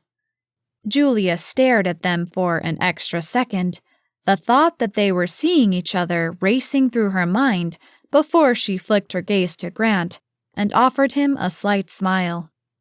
Hi. Grant heaved a sigh as he approached her and grabbed her hand. What did you think you were doing? The doctor answered him, though Julia insisted she was fine. And after a laundry list of instructions and warning signs, all of which Grant agreed to, doing well in his role of doting husband, they agreed to discharge her. Julia sighed, glad she would be returning home as Grant slid a lock of her hair aside, pinching the cut on her forehead. Are you okay? He asked. Julia squeezed his hand and smiled. She much preferred to find out if what they'd been through resulted in good news, though she assumed with Grant being at the hospital, things had gone well. I'm fine. How are you? What happened in court? He chuckled at her before he told her the charges were dropped. She heaved another sigh of relief before she asked about Evelyn. Not yet. I'll check before we go. You were my first concern. Julia, you shouldn't have done this alone. I didn't, she said with a shake of her head. I took James. Annoyance crept into his voice as he said, James never should have taken you there. We had to do something. Julia defended their actions. And now you're going to do nothing for the next 2 days. But there is still so much to figure out, Julia pleaded. We found Evelyn, but who would have taken her, and why?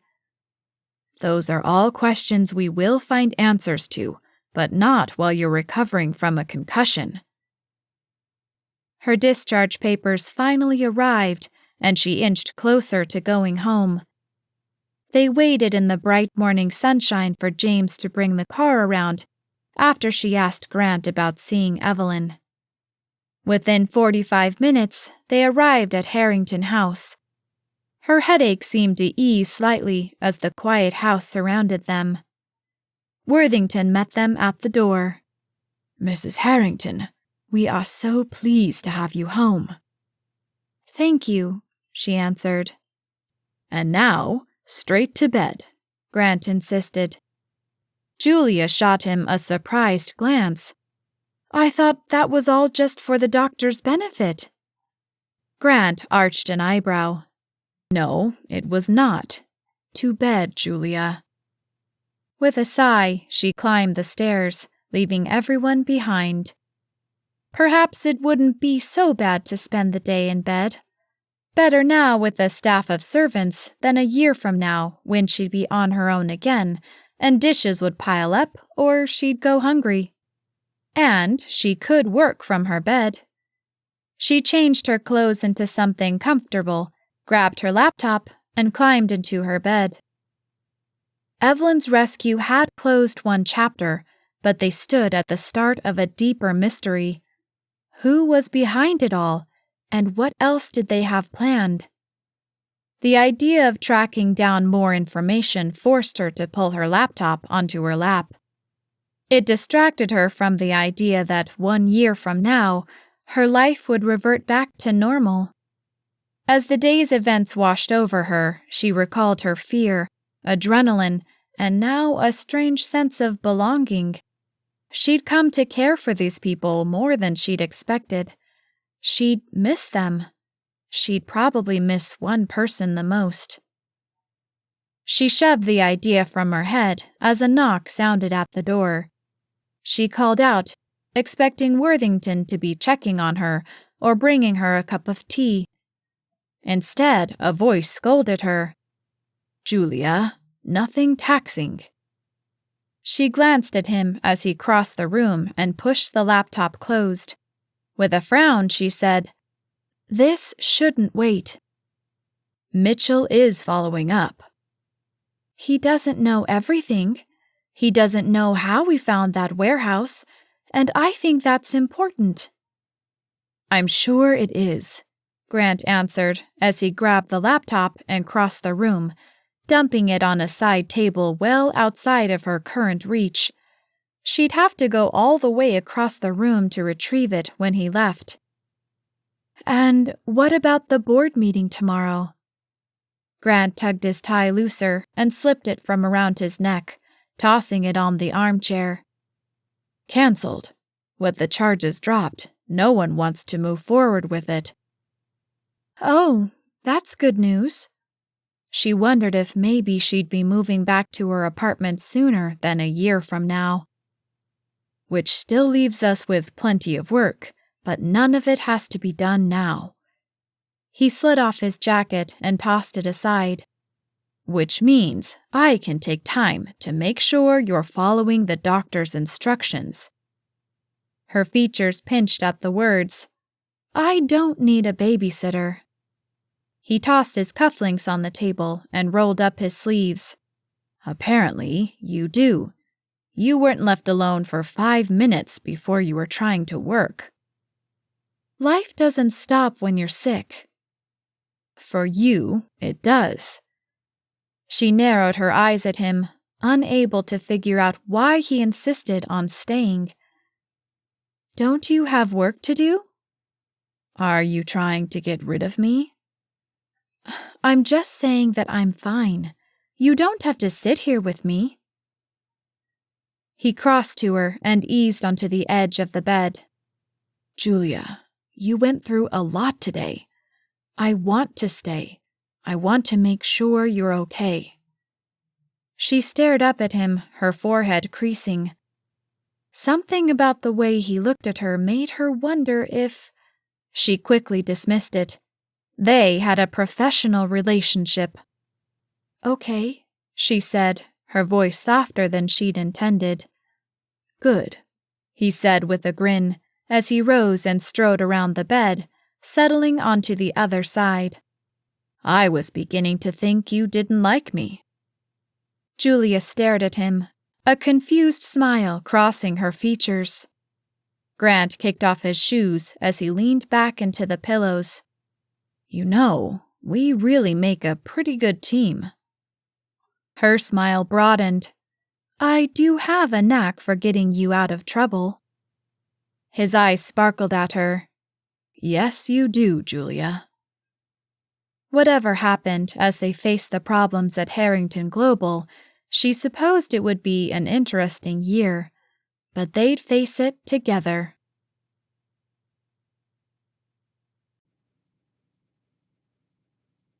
This has been Bet on a Billionaire. Hearts and Holdings Billionaire Romance, Book 1. Written by Nellie H. Steele. Narrated by Malorie Wallen. Copyright 2024 by Melissa Marie Sovak. Production copyright by A Novel Idea Publishing, LLC.